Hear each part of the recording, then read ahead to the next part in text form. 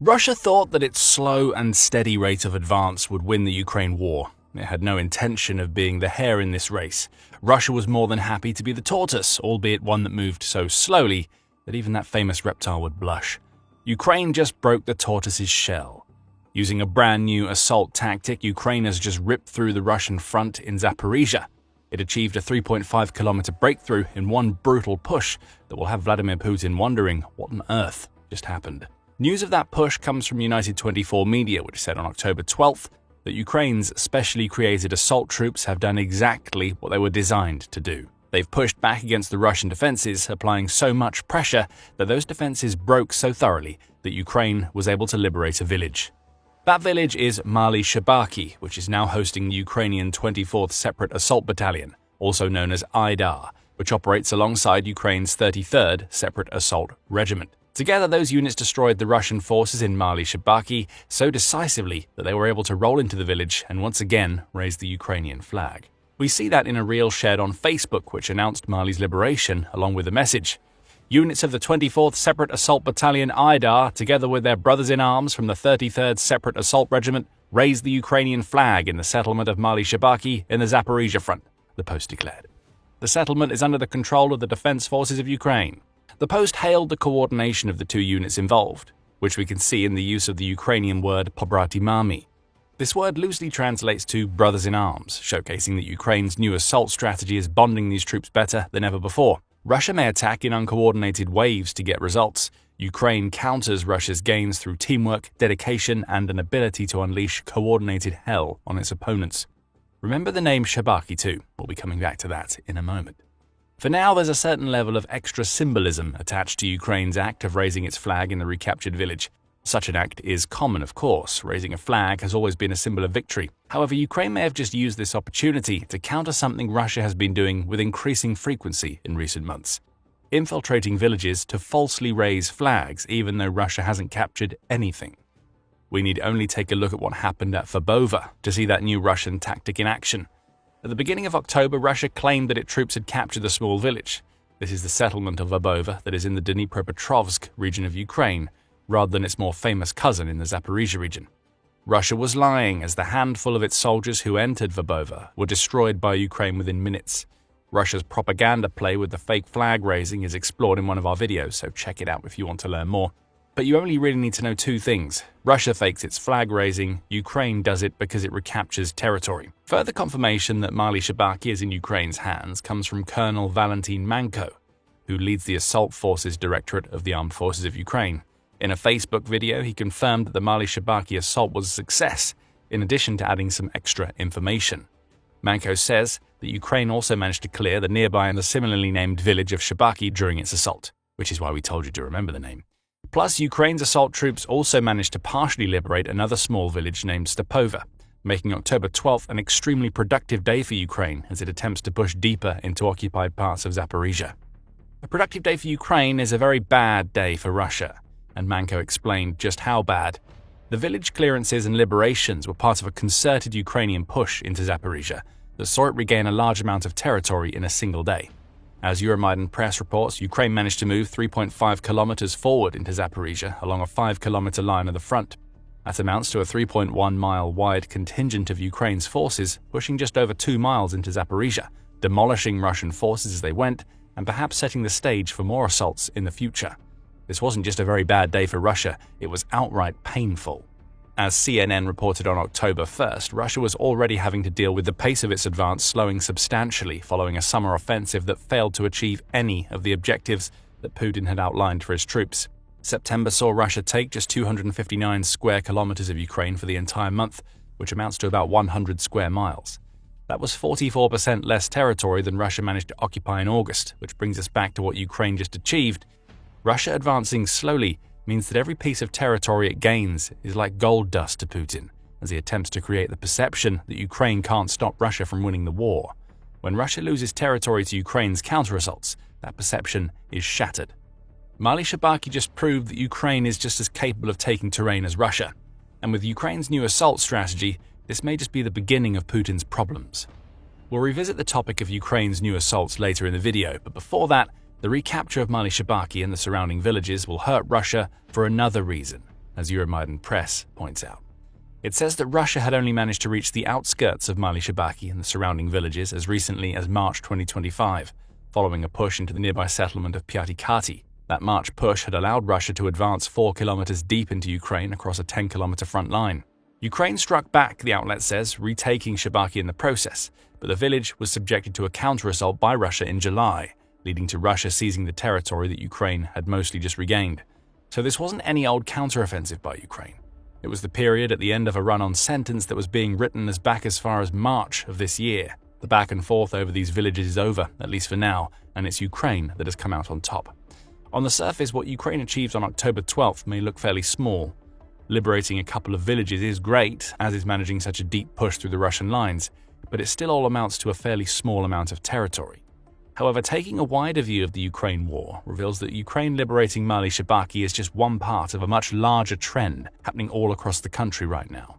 Ukraine is on the counterattack, and it's been slowly clawing its territory back from the occupying Russian forces for months. We only need to look at what's happening in Dobropilya and Donetsk right now to see that. On October 10th, United 24 media reported on comments made by the Ukrainian army's commander-in-chief, Oleksandr Syrsky. Those comments were made during a field visit 2 days earlier, with Syrsky revealing that a full Ukrainian counteroffensive is happening as we speak. In Dobropilya, Ukraine has managed to liberate around 180 square kilometers, or about 69.4 square miles, all as a result of Ukraine's increasingly effective assaults.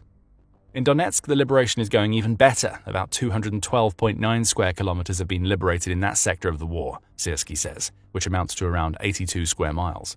So what we saw on October 12th isn't an isolated incident.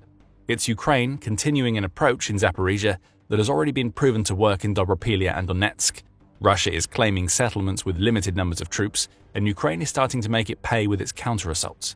This is happening all across the country, and the retaking of Mali Shebaki may just be the first in what is soon to become a long line of liberations that will leave Putin fuming. This isn't what the fall of 2025 was supposed to look like. The season was supposed to be one of celebration after Russia took enormous amounts of territory during the summer. Instead, Ukraine is reversing every gain that Russia made during the summer, forcing Putin even further away from the goals that he'd already failed to achieve earlier in the year. All of this is being made possible by something we mentioned earlier in the video. Ukraine has new assault tactics, and the numbers show us that these tactics are working. In its report on what Ukraine managed to achieve in Mali Shebaki, Militani summed up what Ukraine is doing differently with its assaults, which allows it to regain so much territory. It reports that Ukraine has assault troops that it's now using as a tool to break through Russia's defenses and mobile reserves in several regions. In all cases, these assault troops are experiencing so much success because of a change in tactics being operated by Russia. The Moscow Times reported on these changes back in September, noting that Russia is trying to use what the outlet calls sabotage groups to penetrate deep through the front. It quotes Syrsky, who says, "Since the beginning of summer, there has been a change in the enemy's tactics. Their main task is to penetrate as deeply as possible into our territory, to withdraw, regroup, and advance again. Then attack targets deep inside to paralyze our logistics and troop rotations." Militani adds that these Russian units can be as small as 4 or 6 soldiers, with Russia's goal seeming to be to sneak its troops through the front lines rather than fully break them. It's an approach that works. Sort of. Russia is indeed managing to claim small settlements and other scraps of territory with these sabotage groups. The fact that these Russian units are so small also means they can make so many small gains that it all adds up to numbers that look fairly impressive on the surface. However, the downside of Russia's approach is being exposed by Ukraine right now. Small units aren't able to really entrench themselves in a territory to erect the kinds of defenses that can stop Ukraine from counterattacking.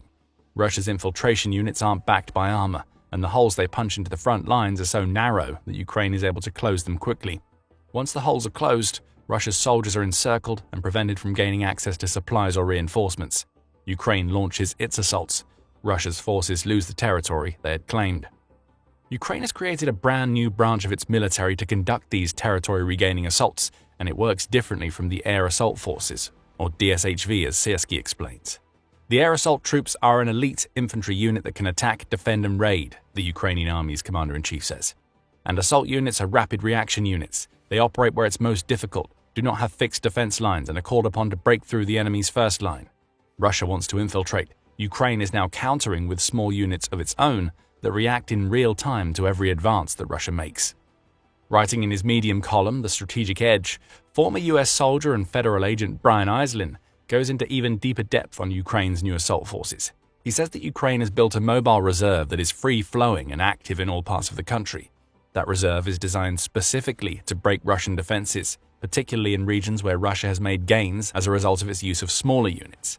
These assault forces aren't fighting with the rest of Ukraine's troops. They're not battling on the front lines or defending against Russia's advances.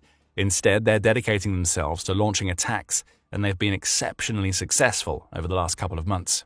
The retaking of Mali Shebaki is just the latest in a long line of examples of these new assault forces being used. Eislin says that several Ukrainian outlets have reported that these new assault forces all work by the same blueprint. Small assault groups, lots of night work, flanking rather than frontal pushes, and immediate handoffs to heavier units once the door is open, is what Ukraine is doing, according to Eislin. That may sound familiar. Russia is trying to do the same thing, only it's been failing.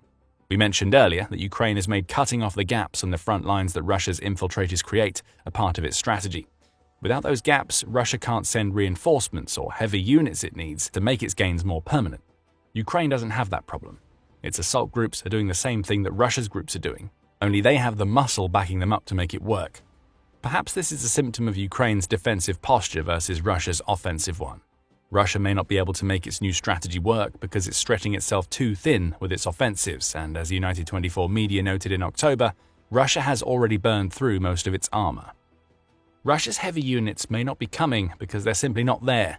Ukraine, on the other hand, appears to have the heavy units it needs, and its assault groups succeed because they're supporting the defenses behind them rather than acting independently. Yes, the assault groups are roaming around Ukraine, however, they're being deployed in specific areas where recaptures are possible, as was noted all the way back in the 24th Separate Assault Battalion's Facebook post. Ukraine's assault groups are coordinating with their comrades to ensure that every recapture sticks. Supporting Ukraine's new approach to assaults is a shift in how the country trains its infantry.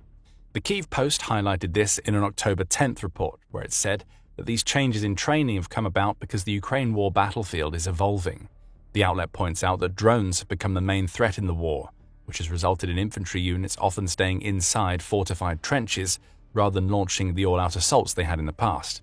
This is a challenge that affects both sides. As Army Technology notes, drones are now responsible for up to 80% of the casualties in the war, making the sort of large assaults Russia used to favor a near impossibility. There are just too many unmanned vehicles ready to take out troops and armor to make those types of assaults viable from a manpower and equipment perspective. Ukraine isn't immune to this proliferation of drones, as Russia is using plenty of fiber optic and first-person view drones of its own, hence the small Russian infiltration units and Ukraine's similarly small new assault groups. Still, infantry has to recapture territory, the Kyiv Post notes. That's one of the few things that drones can't do, at least not yet. The outlet notes that Ukraine's new infantry training has transformed how the country approaches infantry-based warfare. Obvious changes come from changes in weaponry. Ukraine's forces no longer train using the old Soviet-era weapons they used to in the past. Western-style weapons are now the norm, and Ukraine is using these weapons to make its soldiers more effective. As a soldier with the call sign Chasik tells the Kyiv Post, the guys have become higher level, both on the range and in combat. They've become more, effective. Without training, it will be extremely difficult in battle. More effective soldiers also lead to better coordination. Ukraine's main training now has its infantry units working in small groups. They fire from various distances before retreating to a work location. These drills seem to be custom-made for Ukraine's new assault forces. Those small units are getting in, firing on and taking out Russian troops, and then withdrawing to allow Ukraine's heavier units to retake territory. Accuracy combined with speed is what Ukraine's infantry training aims for, and we're starting to see the impact of its approach on the battlefield. Ukraine is using these new tactics for defense as well as offense. The Kyiv Post spoke to another soldier with the call sign Shambhala, who explained more. Each exercise is about survival, both for each of them and for the group as a whole. A small group can inflict much greater damage than an entire infantry company. Our training principle is called lone soldier in the field, Shambhala says. One person, moving, knowing, camouflage, knowing the technical characteristics of his weapon, reading the enemy's intent, can strike, withdraw, strike again, withdraw again, so we can hold back the enemy with a small, mobile, survivable group. Once again, Ukraine is showing its ability to adapt to everything that Russia tries. The very training tactics that Ukraine uses to aid its defense now appear to be what its new assault groups use to retake territory. Coming back to Mali Shebaki, Ukraine will also be happy to reclaim any territory in Zaporizhia because of what Russia is doing at the nuclear power plant in that region. Russia managed to capture this plant near the beginning of the war, and it's held it ever since. Now it seems that Russia is trying to cut that plant off from the Ukrainian grid, and it's succeeding. As the Kyiv Independent reported on October 12th, Russia has taken the unprecedented step of deliberately breaking the connection between the Ukrainian power grid and the Zaporizhzhia nuclear power plant. There was no intelligent decoupling that happened here. It appears that Russia managed to cut the cord literally by striking a power line on September 23rd. Since then, the plant has been operating on backup diesel generators. This is incredibly dangerous and seems to be a sign that Russia is attempting to connect the plant to its own power grid, as Ukraine's Foreign Minister Andrei Shybaya said in an X post. Not only is this an attempted theft of a peaceful Ukrainian nuclear facility, unauthorized actions of Russia's state nuclear energy corporation Rosatom violate internationally recognized nuclear safety protocols, contradict Ukrainian license, and directly threaten a nuclear incident, Shybaya proclaimed. These Russian actions place Mali Shibaki in a new perspective. This may seem like one small village in Zaporizhzhia that Ukraine has managed to liberate, but in the grander scheme of what's happening in the region, a 3-kilometer push forward across 5 kilometers of the front line is an important step in the right direction for Ukraine. It brings the country's forces just a little bit closer to a nuclear power plant that Russia is mistreating to the point where it could create a nuclear catastrophe. Ukraine can't allow that to happen. That's why its assault groups will likely start working even harder in Zaporizhzhia in the coming months. Ukraine's new strategy is working elsewhere, including in Dobropilya and Donetsk. But it may just be in Zaporizhzhia where Ukraine has to push the hardest to stop Russia from making one stupid mistake too many with a nuclear power plant. Russia isn't merely struggling on land and in the air at the moment as it persists with its wasteful, unsustainable invasion of Ukraine. It's also having a hard time at sea. In fact, according to recent reports from NATO officials, the Russian Navy is experiencing a serious crisis, as evidenced by its humiliating retreat from the waters of the Mediterranean. NATO officials have naturally been keeping a close eye on Russian military movements of late, especially in the wake of recent drone incursions into NATO airspace in countries like Poland and Romania. Member nations need to be one step ahead of Russia at a time when so many world leaders are currently fearful of further Kremlin aggression or even a direct attack on a NATO nation like one of the Baltic states. As such, the alliance is keen to keep tabs on the Kremlin, monitoring its various assets, not only in Ukraine, but elsewhere. They've been tracking Russian naval assets in the Mediterranean Sea for some time, and one NATO representative recently revealed the shocking truth: Russia barely has any ships left in this particular body of water. The official, who has preferred to remain anonymous while speaking to the media, stated, "It's our assessment that the Russian Navy, which is already resource-constrained regarding where to place its assets, is experiencing force-generation challenges and dilemmas currently affecting its posture in the Mediterranean Sea." In other words, Russia is experiencing such serious problems of late, with so many of its assets either damaged, destroyed, or occupied elsewhere, it simply can't afford to maintain any sort of sizable force in the biggest sea in Europe. This is a dramatic shift. Russia has, throughout its history, strived to maintain a strong naval presence in the Mediterranean, officially known as the Permanent Task Force of the Russian Navy in the Mediterranean Sea. Even if we go back to the days of the Soviet Union, the Soviet Navy also made it a priority to have a fleet in the Mediterranean too, officially known as the 5th Operational Squadron. This shows how important the area is in the eyes of the country's leadership, both now and in the past, and it's not hard to understand why. The Mediterranean is not only the largest sea in Europe, but also one of the most significant bodies of water in the world. It's been a major center of trade and travel throughout the ages, serving as a strategic link between 3 separate continents, Europe, Asia, and Africa. And there are over 20 countries that border the waters of the Mediterranean, including European nations like France, Italy, and Greece, Asian nations such as Turkey and Syria, and African countries like Egypt and Algeria. It stands to reason that Russia would want some sort of presence in that part of the world in order to project its power and influence into the region. And the Mediterranean was a notable Cold War theater, with the Soviets' 5th Operational Squadron serving as a foil for the US Navy's 6th Fleet, which controlled large parts of the sea at the time.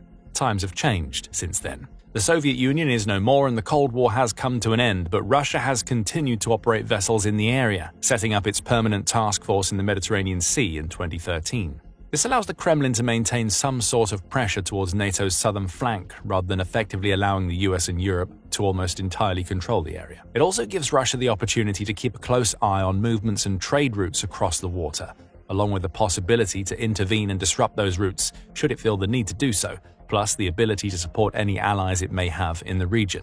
In 2015, for example, Russia used ships in the Mediterranean as part of its intervention in the Syrian civil war. with the Kremlin lending its military support to the Syrian president at the time, Bashar al-Assad. When it was first formed, Russia's Mediterranean Task Force was made up of a mixture of vessels from the Black Sea Fleet and Northern Fleet, and it was stationed in Syria. It has historically been comprised of up to 15 warships, along with auxiliary vessels, and additional ships from the Baltic Fleet can be provided on demand should the task force need to carry out operations in the area. We've also seen Moscow operate multiple submarines in the Mediterranean in the past to strengthen its position and enhance its operational capabilities in the region. But that once mighty naval force appears to be no more, with Russia now operating just a few ships in the region at any given time. According to the NATO official who revealed the news, there are two main reasons behind the decline of Russia's Mediterranean naval force. The first and perhaps most significant reason is the loss of Russia's strategic port in the Syrian city of Tartus. This all stems back to the aforementioned Syrian civil war, in which Russia tried but ultimately failed to keep Bashar al-Assad in power and crush opposition offensives. The Kremlin held a lot of power in Syria for many years, but with the fall of the Assad regime in late 2024, its influence was effectively wiped out in one fell swoop. Indeed, only days after the regime was toppled, a report emerged from Ukraine's main Directorate of Intelligence, GUR, revealing that Russia had initiated a mass evacuation of both troops and military equipment from the two bases it held in the country: Latakia, which was the main Russian airbase in Syria, and Tartus, its naval base. Russia had relied heavily on Tartus for decades as its main refueling, docking, and maintenance location in the Mediterranean Sea, having first moved ships into the area in the early 1970s after a Soviet-Syrian lease agreement was signed. We saw exactly how important this base was during the war in Syria, when it was used for delivering weapons from Russia to the Assad regime. In 2015, Moscow and Damascus signed a brand new 49-year lease agreement, and Russia invested heavily in infrastructure, building up its presence in Tartus and stationing additional personnel and equipment at the site. Tartus has also been nicknamed Russia's window into Africa, providing a launch pad for the Kremlin to extend its tendrils of influence across the African continent. It was used, for example, for the deployment of Wagner Group mercenaries to various African nations, playing a massive role in Russia's mission to expand its geopolitical reach in countries like Cameroon, the Central African Republic, and the Democratic Republic of Congo, to name but a few. Having Tartus under Russian control was a win-win for both al-Assad and for Russia's President Vladimir Putin. But with al-Assad out of power, and now being said to be living a luxurious life in Moscow, Russia suddenly faced a harsh new reality. In January of this year, the new Syrian government effectively tore up the lease agreement between the two nations, officially kicking the Russians out of the area. In the days and weeks that followed, Russia was forced to evacuate its flotilla into the Mediterranean, sending additional support vessels like the cargo ship Sparta II and the landing ship Alexander Shabalin, among others, to the area to assist with the evacuation. Russian frigates that had called Tartus home for years, like the Admiral Gorshakov and Admiral Golovko, left the port for the last time, and despite its best efforts to negotiate an extended stay in the region, the Kremlin lost access to its only Mediterranean naval base for refueling, repairing, and resupplying its local task force. The impact of that loss cannot be overstated. With Tartus, Russia had a base that it could turn to and rely on in the Mediterranean Sea. That made it much easier to maintain a sizable fleet in the region, as the various vessels involved always had somewhere to go and dock when needed. Troops and supplies could be loaded on and off the ships in Syria, and if Russia needed to take action at any time in the region, it had a force that was ready to be refueled and rolled out onto the water. Now, it has no such option. Instead, if Russia wants to continue operating vessels in the Mediterranean, it will have to deploy them from its other ports and naval bases, none of which are actually within the Mediterranean region. Indeed, the closest options Russia has right now are its Black Sea ports, including one in the Russian city of Novorossiysk and others in the occupied region of Crimea. Even then, it's not exactly easy for Russia to get ships from the Black Sea down into the Mediterranean, as they would have to travel long distances, using huge amounts of fuel in the process, and transit through Turkish-controlled straits. That would be problematic at the best of times, but it's an even bigger issue at the moment, as Russia is currently suffering through a serious and ever-worsening fuel crisis, brought about in large part by Ukraine's recent series of drone attacks on oil refineries, pipelines, and other fuel-related infrastructure across the country. The country barely has enough fuel to keep its war machine chugging along, so would certainly struggle to find excess stocks to power its naval vessels on their long journeys to the Mediterranean. The Kremlin could also make use of some of its other northern or Baltic ports, like the Baltiysk port, situated within the Russian exclave of Kaliningrad on the Baltic Sea coast. However, ships leaving that location would have to travel even longer and more complicated routes to reach the Mediterranean. Even if the vessels made it that far, they'd have to stick to a tight schedule, ensuring that they begin the return journey in good time so that they don't run out of fuel or supplies before making it back to port. In short, losing control of Tartus has made it almost impossible for Russia's Mediterranean Sea task force to continue existing. As the NATO official puts it, with the loss of that port now, for example, if they bring a Kilo-class submarine into the area, they'll have to bring it all the way down there from one of their northern or Baltic ports. Being able to sustain operations is definitely more challenging. We saw evidence of this only weeks ago in late September when the Russian submarine, codenamed Novorossiysk, was forced to surface near the Strait of Gibraltar. The 250-foot or 74-meter Kilo-class sub was on combat duty in the Mediterranean but experienced some sort of technical failure. Fuel began leaking into the bilge at the bottom of the vessel's hull, and according to reports shared on social media channels like Telegram, the submarine did not have the necessary spare parts or even the relevant specialists on board to fix the issue. As such, it was forced to surface, and it was later spotted making the long trek back to the Baltic Sea to be repaired.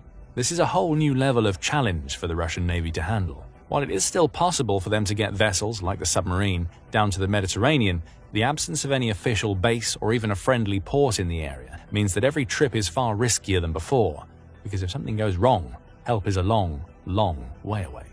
The second big reason why Russia appears to have reduced the size and scale of its Mediterranean fleet is because it now seems to be shifting its focus to the Baltic Sea, where NATO has been building a large-scale force of its own. In January, shortly after undersea cables in the Baltic were damaged, potentially by Russia, the alliance launched the Baltic Sentry mission, aimed at enhancing the protection of critical underwater infrastructure and improving allies' ability to respond to any acts or threats of destabilization in the Baltic region.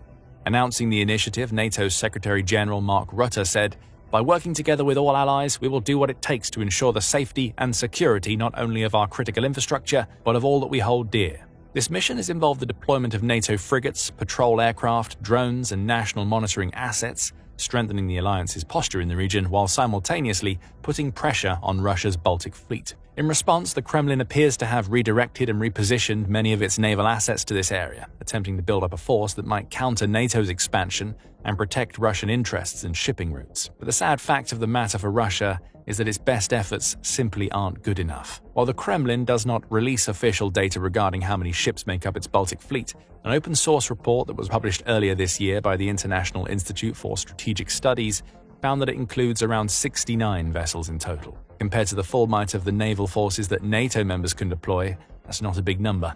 And it gets worse for Russia, as many of the 69 vessels making up the Baltic fleet are said to be on the older and smaller side. In other words, this isn't a fleet of high-end, state-of-the-art warships, destroyers, and submarines. Instead, it's largely comprised of vessels that wouldn't stand much chance at all in any kind of confrontation with NATO forces, and this was confirmed by a former Belgian Navy officer named Frederik van Lokeren. Writing for the online news portal Naval News, van Lokeren looked at how the Russian Navy had suffered in recent years at the hands of Ukrainian drones and missiles, writing, "The Russian Navy, and more specifically its Baltic Sea fleet, has been on the receiving end of a targeted Ukrainian naval campaign that saw the use of unmanned surface vessels and cruise missiles. As a result of this naval campaign, several vessels of Russia's Black Sea fleet were damaged and destroyed, and the fleet itself was forced to abandon its bases in Crimea and withdrew to the naval base of Novorossiysk in southern Russia." The former officer went on to analyze Russia's recent naval training exercises and attempts to better protect its naval assets, but came to one clear conclusion about Russia's naval prospects in comparison to NATO's. Within the Baltic Sea, the Russian Baltic fleet is severely outnumbered compared to the available NATO forces of the Baltic Sea nations. The Baltic fleet also largely operates from Kaliningrad, which is an exposed location, surrounded and isolated by neighboring countries which are part of NATO. It is not expected that in the current situation, the Baltic fleet will be able to put up much resistance given the overwhelming directly available NATO forces within the Baltic region. Van Lokeren says that Russia could potentially give its navy a fighting chance against NATO by investing in the development of unmanned surface vessels, otherwise known as marine drones. But he also notes that NATO already has a bit of a head start in this area thanks to Ukraine. NATO forces will undoubtedly also have studied Ukrainians' USV campaign in the Black Sea and probably have direct access to data and knowledge from Ukraine itself. NATO is gaining more valuable experience in drone warfare all the time. Its forces are learning from engagements with Houthi rebels in the Red Sea, for example, and uncovering new strategies and tactics to both utilize maritime drones offensively and defend against them. We've already seen numerous NATO warships deploying additional light and heavy machine guns along their outer decks, for example, to more effectively neutralize incoming swarms. The anonymous NATO official agrees with Van Lokeren's assessment, stating, I do think allies have a technological advantage over Russia when it comes to readied and effective naval drones, but we can't let off the gas, and they, allied nations, must maintain a sense of urgency as we seek to maintain and increase our edge with innovation. In other words, as long as NATO keeps up the hard work, continues to learn valuable lessons from the ongoing conflict in Ukraine, and maintains its commitment to initiatives like Baltic Sentry, there's very little that the Russian Navy can do against it. It certainly doesn't have the necessary number of vessels to assert dominance in regions like the Baltic Sea, nor does it have the infrastructure needed to project power in areas like the Mediterranean Sea. Instead, the Kremlin's naval forces find themselves in an utterly humiliating position, forced out of the Tartus base they relied on for so many years, and without any other home to turn to in the Mediterranean region. Their numbers are dwindling too, thanks to Ukraine's many successful drone and missile strikes over the course of the war so far. Kyiv taking out submarines, landing ships, frigates, corvettes, and other vessels. And with Ukraine getting stronger all the time, strengthening its drone army and expanding its missile strike capabilities, there's no telling how much more the Russian Navy may suffer at the hands of its enemies in the weeks and months to come. We could see the likes of long Neptune missile strikes on more Russian ports, for example, or maritime drone attacks on Kilo-class submarines and Baltic Fleet frigates. In summary, the Russian Navy is in a terrible situation, and there are zero signs of it getting any better anytime soon.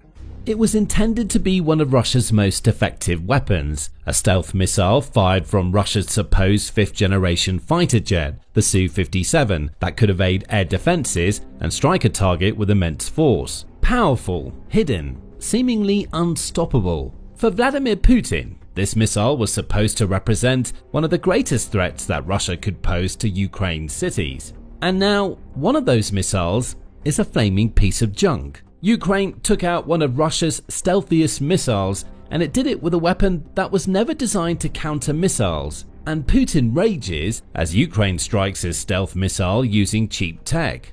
On October 11, United 24 media reported on Ukraine's amazing missile kill shot, noting that Ukraine has managed to take down a Kh-69 missile, which is believed to be among the stealthiest missiles that Russia has in its arsenal, using an APKWS interceptor. The interceptor will be explored in more detail later in the video. For now, the key point is that the APKWS is a laser-guided rocket capable of destroying aerial targets. Laser guidance makes APKWS ideal for destroying slow-moving drones. Ukraine just used the system to take out one of Russia's best missiles. Best of all, Ukraine achieved this remarkable feat using a rocket that costs far less than the missile that it destroyed. Each Kh-69 cost Russia around $500,000 to build, Euromaidan Press reported in September. The rocket Ukraine used cost a fraction of the price, just $25,000, according to United 24 media. That means Ukraine just achieved a 20-to-1 return, all using a rocket that should never have been able to come close to a Kh-69 in full flight. Russia might want to deny this ever happened, but it can't. Ukraine has footage of the entire incident. Published as a Facebook reel by Ukraine's Air Command East, the video shows what happened to Russia's missile as seen from the perspective of the weapon system Ukraine used to fire the APKWS. The missile is seen hurtling through the sky, with the APKWS locked on and tracking it in flight. Observant viewers will even see the laser pointer the APKWS uses flashing on the Russian missile. Just as the Kh-69 looks like it's about to start its defense, the trigger is pulled and Ukraine's rocket is fired. The result is clear for anybody to see. The Kh-69 gets blown to pieces by a $25,000 rocket. The footage soon found its way into the hands of the OSINT Technical X account. OSINT stands for Open Source Intelligence, with OSINT Technical often providing breakdowns of footage and interesting statistics relating to the Ukraine war. It has the following to say about Ukraine's footage. Footage of a Ukrainian vampire brawler SAM system shooting down a Russian Kh-69 cruise missile with a low-cost APKWS laser-guided rocket. The outlet adds that this footage confirms that the platform, initially intended as an anti-drone weapon, can also successfully down higher-end threats. That's why Putin is fuming. Russia can lose as many drones as Ukraine can shoot out of the skies. Russia can always build more because those drones are cheap and expendable. But a $500,000 missile represents an investment in the destruction of a Ukrainian city. If Ukraine can shoot those missiles out of the sky with a rocket that costs a fraction of the price, Putin knows that the West only has to hand over more of these laser-guided rockets to make Russia's Kh-69s far less effective. OSINT mentioned something interesting, noting that Ukraine used one of its Brawler surface-to-air missile or SAM systems to fire the APKWS. It's unclear how much this particular system costs, but it also doesn't really matter. Ukraine can use one Brawler over and over again. Each Kh-69, along with the APKWS Ukraine used to shoot that missile down, is a one-time only weapon. It's meant to launch, travel and destroy, not launch, travel and be destroyed. Ukraine pulled off its amazing feat during yet another night when Russia launched a heavy aerial strike. Militani has the details of Russia's strike, noting that it took place on October 10 and that it saw Russia launch huge numbers of drones along with cruise and ballistic missiles at Ukraine. It appears Russia was attempting to take out Ukrainian energy infrastructure during this attack, and it was somewhat successful. Russia's missiles and drones managed to damage some infrastructure, in addition to damaging residential buildings. Kyiv was hit. Some areas of Ukraine's capital were left without electricity. Particular targets included the Pechersky district, where Russian drone debris struck several residential buildings, causing fires. The Podilsky and Desnyansky districts also experienced drone debris issues as the remnants of Russian Shahed types fell near an open space and a clinic respectively. Infrastructure facilities were also attacked in Zaporizhia during Russia's aerial nighttime raid, with repeated shelling leading to the death of a 7-year-old boy. Back in Kyiv, Russia's aerial onslaught injured at least 12 people, 8 of whom had to go to the hospital. Russia managed to cause a lot of damage on October 10. It would have caused a lot more if Ukraine hadn't managed to shoot one of its Kh-69s down using a cheap laser-guided rocket. And that leads nicely to a closer examination of the weapon that Ukraine used and the one that it took out. The focus first turns to the APKWS, which is an interesting piece of kit. United 24 Media says that the weapon was developed by BAE Systems, which is a world leader in aerospace technology that's based in the UK. But the program is a US Department of Defense program, so APKWS isn't a Ukrainian weapon. It's a Western rocket that Ukraine has proven is far more useful than anybody in the West, along with Putin, could have ever expected. The APKWS is interesting because it's a conversion kit rather than a standalone rocket. United 24 Media says that each of these kits converts a 70mm Hydra rocket into a precision-guided munition by adding the laser seeker mentioned earlier. This seeker uses semi-active laser guidance, SAL, which may be the key behind why Ukraine was able to use it to track and take out a Russian stealth missile, and Ukraine has been using APKWS since 2023. In many ways, the APKWS is similar to the glide rocket kits that Russia has used to such devastating effect against Ukraine. Those kits convert dumb bombs, typically Russia's massive stockpile of Soviet-era fab bombs, into weapons that can travel further thanks to a pair of fold-out wings and a primitive guidance system. APKWS does something similar on the defensive end for Ukraine's rockets. Only it converts those rockets into something more precise than Russia's glide bombs could ever hope to be. Naval Air Systems Command provides some more details, noting that the APKWS guidance system is about 18.5 inches long. Added onto a rocket, that guidance system makes the entire weapon almost 74 inches long. A typical APKWS weighs about 32 pounds, with the guidance system accounting for around 9 to 10 pounds of that weight. The rocket Ukraine used is also pretty fast. It hits a top speed of about a kilometer per second, which is roughly equivalent to 2,236 miles per hour. That's almost Mach 3, which may explain why Ukraine's $25,000 rocket was able to hit a Kh-69. As for the APKWS warhead, it's loaded with 10 pounds of explosive thanks to its use of legacy Hydra rockets. Plus, based on all of the information from Naval Air Systems Command, the UK has been more than happy to share this weapon with its Western partners. The US clearly deploys it, and now Ukraine has a steady supply of APKWS kits too. This isn't a new concept either. BAE Systems' own product page notes that APKWS has been combat proven for over 10 years and that its main advantage is hitting a target with pinpoint accuracy while keeping collateral damage to a minimum. In the KH-69's case, that means the APKWS blew the rocket to pieces with any collateral damage occurring due to debris from that rocket falling onto the ground. As BAE Systems puts it, the APKWS system bridges the gap between unguided rockets and larger anti-armor munitions, with commonality across the US military services, Navy, Marine Corps, Army and Air Force. The APKWS system consistently delivers pinpoint accuracy for the highest lethality available against soft and lightly armored targets at a lower cost than other systems.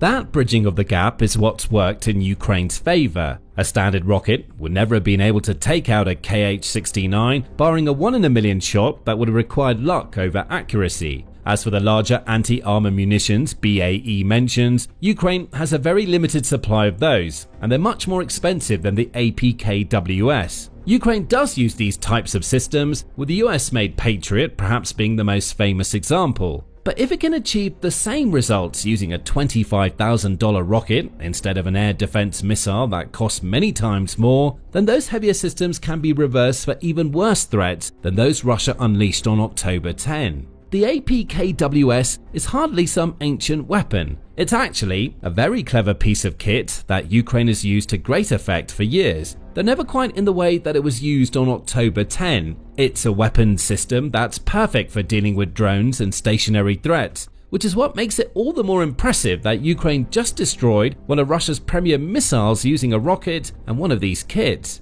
How impressive? Well, just explore the KH-69 specifications to find the answer to that question. Militani provides the basics in its report on Ukraine's remarkable feat. It says that the KH-69 was unveiled back in 2009, though it was called the KH-59 MK2 at the time. It's made by Russia's Raduga State Machine Building Design Bureau, and it was redesigned almost from the ground up in 2015 to incorporate the sort of stealth elements that should have made it impossible for Ukraine to shoot down using an APKWS. The only thing left after this redesign was the missile's guidance system, with even the body of the missile undergoing an overhaul to ensure the missile was compatible with Russia's new Su-57 fighter jets. Beyond those jets, Russia can launch KH-69s from its Su-30MK, Su-34, Su-35, MiG-29K and MiG-35S aerial platforms. Russia says that the missile carries a warhead weighing about 683 pounds, which is substantially more than the 10-pound warhead used by the rocket that took the KH-69 out on October 10. Then again, a rocket doesn't have to do much work with a missile packing such a heavy warhead. As long as the rocket can penetrate and explode, the missile's warhead does the rest. Militani adds that the KH-69 travels at up to 622 miles per hour, which is a lot slower than the APKWS, and it has a reported range of roughly 180 to 250 miles. So this is a long-range missile that is fast, though not as fast as the rocket that destroyed it. And with such a massive warhead, it would surely have caused a lot of damage if Ukraine had allowed it to hit its target. Then there's the aspect of the KH-69 that was supposed to make it almost impossible to hit: its stealth capabilities. Army Recognition reports that the KH-69 incorporates wave-absorbing materials in its structure. These materials are supposed to reduce the missile's radar cross-section, making it very difficult to detect and intercept by air defense systems. That small radar cross-section should also come in handy during Russia's massive aerial strikes, as it may make the missile difficult to distinguish from the hordes of drones that Russia sends into Ukraine. Perhaps that's how Ukraine's APKWS was able to find the missile. Maybe it seemed like a drone on radar, only for Ukraine to discover a missile once it locked on. Russia is certainly proud enough of the missile. In February 2024, Bulgarian military referred to the KH-69 as a stealth stunner that was eluding Western intelligence. Putin would have loved to have read that report. Finally, Russia had a missile that Western air defense systems would really struggle to take down. The outlet adds that the missile is also supposed to be stealthier than many of its Western counterparts. The creators of the KH-69 proudly present it as one of Russia's most precise cruise missiles, boasting an impressive error margin of merely 3 meters, Bulgarian military writes. further accentuating its competitive edge. The missile's distinctive shape and unique materials result in a dispersion area surpassing its Western counterparts, including the Franco-British Scalp EG Storm Shadow, the US AGM-158 JASSM, and Germany's Taurus. A competitive edge the Kh-69 may have. But that didn't stop Ukraine from blowing Russia's stealth stunner out of the sky with a $25,000 rocket. Putin will already be fuming about that, as Russia has just been humiliated in a way that he would never have expected when the Kh-69 was unleashed. However, he'll be absolutely livid over the fact that this isn't the first time Russia has been left with egg on its collective face when it comes to its advanced stealth missile. In fact, it's not even the first time during the last couple of weeks. As impressive as Ukraine destroying a Kh-69 with an APKWS may have been, even that feat lands squarely in the shadow of what it pulled off on September 19. Ukraine has also managed to take out a Kh-69 with a World War I era machine gun and just $11 of ammo. Find out more about that in our video covering what happened, but the message from all of this is clear. Russia's most impressive stealth missile may not be as fantastic as Putin would like the world to believe. And even if it does live up to the hype on the stealth front, it's a very bad look for Russia that systems that aren't supposed to be able to take out a Kh-69 are doing just that. The question now is, what does this mean for the future of Ukraine's defense against Russia's Kh-69s? As impressive as shooting one of Russia's stealth missiles down with an APKWS may have been, it can't be assumed that this sort of thing is going to become standard practice for Ukraine going forward. It's good to know that a $25,000 rocket can destroy a Kh-69, assuming the operators behind the system that fires that rocket can spot the Russian missile in flight. However, that's far from guaranteed. So, Ukraine is unlikely to replace its other air defense systems with APKWS rockets anytime soon. Still, it's always nice for Ukraine to have another air defense trick up its sleeve, and Ukraine needs as many of those tricks as it can get, as Russia's missile and drone strikes have only been growing more intense as 2025 has progressed. The week leading up to the Kh-69 being shot down was especially painful for Ukraine. Beyond the strike mentioned earlier in the video, Russia launched thousands of aerial projectiles at Ukraine during the first week or so of October. That's according to Ukrainian President Volodymyr Zelenskyy, who Al Jazeera reports as saying that Russia launched more than 3,100 drones, 92 missiles, and around 1,360 glide bombs. That amounts to 4,500 projectiles in a single week. So anything that Ukraine has that's capable of taking out the most powerful of those projectiles is a massive boon. Defense Blog says the same thing, noting, the system's effectiveness against a stealth profile missile like the Kh-69 would demonstrate an important new capability for Ukrainian air defenses, showing how adaptable Western supplied systems can be when integrated into Ukraine's layered defense network. It's the new capability that Ukraine will be happiest about, and that will make Putin all the more furious. It's been said before, the APKWS isn't supposed to be able to do what it did on October 10. Now that Ukraine knows that it can, it might start trying to use these rockets to down more of Russia's missiles. The APKWS isn't going to replace what Ukraine already has, as mentioned. But who knows? With the rise of interceptor drones that are capable of taking down Russian Shahed-type unmanned aerial vehicles, perhaps a few more APKWS could be assigned to missile duty in the future. And there's another aspect to what Ukraine just pulled off that might go underreported. The Kh-69 isn't just a missile made by Russia for use in Ukraine, it's a missile that Russia intends to sell. In fact, Russia is already trying to do just that. On June 21, Defense.in reported that Russia was offering its Kh-69 stealth missiles to India for use in the latter's Su-30s. Those missiles would complement the Indian Air Force's Scalp stockpiles, the outlet says. And it notes that Russia is trying to strengthen the long-standing weapons sales relationship that it has with India.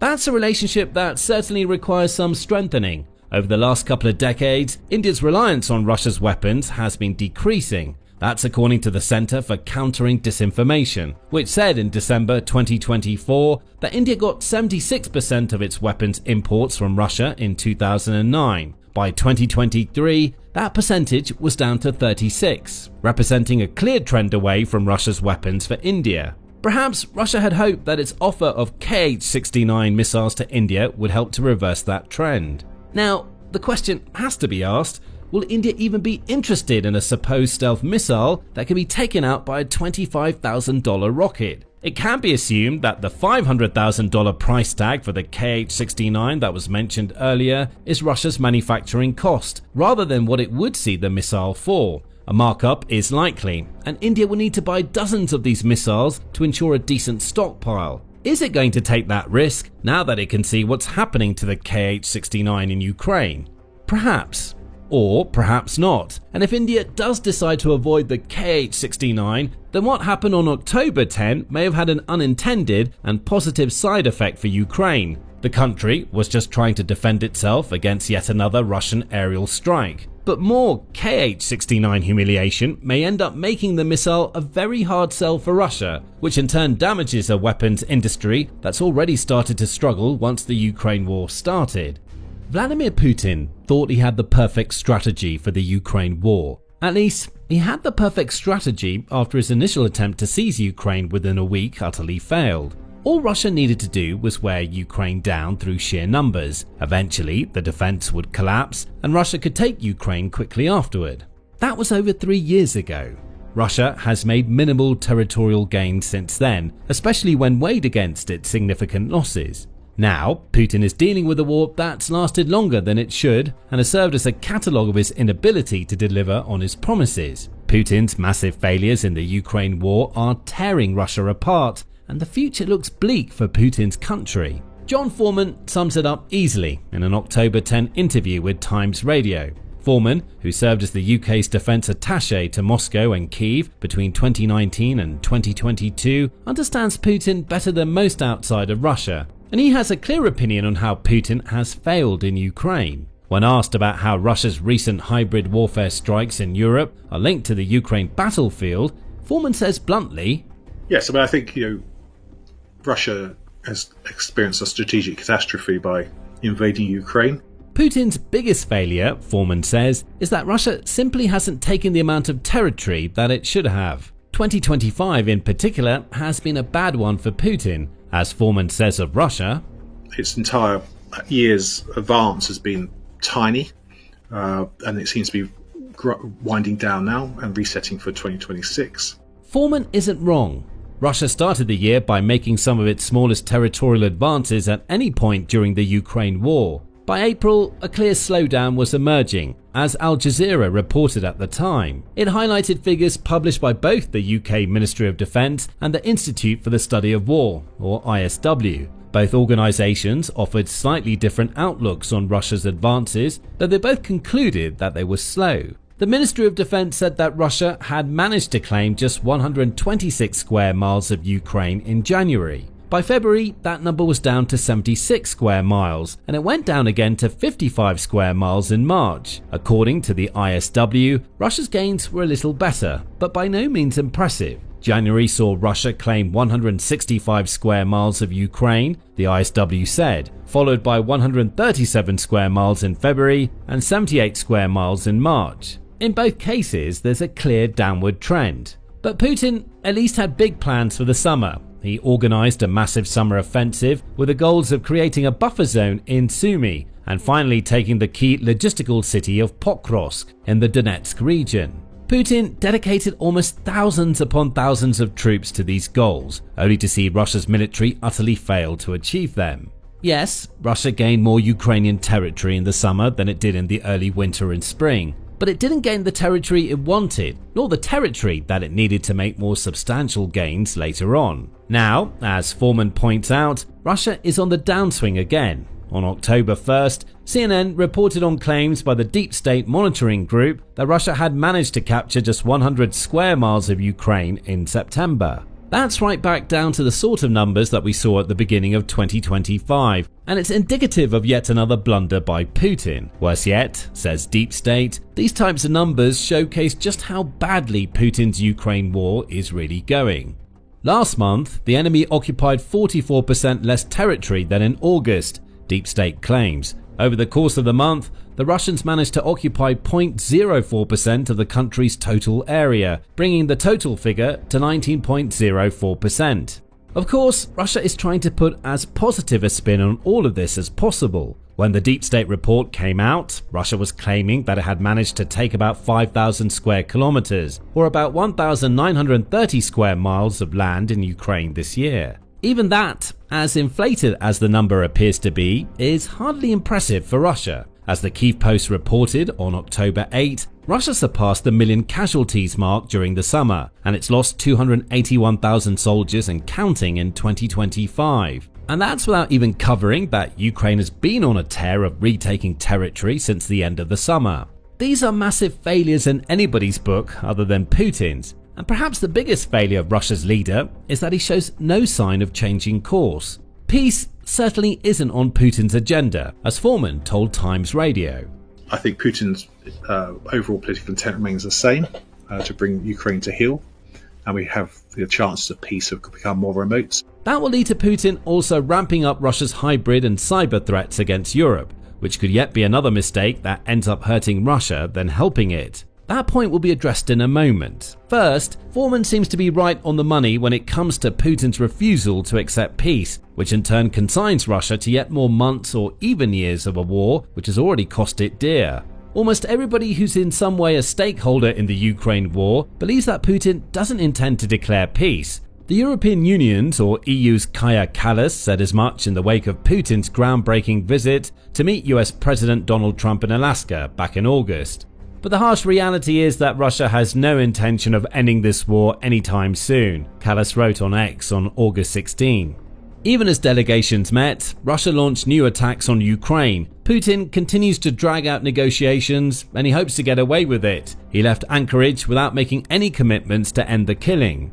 The Atlantic Council has a similarly grim view of Putin's lack of desire for peace, noting that, despite Trump's efforts, Putin has time and time again tried to stall peace. Records for the sheer size and scale of Russia's drone assaults on Ukraine are being sent as Putin talks about peace. The outlet concludes that Putin has made it as clear as day that he has no interest in ending the Ukraine war, even as thousands of Russia's people die. Putin's approach to peace is yet another of his massive failures, a point that will be explained later in the video. A complete inability to back down from his maximalist demands, which include Ukraine ceding vast tracts of territory to Russia and then neutering itself to the point where it could be invaded again with far less resistance, lies at the heart of these demands. Putin also now sees the military-industrial complex he's created in Russia as his country's main economic driver, says the Peace Research Institute Oslo, and so ending the war is the exact opposite of what Russia's leader wants to do.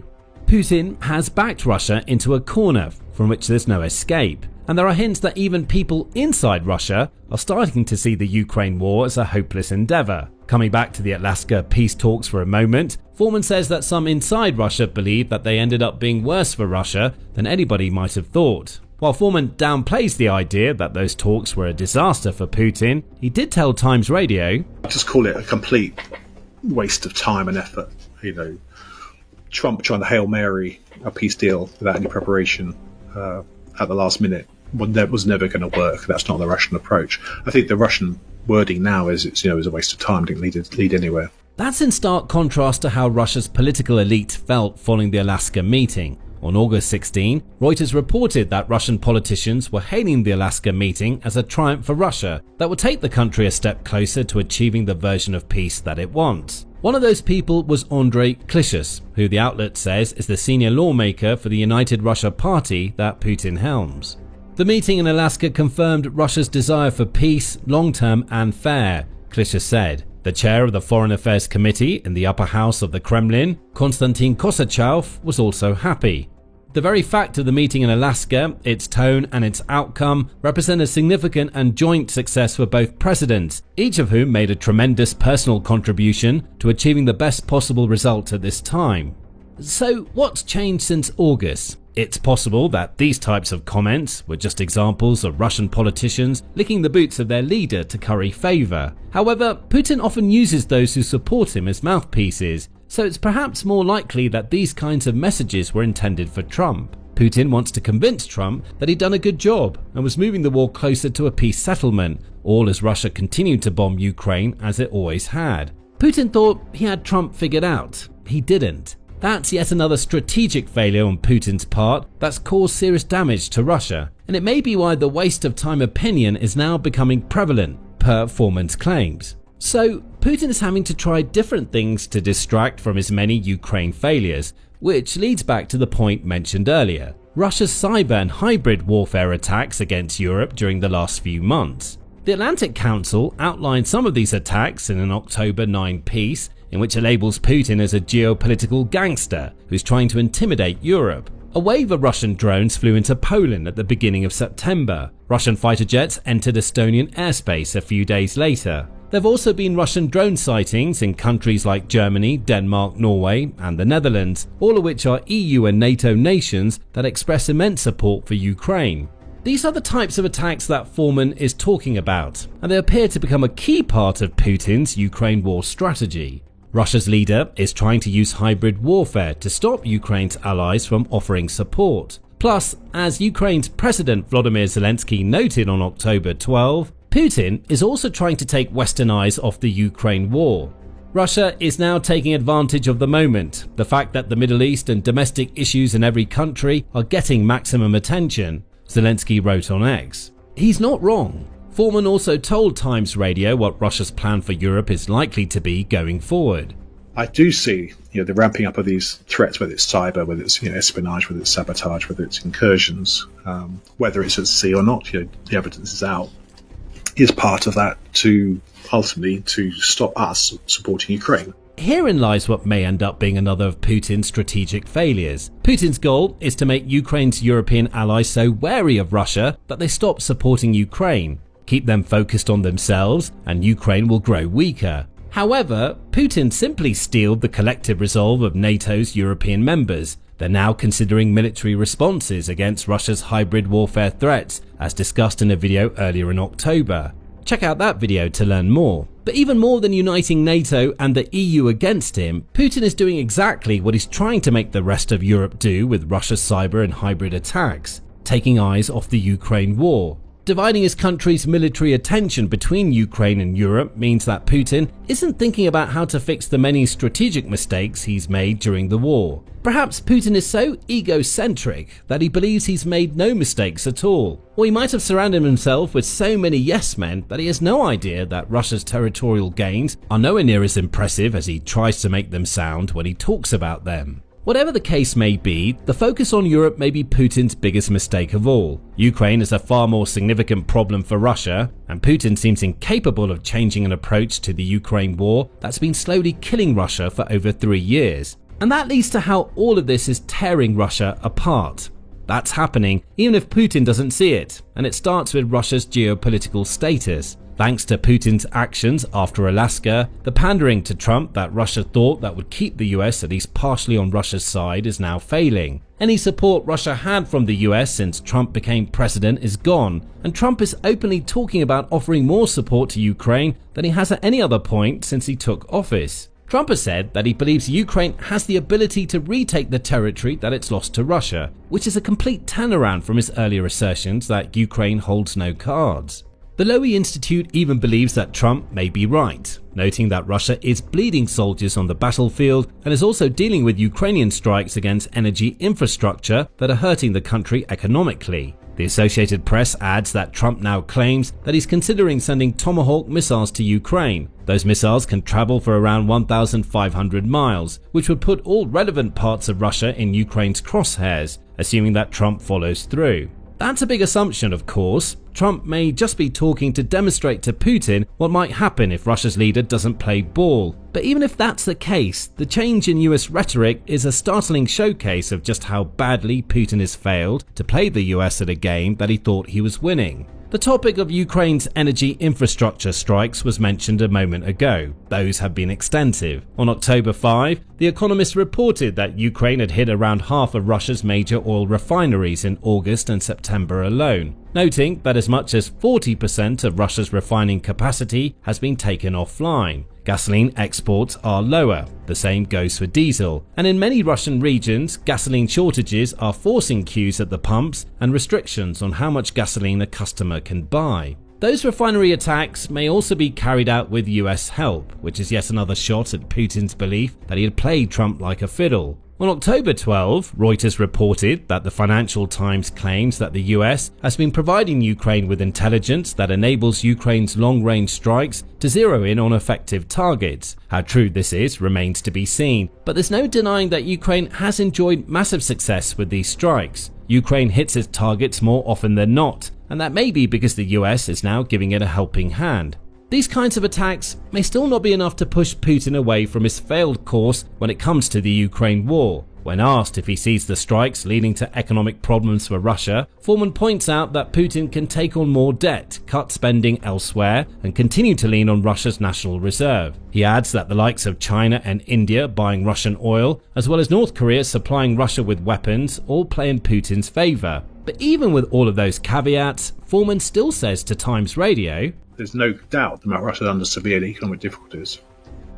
But I don't think that Ukrainian drone strikes are going to bring about a collapse of the Russian economy on their own." Perhaps not, but as Foreman says himself, those strikes coupled with concerted international action could collapse Russia's economy. And besides sanctions, there are hints that some in the EU are ready to do something that will really hurt Russia. Unfreeze Russia's frozen assets so that Ukraine can use them. Such a course of action will obviously help Ukraine, which is dealing with economic pressure of its own. However, they'll also take away another of Russia's economic lifelines, while once again showcasing how Putin's Ukraine war failures have ended up turning the geopolitical tide against his country. There is still a debate ongoing in the EU about how to use this frozen Russian money. The Straits Times says that EU leaders are weighing up the possibility of using those assets to deliver a loan of 140 billion euros, or about $150 billion to Ukraine. But this sort of action can only happen if the EU's various leaders unify to make the decision, as unity is the antidote to Putin's efforts to make Europe's many nations focus on themselves rather than Ukraine.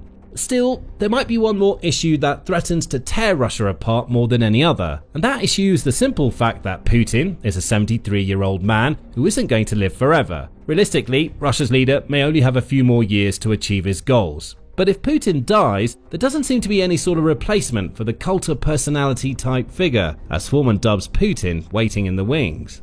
Foreman is quick to mention that any major refresh between Russia and the West, which includes Ukraine, is likely a generation away. But Foreman also says that when it comes to Putin, his prospect is to remain in power and then die and then leave it to his successor. I think the problem is that every day he remains in office, the chances of bloodshed when he finally dies and his successor comes along increases. Putin's successor may not be so crazed about Ukraine, Foreman says, and a power struggle inside Russia could be just as damaging as anything that the West or Ukraine is doing to hurt Russia. Perhaps that's Putin's biggest failure of all. His seeming lacking of planning for what comes next is going to be a major problem for Russia. Putin seems to have recognized this, and as the Kyiv Independent reported in May, Russia's leader has a list of potential candidates to succeed him. But potential is the key word here. There is nobody whom Putin is obviously grooming to be his successor, and that fact is sending Russia headlong into a future dilemma. In September, Reuters reported on strange comments that Putin made to China's President Xi Jinping when Russia's leader attended a military parade in Beijing.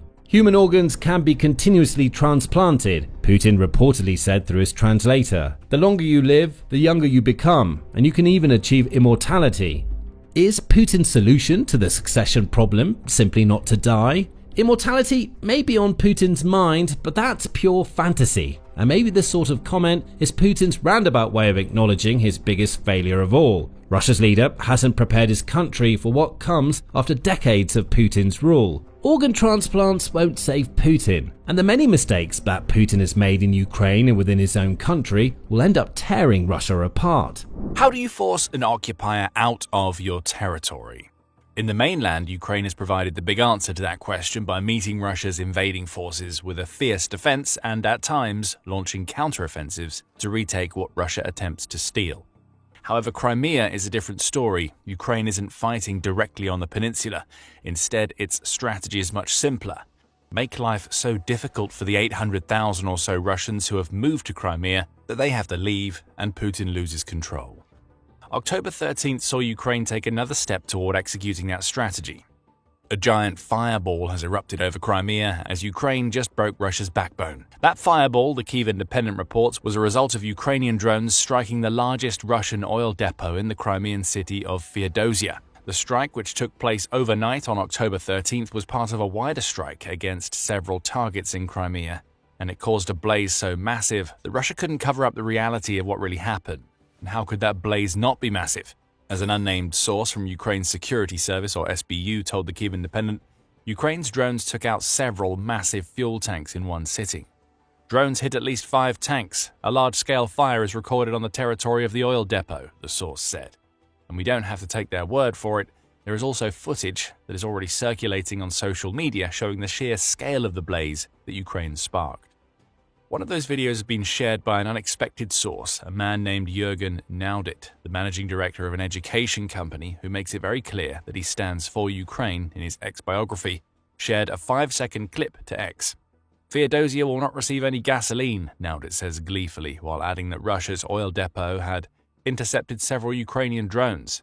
That's one way to handle drones, we suppose. Rather than shoot them out of the sky, intercept them with the very targets that Ukraine wants to hit. The shared footage showcases a ferocious blaze, causing massive plumes of smoke to rise into the air. It also looks like it was shot from the window of a building in the city of Feodosia, revealing that Ukraine's strike was so significant that its aftermath could be seen from inside the city itself. More footage is shared by The Sun's YouTube channel, including the 5-second clip Naudit posted to his X account. The Sun also offers a second piece of footage, seemingly shot using a cell phone, that showcases the same scene. The Feodosia oil depot is consumed by flames and smoke billows into the sky. We mentioned earlier that Russia does its best to cover up incidents like this. It can't succeed with what just happened at Feodosia. To make matters worse for Russia, the October 13th strike is one that it should have seen coming. At the very least, Russia should have had more air defenses capable of shooting down drones installed at the depot, because it's not like Russia wasn't warned. Ukraine didn't tell Russia that it was going to target the depot in words, it did it through action, as October 13th represents just one of several strikes against the depot in the last several weeks. The Crimean Wind Telegram channel says that this is the second time Ukraine has hit the Feodosia oil depot in the space of a week. Around midnight, the Feodosia Marine Oil Terminal was set on fire for the second time in the past 7 days, the channel reports. It also offers a few more details about the sheer scale of the blaze. The oil depot burning in Feodosia is clearly visible from space, according to the Crimean Wind Monitoring Group, citing satellite imagery. The scale of the fire is impressive. Thermal signatures show plumes of scorching air above the city and the sea. We said this was a big fire. Apparently, it was big enough to be visible from space. Twice in a week clearly wasn't enough for Ukraine, though. As Euromaidan Press points out in its report on Ukraine's October 13th strike, this is actually the third time that Ukraine has hit the depot in recent memory. Beyond the 2 October strikes, there was another on September 29th. It also notes that the second Feodosia depot strike appears to have been timed to coincide with Vladimir Putin's birthday, which is a clear attempt by Ukraine to send a message. Oil is burning in Crimea, and it seems like there's nothing that Putin can do about it. If there was, Russia wouldn't have let Ukraine hit the depot 3 times in a little over 2 weeks. Each of these strikes has been successful, with each also gradually chipping away at the fuel reserves being stored at the Feodosia depot. Euromaidan Press says that the depot was home to 34 fuel reservoirs before Ukraine started its targeted campaign. There are now only 22 left, and it seems likely that Ukraine will target the depot again before too long. Why wouldn't it? The October 13th strike destroyed 5 of the reservoirs, meaning the 2 earlier strikes managed to take out 7 between them. Russia was unable to stop any of these strikes, and the remaining reservoirs represent big enough targets that Ukraine will think it can hit them again and again. Slowly but surely, Ukraine is chipping away at the Feodosia depot. It won't be long before there's no oil left. The one caveat to all of this is that there is no official word from Ukraine that it carried out the strike, per Newsweek's report on the incident. That's not unusual for strikes involving the SBU. The organization wants to keep its methods a secret from Russia, so it often collectively keeps its mouth shut when major strikes like this occur. When Russia has no official information at all, it's even less likely to be able to conduct the types of air defenses needed to protect Feodosia from future strikes. Ukraine has already taken advantage of these failures 3 times, and it will want to preserve any opportunity it has to do it again. There is at least some level of confirmation, first from the source who spoke to the Kyiv Independent, and then from Russia itself. Beyond the statement in which the source revealed that the SBU had hit 5 Feodosia tanks, the source also made it clear that the SBU was behind the entire strike. The SBU continues to systematically reduce the enemy's military, logistical, and economic capacity to wage war against Ukraine, the source told the Kyiv Independent. That's another standard line from Ukraine. It's been targeting resources, particularly energy-related ones, inside Russia and occupied territory for most of 2025. With each fuel tank burned, Russia has a little less oil it can use on the front lines, serve to its people, or sell to generate money needed for Putin's war. Just as the repeated strikes on Feodosia show Ukraine chipping away at the facility, the wider campaign sees the country chipping away at an oil industry that is absolutely vital for Russia's survival. As for Russia, it's trotted out some of its usual excuses, along with the tactics that it often uses to try to prevent news of such devastating strikes from reaching everyday Russians. In Feodosia, Euromaidan press reports, Ukraine's strikes were powerful enough to disrupt public transportation routes. Train services were delayed for several hours, and the Feodosia authorities made internet service unavailable on the morning after the attack. A common tactic by Russia, limiting internet service makes it more difficult to share real-time footage of a strike or its aftermath. It doesn't stop footage from emerging before the shutdown, as we saw from the videos mentioned earlier, and the internet is eventually restored, enabling sharing once more. Still, it's all a part of Russia's disinformation campaign that it hopes will hide the truth of what happened at Feodosia. Another part of that disinformation campaign is the claim that we've heard many times before. It wasn't drones scoring direct hits that caused the blaze at the Feodosia fuel depot, Russia tries to claim. Rather, these fires occur as a result of Russia being so effective at shooting Ukraine's drones out of the sky. It never makes sense, but it's all Russia has going for it. This time, it was the Russian-appointed Minister of Crimea, Sergei Aksyonov, who came up with the excuses. As a result, a fire started. There are no casualties according to current information.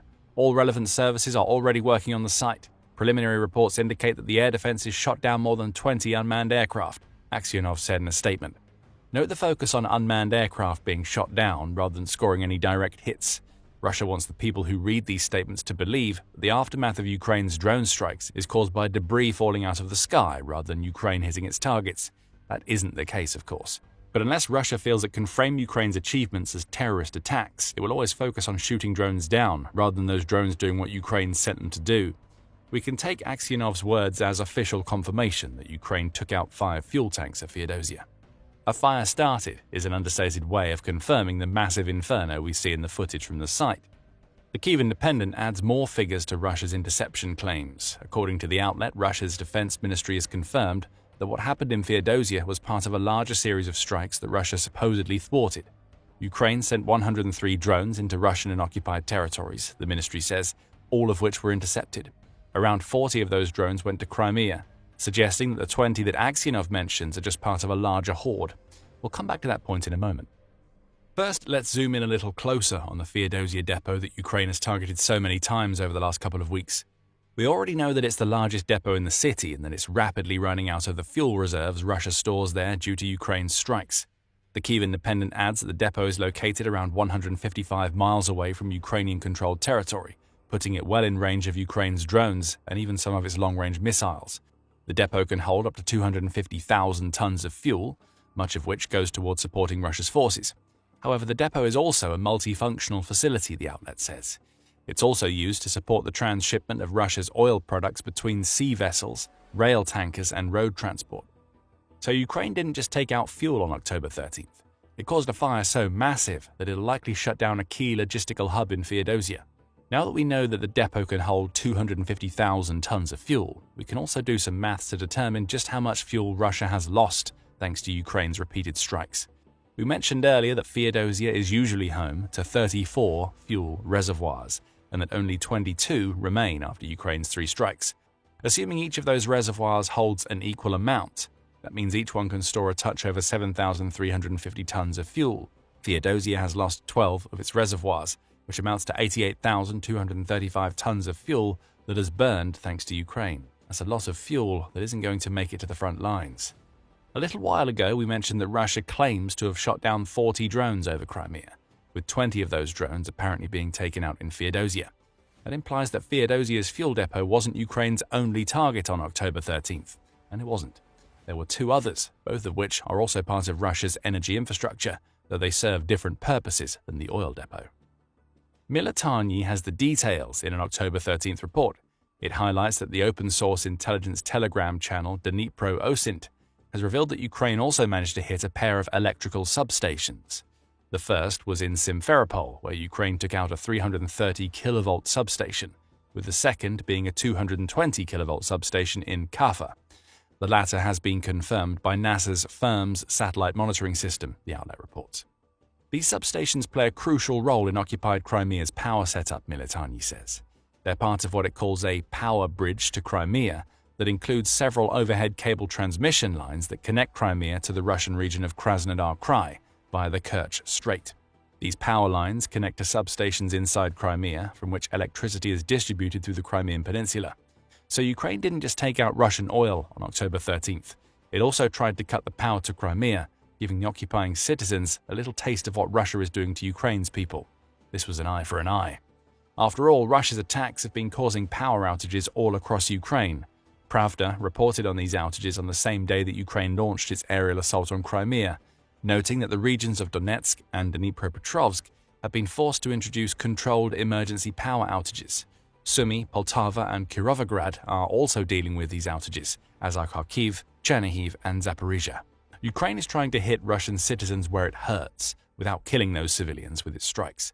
Taking out electrical substations in Crimea is a good way to do that, as is destroying fuel reserves stored on the peninsula. That brings us to what all of this means for the Ukraine war moving forward. It would be inaccurate to claim that this is a game-changing attack by Ukraine, no matter how massive the blaze it caused ended up being. This is a death by 1,000 cuts strategy Ukraine is implementing, and the loss of more fuel reservoirs at Feodosia is part of a much wider plan that will eventually force Putin to give up his Ukraine invasion because Russia lacks the resources to complete the takeover of Ukraine. This is more fuel lost for Russia, and it's happened at a time when Russia can ill afford to be losing yet more fuel. Ukraine has launched a concerted campaign against Russia's oil refining and its refined oil products, which include gasoline and petrol over the last couple of months. By October 10th, the commander-in-chief of Ukraine's armed forces, Alexander Syrsky, was hailing Ukraine's achievements in that area. Via a Facebook post, Syrsky said, "Last month, the number of hits on the territory of the Russian Federation was brought to 70. The production of fuels and lubricants, explosives, and other components of the Russian military-industrial complex is being destroyed in the aggressor country. In particular, oil refining in Russia has been reduced by 21%. It's the 70 strikes leading to a 21% reduction in Russia's oil processing that will worry Putin most. It could even be that 21% is an understatement." Just a few days before Syrsky's Facebook post, reports were circulating that Ukraine had shut down about 38% of Russia's oil refining. Whether it's just over a fifth or almost 2/5, the number is far too high for comfort from the Russian perspective. We're also seeing the impact these strikes are having on Russia. As the Kyiv Independent reported on October 8th, Russia has been experiencing gasoline shortages to the point where it's been forced to implement restrictions in several regions. Occupied Crimea is among them, and we'll come back to that in a moment. Other regions experiencing major shortages include Chelyabinsk, Sverdlovsk, and Tyumen, all of which have implemented fuel caps that see customers only being able to buy a fraction of the gasoline they'd need to fill a vehicle's tank. CNN adds that Ukraine's President Volodymyr Zelenskyy has claimed that Russia is now short about 20% of the gasoline that it needs to fulfill the country's domestic needs. Coming back to Crimea, Ukraine is targeting the region specifically for a couple of reasons. We've touched on one of those reasons already. Ukraine wants to make sure that Russian citizens feel the pain that Putin is attempting to inflict on Ukraine. Crimea is a particular sore spot for Ukraine, given that the Russian citizens living there only arrived since 2014, which is when Russia annexed the Crimean Peninsula. October 13th saw the latest attempt Ukraine has made to bring that pain to Russia, and it will likely lead to yet more fuel shortages in the peninsula that is racked by them. The Kyiv Independent highlighted these Crimean shortage issues in its report on Ukraine's October 6th strike against Feodosia. It says that a Russian business outlet named Kommersant ran an in-depth examination of 17,000 gas stations throughout Russia's southern federal district. Occupied Crimea is part of that district, and it's been hit hard by gasoline shortages. Around 50% of the gas stations in occupied Crimea and Sevastopol have been forced to halt sales altogether in the wake of Ukraine's repeated attacks. Yet more fuel tanks being taken out will only add to that problem. After all, losing fuel that was meant for the Russian military will force Putin to draw deeper from reserves initially intended for Crimea's people. As those reserves deplete, more gas stations will be forced to shut down or place even stricter restrictions on the Crimean population. However, there's another reason why Ukraine is targeting Crimea with these types of attacks. Crimea is extremely important to Putin, and he wants to ensure Russia maintains control over the peninsula. A large part of maintaining that control comes from the 800,000 Russian citizens who have moved to Crimea since Russia annexed the peninsula. Without those citizens, Putin will struggle to claim that Crimea should rightfully belong to Russia. Herein lies the brilliance of what Ukraine is doing. By conducting such regular strikes against Crimea, it's sending a message to the people that Putin sent to live on the peninsula. They aren't safe anymore, their fuel is being taken away from them, and no matter how much Russia tries to hide it, reports about Ukrainian drone attacks are constant. Putin seems to be able to do nothing about any of this, despite moving more air defenses to Crimea. Eventually, Ukraine hopes something is going to break in the Russian population that lives on the peninsula. They may end up wanting to go back to the Russian mainland. At least there, they won't be subjected to weekly airstrikes against military targets near their homes, and could perhaps even avoid the fuel restrictions that are running rampant in Crimea. Escape may now be on the minds of many of Crimea's Russians, and that's terrible news for Putin. He needs his people to stay put so he can claim control. Ukraine wants them to run, and it's going to keep on hitting Crimea until they do. Right now, Ukraine wants Crimea's Russian population to know that the clock is ticking on their ability to leave. That was suggested by Refat Chabarov, who is the chairman of the Mejlis of the Crimean Tatar people. On June 3rd, Pravda reported that Chabarov had recorded a statement intended for the ears of Crimea's Russian occupiers. As you are already beginning to realize, the illegally built Kerch Bridge that connects occupied Crimea to the territory of the aggressor country, Russia, will soon be destroyed, Chabarov said. That claim followed a June 3rd strike on the Kerch Bridge by the SBU. Chabarov continued stating, "And you may find yourselves trapped in a kind of pocket. That's why I strongly recommend you urgently leave the peninsula and go back home to Russia, to the places from which you illegally arrived in occupied Crimea. In other words, get out while you still can." Ukraine has been destroying Russia's tanks by the bucket load. A staggering 11,256 of them have been taken out as of October 14th, according to Ukraine's Ministry of Finance. But Vladimir Putin, in his infinite wisdom, thought he had it all figured out. Ukraine was just destroying the Soviet-era tanks, the ones that were meant to burn through Ukraine's ammunition rather than make a real dent in its defenses. Putin was keeping Russia's best tanks away from Ukraine. Finally, Russia's leader unleashed those tanks on Pokrovsk, and in no time at all, Ukraine proved that they were no better than the tanks that Russia had already lost. Russia saved its best tanks for a year, only for Ukraine to crush them in minutes. For almost a year, Russia carefully stockpiled every T-90M tank that it was building, knowing that it had special plans in place for those tanks. That's according to David Axe, writing for Euromaidan Press, who says that Putin was planning a major mechanized assault on the Donetsk Oblast with Russia's T-90Ms. Those tanks were supposed to finish off the last of Ukraine's resistance, allowing Russia to finally claim the key logistical city of Pokrovsk that Putin originally thought his troops would take during the summer. Russia's soldiers failed. The T-90Ms would finish the job. And Putin had every reason to believe that the T-90M was the right tank to finally take Pokrovsk. After all, it's Russia's most modern battle tank, and has been hailed by Putin himself as the best tank in the world. Russia's leader said as much in June 2023, with TASS reporting Putin as claiming, "It can be said today that the T-90M Proryev is the world's best tank. As soon as it approaches positions, no chance is left for anyone or anything. It fires into a longer range and more accurately, it also has better protection." Keep that quote in mind. Ukraine proved it wrong on October 9th in devastating fashion. The T-90M's reported specifications certainly seem to lend credence to Putin's claims. Army recognition says the tank packs the kind of punch Putin claims it has, thanks to a 125mm 2A46M4 smoothbore gun that's capable of firing both standard ammunition and anti-tank guided missiles. Depending on the types of round used, the gun can hit targets at a range of up to about 13,120 feet, with its missiles traveling even further, 16,400 feet, thanks to a laser beam riding-based guidance system. Add a PKT 7.62mm coaxial machine gun into the mix, and you get a tank that can shred through infantry and destroy almost any armor that it comes across, or so Russia claims. It's also a fairly agile tank. The T-90M can hit a top speed of around 37.2 miles per hour and can travel for 341 miles before it needs to refuel. Russia has the option of carrying a pair of diesel fuel tanks under the hull's rear, which allows for refueling in the field and possible extension of this maximum range. Protection comes from the Relict system, which is a form of explosive reactive armor that's supposed to protect the T-90M's front and turret from blasts. Russia also installs a QNet armor kit onto the tank's hull and rear, which is designed to protect the T-90M against rocket-propelled grenades. It all adds up to an impressive tank, at least on paper. Putin's problem is simple. What looks great on paper doesn't always end up being able to perform when it's put to the test on the battlefield. In the T-90M's case, a lot of firepower and protection against explosions doesn't mean much when Ukraine brings so many different types of weapons to a fight.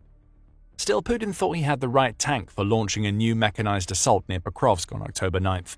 This assault would see Russia reverting to type after spending the summer sending small groups of infantry to infiltrate settlements around Pokrovsk. Russia's target, Axe explains, was the small village of Shakova, and he'd amassed an intimidating force. The village, which is located about 12.4 miles north of Pokrovsk, was to be subjected to 36 Russian tanks, including plenty of T-90Ms and armored fighting vehicles, in addition to 40 motorcycle troops. Axe notes that Shakova is also an anchor for Ukraine's defenses that lie east of a 24.8-mile salient that Russia managed to carve through Ukraine's defenses in the Pokrovsk direction during the summer. Russia's objective was clear. If it could overrun Shakova with this mechanized assault, it will be able to embed its troops into the village. With fortification complete, Shakova could then be used as a launching pad for future assaults that would take Russia closer to and eventually into Pokrovsk. On October 9th, that mechanized force launched its attack. The outcome was brutal for Russia. Ukraine was prepared for everything that Russia was going to throw at it on October 9th. Shakova was already home to Ukraine's 225th Assault Regiment.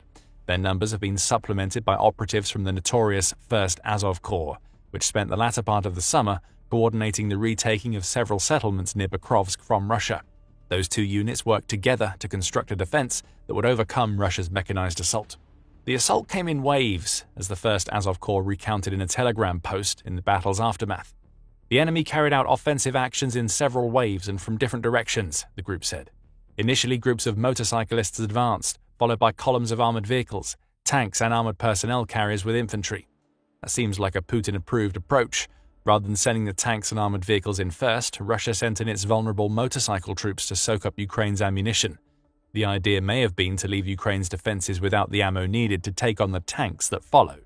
Instead, as Russia attempted to advance in waves, mines, drones and artillery stopped the mechanized assault in its tracks. Ukraine managed to hit 20 of Russia's vehicles, including a trio of its tanks, in a defensive bombardment that forced Russia's forces to scatter back to the contested village of Volodymyrivka. That village, which is just south of Shakova, was then targeted throughout the night of October 9th and into 10th by Ukrainian bomber drones, which were deployed to pick off any survivors. There were no Russian forces left in Volodymyrivka by the end of the night, and the numbers make for terrible reading for Putin. By the end of the assault, Russia had lost 3 of its tanks, 16 of its armored fighting vehicles, and 41 motorcycles. 2 more light vehicles were also destroyed, the 1st Azov Corps says. It's unclear what these light vehicles were, however, Russia has a track record of sending civilian vehicles into assaults against Ukraine, to the point where Axe reports in a separate article that civilian cars now make up 90% of Russia's vehicle losses in Ukraine. So it's possible that some of Putin's soldiers had even worse protection than that offered by the T-90M tanks and armored vehicles of which Russia is so proud. Speaking of Russia's soldiers, they had a very bad day on October 9th.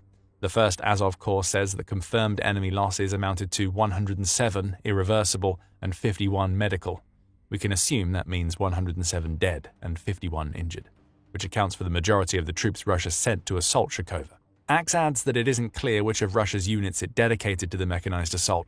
However, it's possible that the soldiers were part of the 5 Marine brigades that Russia sent to Pokrovsk in response to Ukraine's deployment of the 1st Azov Corps in the region.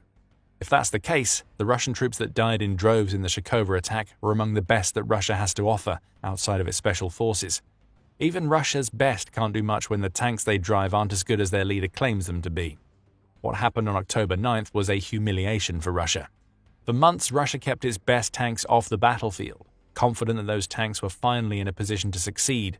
They were deployed alongside other armored vehicles and dozens of soldiers. This was an assault literally a year in the making, and Ukraine shut it down in devastating fashion requiring less than a day to do so. Putin just relearned a valuable lesson on October 9th. Ukraine has all of the answers for dealing with Russia's mechanized assaults. Russia's leader will now be left asking himself the question of how this all happened, and the answer comes down to the tank that he himself has revered for so long.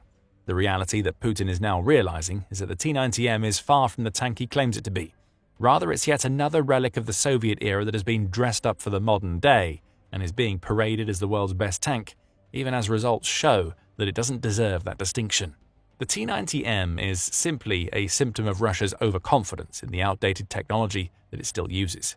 That overconfidence was on perfect display as recently as May 2025. After delivering a new batch of T-90Ms to the military, the tank's manufacturer, Russia's state-owned Rostec, was very keen to extol its virtues. The Russian T-90M, T-72B3M, and T-80BVM are vehicles best suited for present-day conditions of combat, Rostec's first deputy CEO, Vladimir Artyakov, said in May. They can be considered as the world's best serial-produced tanks in terms of their aggregate characteristics. This is the result of the well-coordinated work by the large staff of Rostec enterprises, developers, designers, engineers and technologists, workers of industrial facilities and repair groups. We can understand the hyperbole around the T-90M. Russia needs everybody to believe that the tank is the world's best for propaganda and intimidation purposes, but the T-72 and the T-80, the old tanks that Ukraine has been destroying by the hundreds since Putin launched his invasion, those two tanks being entered into the conversation immediately casts doubt on how effective the T-90M can be given their poor performance in Ukraine. Still, doubt doesn't overcome the impressive specifications Russia offers up for its T-90M. The tank's terrible performance in Ukraine turns doubt into certainty. The T-90Ms that Russia stockpiled for its assault in Zhukova aren't the only ones that it has deployed into Ukraine during the war. They're just the latest, and just like those that came before, they have dramatically failed. That shouldn't come as a surprise to anybody who's decided to look beyond Russia's specifications to find out what the T-90M is really all about. The Small Wars Journal highlights some of the problems with the T-90M that Russia has been hiding for decades. Yes, Russia's ultra-modern battle tank is actually decades old. Granted, it's not quite a Soviet-era tank, as it entered production in 1994. However, that production date means that the T-90M has existed for over 3 decades in one form or another. Plus, as the journal points out, the tank saw practically no combat action at all until Putin decided to launch the Ukraine invasion. What Russia really has on its hands in Ukraine is a tank that is being actively combat tested inside Ukraine, a tank that is coming up short in every single department. One of the few other times the T-90M was deployed before Ukraine was when it was used in Syria back in December 2015, the journal claims. One of the 6 tanks Syria received came up against several BGM-71 TOW anti-tank guided missiles, and it managed to survive the encounters. That would have raised Russia's confidence in its tank, though it also doesn't mean much from a modern perspective. BGM-71s are hardly the newest anti-tank weapons available. They've been in service since 1970, making them much older than the T-90M itself. You would expect Russia's best-in-the-world battle tank to be able to absorb hits from a weapon built 24 years before the tank was deployed. Russia's problem, as it discovered in Ukraine, is that the T-90M isn't capable of dealing with modern anti-tank missiles or the hordes of drones that Ukraine has built since 2022. Weaknesses abound in the design of Russia's supposedly world-beating tank. One of those weaknesses is a holdover from the T-72. That Soviet-era tank lacks the partition that separates its crew from the ammunition stored in the tank.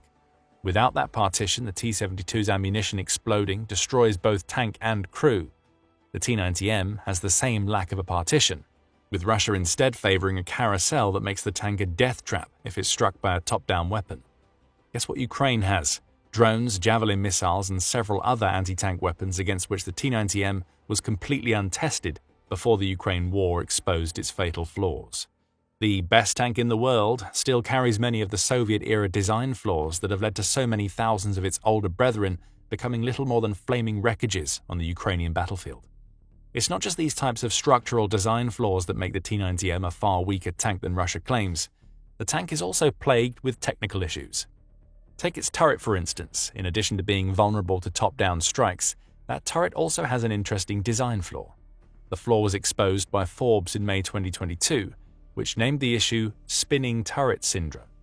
When the T-90M is hit in a certain way, its turret starts spinning around uncontrollably, making the tank's impressive firepower practically useless. There have been several examples of this fatal flaw being exposed by Ukraine. In January 2024, Ukraine managed to take out a T-90M using a pair of M2 Bradley vehicles that should, in theory, have been unable to penetrate the T-90M's armor. Spinning turret syndrome was the cause of the Russian tank's failure. Something similar was seen in December 2023, when one of Ukraine's first-person view or FPV drones scored a direct hit on the T-90M to send its turret into an uncontrollable spin that led to the crew losing control of the entire tank. And in May 2024, another T-90M tank struck by several of Ukraine's FPV drones ended up experiencing the same problem. The turret started rotating clockwise after the second drone strike, and as was the case with the other two incidents, the Russian crew was forced to abandon the tank. It should go without saying that a tank that is meant to be the best the world has ever seen shouldn't have this kind of technical problem. What use is armor that's capable of protecting a T-90M's crew when the tank itself becomes uncontrollable thanks to some kind of design flaw that should have been caught decades ago? We say should have. The reality is that Russia would never have even thought to look for this type of flaw because drone strikes weren't even a consideration when the T-90 entered production in 1994. And that brings us back to the point that this tank is not only far less modern than Russia tries to claim, but that it's also built on the back of outdated Soviet-era designs that aren't suitable for modern warfare. The national interest makes that clear in an article examining the T-90M's many failures before Ukraine wiped out several of them in a single day on October 9th. It notes that strategic mistakes were partly to blame for so many T-90Ms being taken out, as Russia was deploying them in urban regions that don't offer the space a tank needs to operate effectively. However, it was new weapons that were the main problem for Russia's tank. The advent of new threats appears to have rendered obsolete some of the defenses of the T-90. Loitering munitions such as the Lancet, as well as top-attack anti-tank guided munitions such as the US-made Javelin have so far proved effective against the Stora defense system, the national interest reports. Add drones to that list. Ukraine did, and it showed what these drones, along with mines and artillery, can do to Russia's T-90Ms on October 9th.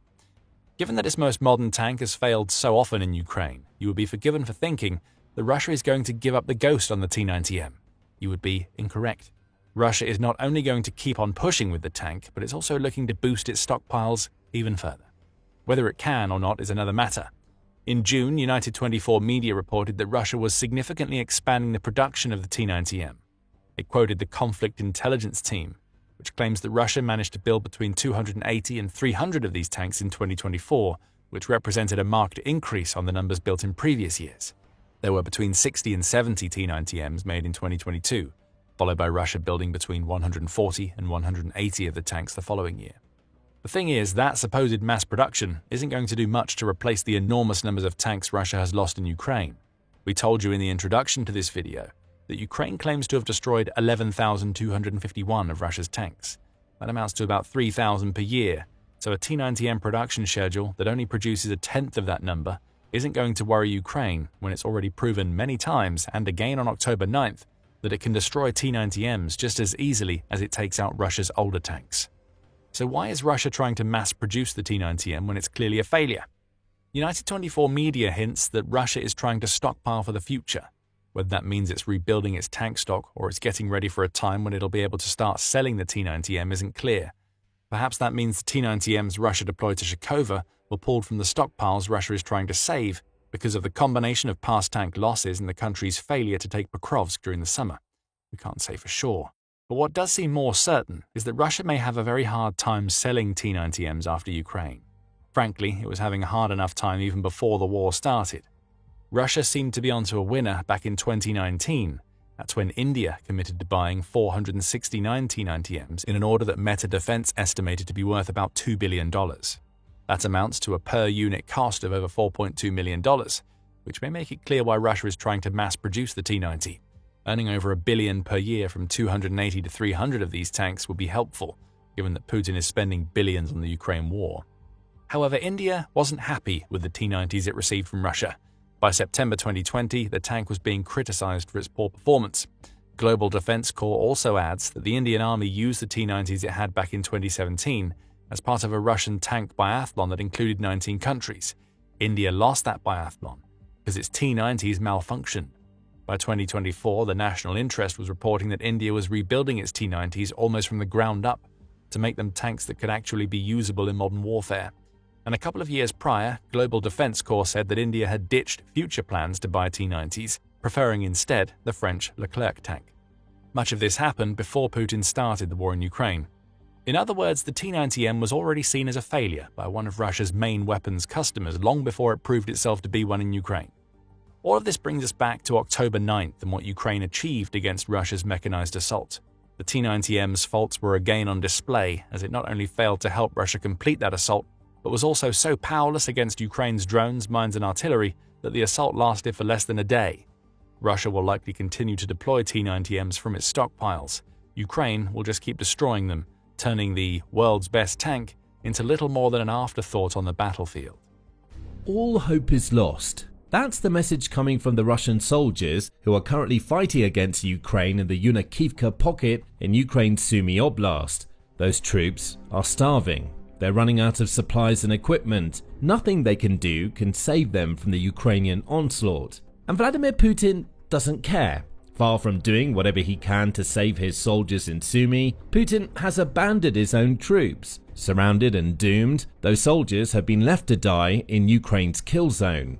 That's according to Euromaidan Press, which published a report on October 12 that covers what's happening in Yunkivka and how Putin, along with the rest of the Russians' military top brass, is doing nothing to stop it. The outlet reports that Ukraine has come up with a clever strategy to deal with the Russian forces that have been attempting to create a buffer zone within Sumy since the beginning of summer. Rather than taking on those Russian forces head-on, Ukraine is instead creating fire pockets. These pockets are essentially kill zones, though not in the way one might expect. Yunkivka has become another of those fire pockets, as Ukraine has encircled the Russian soldiers in that village. It might seem logical that Ukraine would assault Russia's soldiers once the village was encircled. However, that isn't what it's doing. Instead, Euromaidan Press reports, Ukraine is playing the long game by cutting off all supply routes into Yunkivka so Russia can do nothing to save the soldiers it sent into the village. Not that it would, but that point will be addressed later in the video. Ukraine's tactic seems to be to drive the encircled Russia soldiers crazy, with a strategy that's leading to Russian soldiers killing their own comrades for attempting to surrender. Desperation is now king in Yunkivka. It's all thanks to a simple formula, as Euromaidan Press reports. Take the Russian ground lines of communication under fire control, isolate and starve the Russians in Yunkivka, and then turn the trap into a kill zone without any chances of evacuation or rotation. It's that formula, and it's working like a dream. Ukraine is playing on a major fault in the Russian military's hierarchy. Surrendering any territory that's been captured is a no-go for Russia's commanders, not least because they'd have to explain what happened to Putin. So, trapped in Ukraine's Yunkivka kill zone, Russia's commanders won't allow their soldiers to surrender. They should die instead, just as they're doing. Choking off Russian supply lines is a common Ukrainian tactic, and it's been using that tactic a lot in Sumy. On August 25, for example, Ukraine ambushed the convoy carrying Russian Lieutenant General Esadullah Abachev.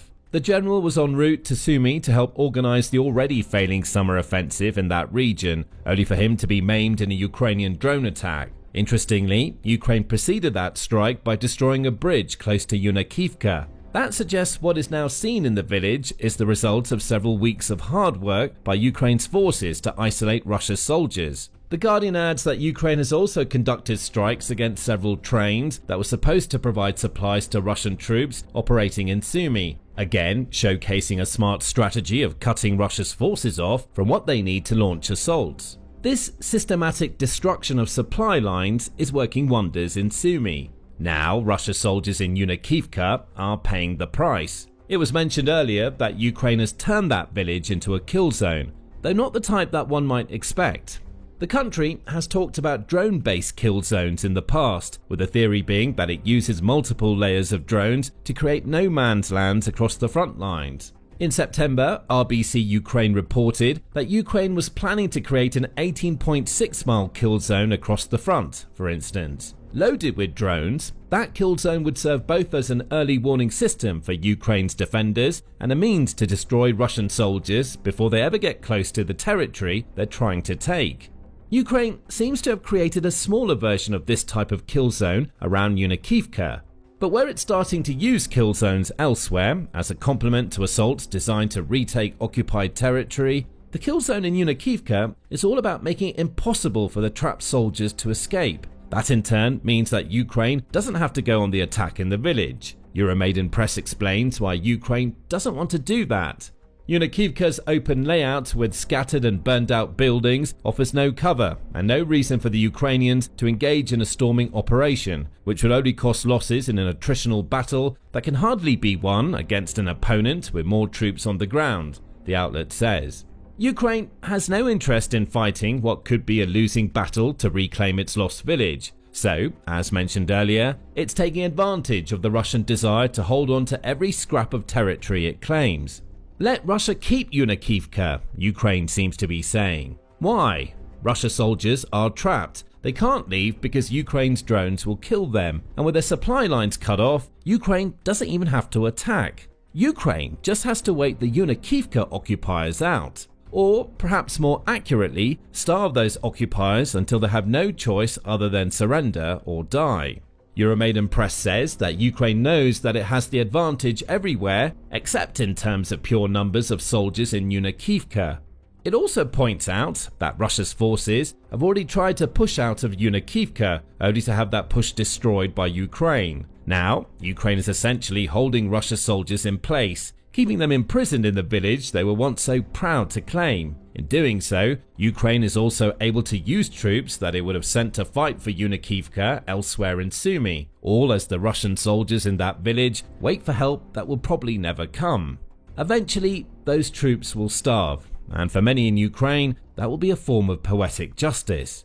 After all, Russia has a history of using starvation as a tactic against Ukraine. Only, Russia wasn't starving Ukraine's soldiers, instead it targeted civilians. In June 2024, CNN reported that a group of international human rights lawyers had accused Russia of using starvation tactics against the civilians of Mariupol during the 85-day siege of that city in 2022. The findings were part of a 76-page report that detailed how Russia has systematically attacked objects indispensable to the survival of the civilian population. Those objects included electricity substations and water supplies, the latter of which was a serious problem for Mariupol civilians. Without water, they couldn't drink and struggled to make many of the flour-based staples that made up their diets. It could be said that Ukraine is giving Russia's soldiers a taste of their own medicine in Yunakiivka. However, it looks like those soldiers aren't getting a chance to taste much of anything thanks to Ukraine's trap. That trap, Euromaidan Press says, has been built along the road between Yunakiivka and another Sumy settlement named Sudza. Additionally, forested settlements that lead into Yunakiivka are now carpeted with drones and within the sights of Ukraine's artillery. Any Russian soldiers who try to escape Yunakiivka via any of these routes won't last long. Ukraine is also securing the region south of the road it's already claimed, which allows it to create ambush sites that can also take out any escaping Russians. Ultimately, the trap comes down to control. The more of the forested area around Yunakiivka that Ukraine occupies, the fewer the options Russia has for evacuating its trapped soldiers. All Ukraine has left to do is secure and fortify the nearby settlement of Yablunivka, and the trap will be complete. After that's done, the kill zone will become inescapable. Ukraine won't ever have to attack Yunakiivka. It can just wait out the Russian soldiers there, forcing them to either surrender or engage in suicidal escape attempts. By this point, a natural question arises. What does all of this have to do with Putin abandoning his troops? The obvious answer is that Russia is doing very little to rescue the Yunakiivka forces from Ukraine. Granted, Ukraine is making such a rescue very difficult with its encirclement of the village, but Russia doesn't even seem to be trying. It's almost as if Putin has given up the village and the soldiers inside as a lost cause as he focuses elsewhere in Sumy. However, there's more to it than that, Euromaidan Press claims. It says that Ukraine is finding plenty of evidence that Russia is doing little to help any of its Sumy soldiers, be they in Yunakiivka or the nearby areas that Ukraine is currently clearing. Among the dead, Ukrainians found a phone filled with messages and videos of Russian troops complaining of hunger, no rotation, and commanders ignoring their pleas, the outlet says. Euromaidan Press reveals the contents of some of these videos and messages. It says that many of the Russian soldiers in Yunakiivka now talk about never-ending drone attacks and uncaring commanders who order them to engage in counterattacks in the surrounding areas. Those counterattacks never work. The soldiers sent into them rarely come back. Dwindling supplies are another major issue, as already discussed. Not even surrender seems to be an option. The outlet recounts one video in which a pair of Russian soldiers are attempting to leave Yunikivka so they can surrender to Ukraine's troops. They never come close to making it. As they start walking toward the Ukrainian lines with their hands raised in the air, Russian drones fly above and drop explosive munitions on them to prevent the surrender. That is brutal, and that is Putin's military. It's no wonder that the trapped Yunikivka soldiers feel that there's no hope for them. They're getting killed for attempting to surrender, and this is far from the first time that's happened. Back in October 2023, the BBC reported that US officials accused Russia of executing its own soldiers if they attempted to retreat from the bloody battle for Avdiivka. That battle saw Russia lose 5,000 soldiers, 125 armoured vehicles, and an entire battalion's worth of equipment before the settlement fell. However, it's the executions of its own that stand out. This comes back to what was mentioned earlier about Russia's desperation to hold on to any territory that it gains. If the country's commanders were willing to kill their own soldiers when trying to capture a settlement, there is no realistic chance that they would allow their troops to then abandon a village. Russia's soldiers exist to fight and die, at least in Putin's mind. And that, combined with Russia seeming to have no inclination to launch a rescue attempt in Yunikivka, is how Putin is abandoning his own soldiers. That explains how, but there's a big question to answer. Why? The answer may be that Putin simply doesn't care about his soldiers. That's according to Ukraine's foreign minister, Andrei Sybiha. In June, Sybiha took to X to respond to several of Putin's claims, with one about Russia's own soldiers really standing out. But of all of Putin's deranged statements today, one about the Russian soldier's foot stands out. In reality, wherever a Russian soldier sets foot, he brings along only death, destruction, and devastation, Sybiha said. Putin doesn't care about Russian soldiers on their feet torn apart by Ukrainian drones. He's a mass murderer of his own people. He already disposed 1 million Russian soldiers in a senseless bloodbath in Ukraine without achieving a single strategic goal. 1 million soldiers, 2 million feet.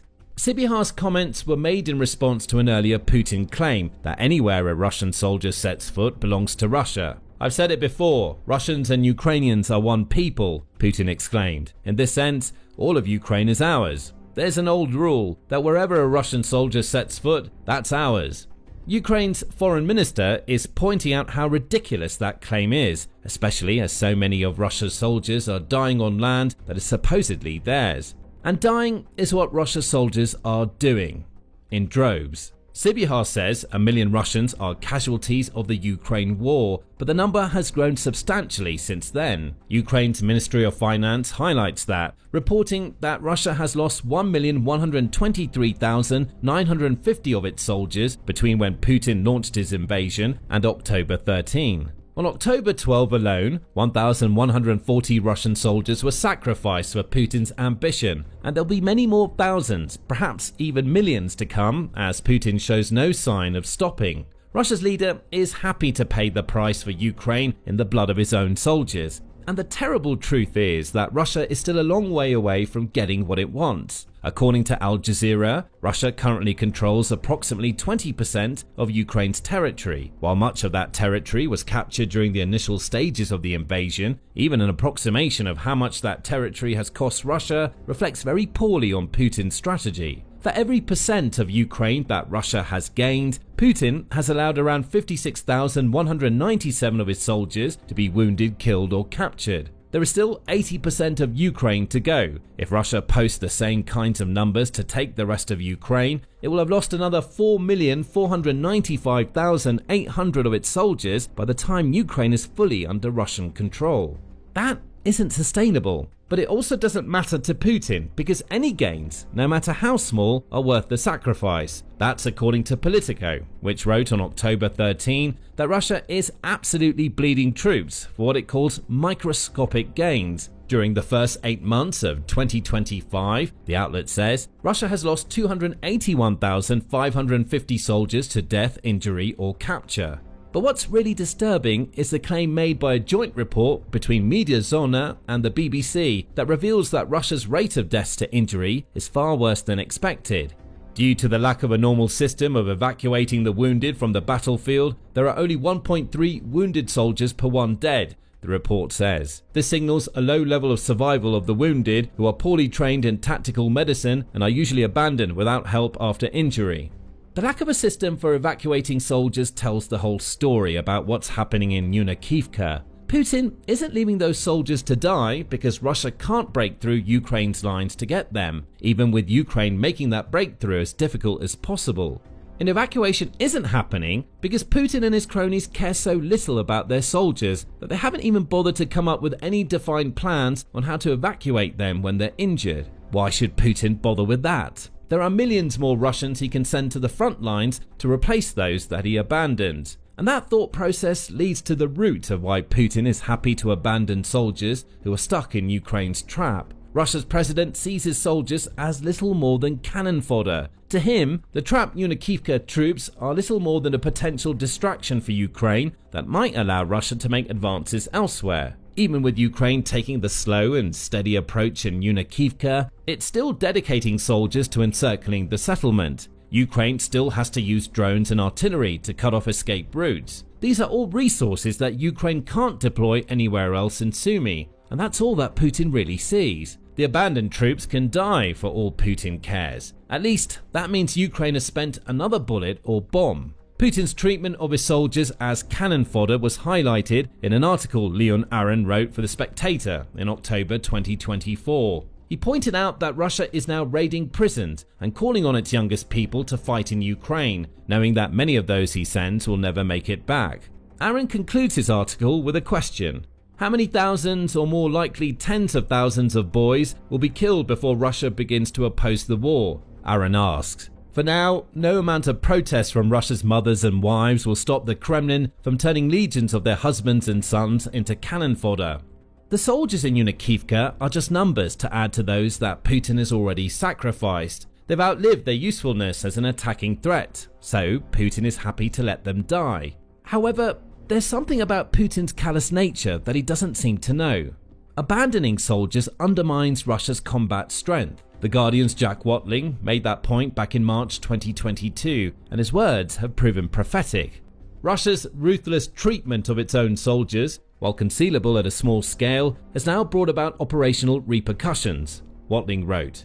He went on to point out that Putin and his cronies had failed to tell their soldiers how they were going to wage war after the initial invasion failed. That left Russia with an army that was unprepared, both logistically and psychologically, to fight the kind of war it's now fighting. Planning went out the window, and the slow pace of advance seen following the initial invasion was symptomatic of a military that doesn't care about the people who make it tick. Nothing has changed in the 3.5 years since Watling wrote those words. Russia's pace of advance is still glacial, it's losing more soldiers than ever before, and Putin doesn't seem to care. That's why there's no hope for the Russian troops trapped in Kyiv. By design, Putin's entire war against Ukraine has revolved around sacrificing soldiers to achieve gains. The Kyiv soldiers made a small gain. Now, they're paying a terrible price because Putin refuses to allow his soldiers to do anything other than hold or fight, even when he knows they have no chance of winning. Ever since Russia invaded Ukraine in early 2022, governments, analysts and populations across the world have wondered when and where the Kremlin might strike next. That answer has now become clear. Russia is not going to stop at Ukraine. Its President Vladimir Putin has his sights set on a much larger target, the NATO alliance itself. A Russian attack on a NATO nation is inevitable and could come sooner than expected, according to one of the most experienced and trusted intelligence experts in all of Europe, Germany's spy chief Martin Jaeger. Jaeger is a man with years of experience at the highest levels of politics. He served in Germany's Federal Foreign Office and Federal Chancellery, and has held positions as Germany's State Secretary of the Federal Ministry for Economic Cooperation and Development, as well as its official ambassador to Afghanistan, Iraq, and most recently Ukraine. Earlier this year, he was appointed the President of Germany's Federal Intelligence Service, BND, officially taking office on September 15, 2025, becoming just the 14th person to hold this title since the BND formed in 1956. When a man like Yeager speaks, the world listens, and on October 13, at the annual public hearing of the presidents of the Federal Intelligence Services in the Berlin Bundestag, Yeager had a stark and worrying warning to share with his fellow intelligence chiefs and the various lawmakers in attendance. In no uncertain terms, Yeager stated that a Russian attack on Europe could come at any moment, and that NATO needs to be ready to respond whenever that happens. We must not sit back and assume that a possible Russian attack will not come until 2029 at the earliest. For those who have been following the story of the Russian-Ukraine war closely, these words will sound familiar. Several other leading figures across Europe have expressed similar sentiments in recent times. Earlier this year, for instance, General Alexis Grinkowicz, commander of the United States European Command and Supreme Allied Commander Europe, warned that the world could be just a couple of years away from the outbreak of World War III, suggesting that Russia and China could launch coordinated attacks as soon as 2027. Grinkowicz, like Yeager, was speaking in Germany when he issued his warning, in the US Army Europe and Africa hosted conference in Wiesbaden, to be precise, where he called on military and defense industry leaders to ramp up weapons production and development across the NATO alliance. NATO Secretary General Mark Rutte has also shared his belief that Russia could use military force against the NATO alliance within the coming years. Speaking at Chatham House in the United Kingdom, Rutte revealed, "In terms of ammunition, Russia produces in 3 months what the whole of NATO produces in a year. And its defense industrial base is expected to roll out 1,500 tanks, 3,000 armored vehicles and 200 Iskander missiles this year alone.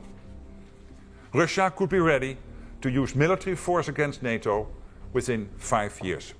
In a later interview with the New York Times, Rutte doubled down, stating that Europeans will have to learn Russian unless they can elevate their defense spending and strengthen their militaries to be ready to deter or fend off a forthcoming Kremlin offensive. Ukraine's President Volodymyr Zelenskyy has also repeatedly warned of the likelihood of a Russian attack against a NATO nation in the years to come. Zelenskyy feels that Ukraine is currently delaying Putin's plans and keeping the Kremlin war machine occupied, but that if Russia sees any sort of opportunity to test NATO's defenses, it will seize it, and NATO needs to be ready. All of these experienced leaders have spoken about a possible Russian attack against NATO sometime in the next 2 to 5 years. But Germany's head spy, Martin Yeager, worries that the Kremlin's campaign is already underway, stating, "We are already under fire today.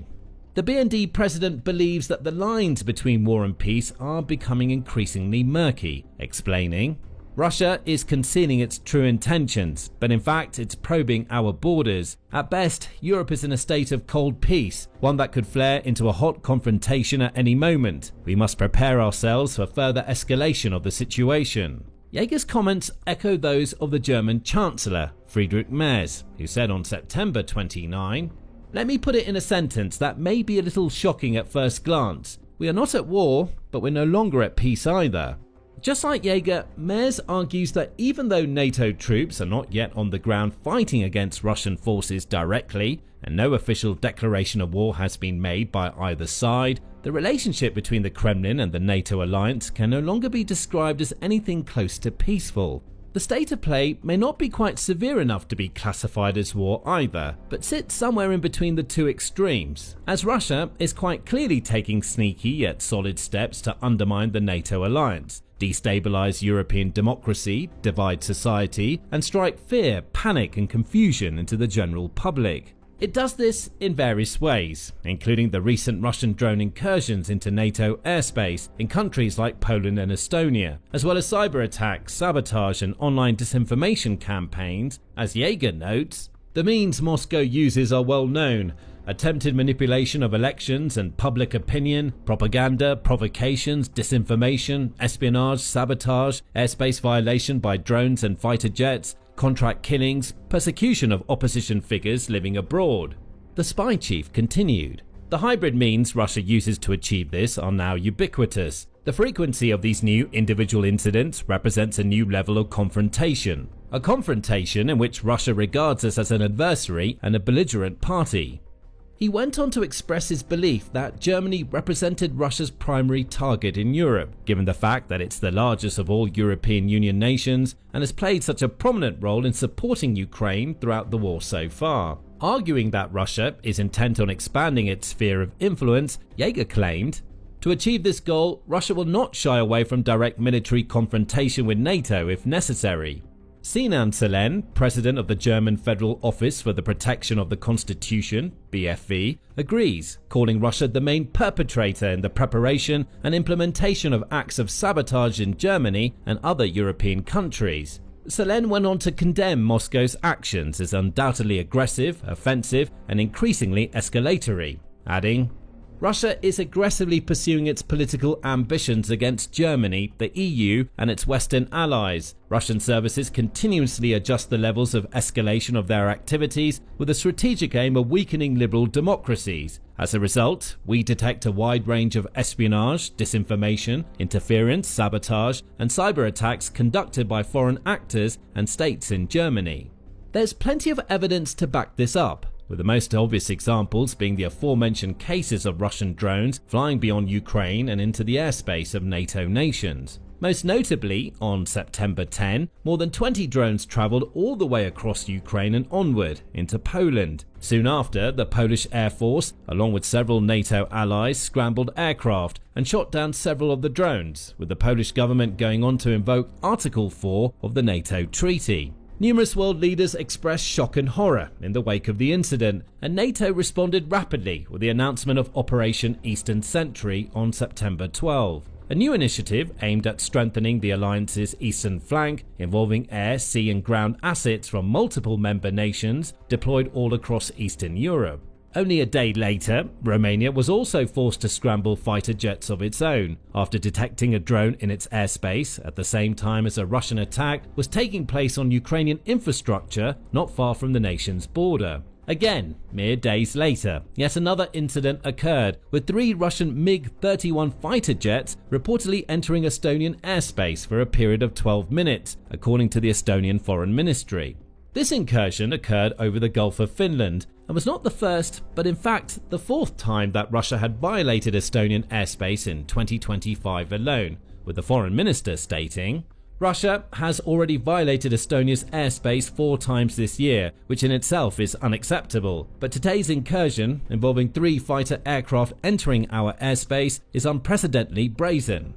Kremlin officials have repeatedly either denied any involvement in these incidents or claimed that they were mere accidents or misunderstandings. But many experts and world leaders are no longer willing to listen to Russia's lies and propaganda, with Zelenskyy summing it up well when he said, "Russian military personnel know exactly where their drones are headed and how long they can stay in the air. The routes are always calculated. This cannot be an accident, a mistake, or the initiative of some lower-level commanders. It's a deliberate expansion of the war by Russia. This is how they operate. Small steps at first, and in the end, great losses." There have also been additional suspicious incidents in recent weeks involving alleged Russian drones being spotted above other European nations, including Germany itself, as well as Denmark, Norway, Finland and Lithuania. Between September 22 and 28, for example, unexplained unmanned aircraft were seen on a nightly basis near both civilian airports and military installations across Norway and Denmark, forcing major airports, like those in Copenhagen and Oslo, to temporarily shut down. Meanwhile, in Germany, on September 26, reports emerged of multiple drone sightings in the northern state of Schleswig-Holstein. German authorities shared their suspicions that the drones may be involved in espionage activities.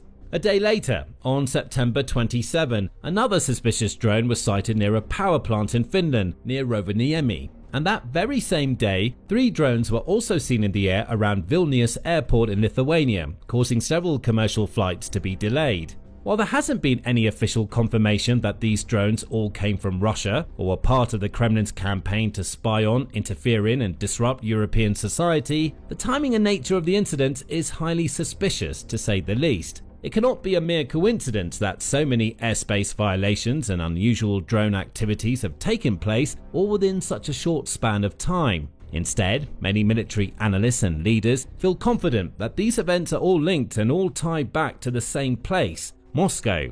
And it's not just through drones that the Kremlin is waging its hidden war against the NATO alliance. Looking back over the last 18 months, there's also evidence of possible Russian sabotage taking place within Germany itself, focused on military production facilities. Between April 2024 and October 2025, 3 suspicious incidents all took place. First, on May 3, 2024, a fire broke out at the Deal Metal Applications facility in Berlin. The facility supplied IRIS-T missiles used in IRIS-T SLS and SLM missile systems, several of which have been sent to Kyiv to help defend Ukraine against Russian aggression. The fire caused heavy structural damage at the factory, and while German authorities have not officially confirmed sabotage, Western media outlets, citing unnamed officials, reported suspicions that Russian operatives may have been involved. Investigators and insurers pointed to a technical fault as the likely cause, but some analysts believe the incident fit a broader pattern of suspected Russian efforts to disrupt Western arms production and deliveries to Ukraine. Only a few months later, in July 2024, German and American authorities foiled a Russian plot to assassinate the CEO of Rheinmetall, the biggest arms manufacturer in Germany and one of the largest in all of Europe, producing a variety of armored fighting vehicles and personnel carriers, among other equipment, like anti-aircraft defense systems, naval vessels, artillery, mortars, and tank guns. The target of the assassination plan was Armin Pappberger, chairman of the Rheinmetall Executive Board, who has played an instrumental role in ensuring that Ukraine has the weapons it needs to defend its territory and fend off Russia's relentless frontline assaults. Fortunately, the plot to end Pappberger's life was found out and nullified, but this showed just how far Russia was willing to go in its shadow war with the West, with one NATO official at the time stating, "We're seeing sabotage, we're seeing assassination plots, we're seeing arson, we're seeing things that have a cost in human lives. I believe very much that we're seeing a campaign of covert sabotage activities from Russia that have strategic consequences." The third and final Russia-linked incident in Germany came on June 26 of this year, when fires broke out in a suspected arson attack in the city of Erfurt.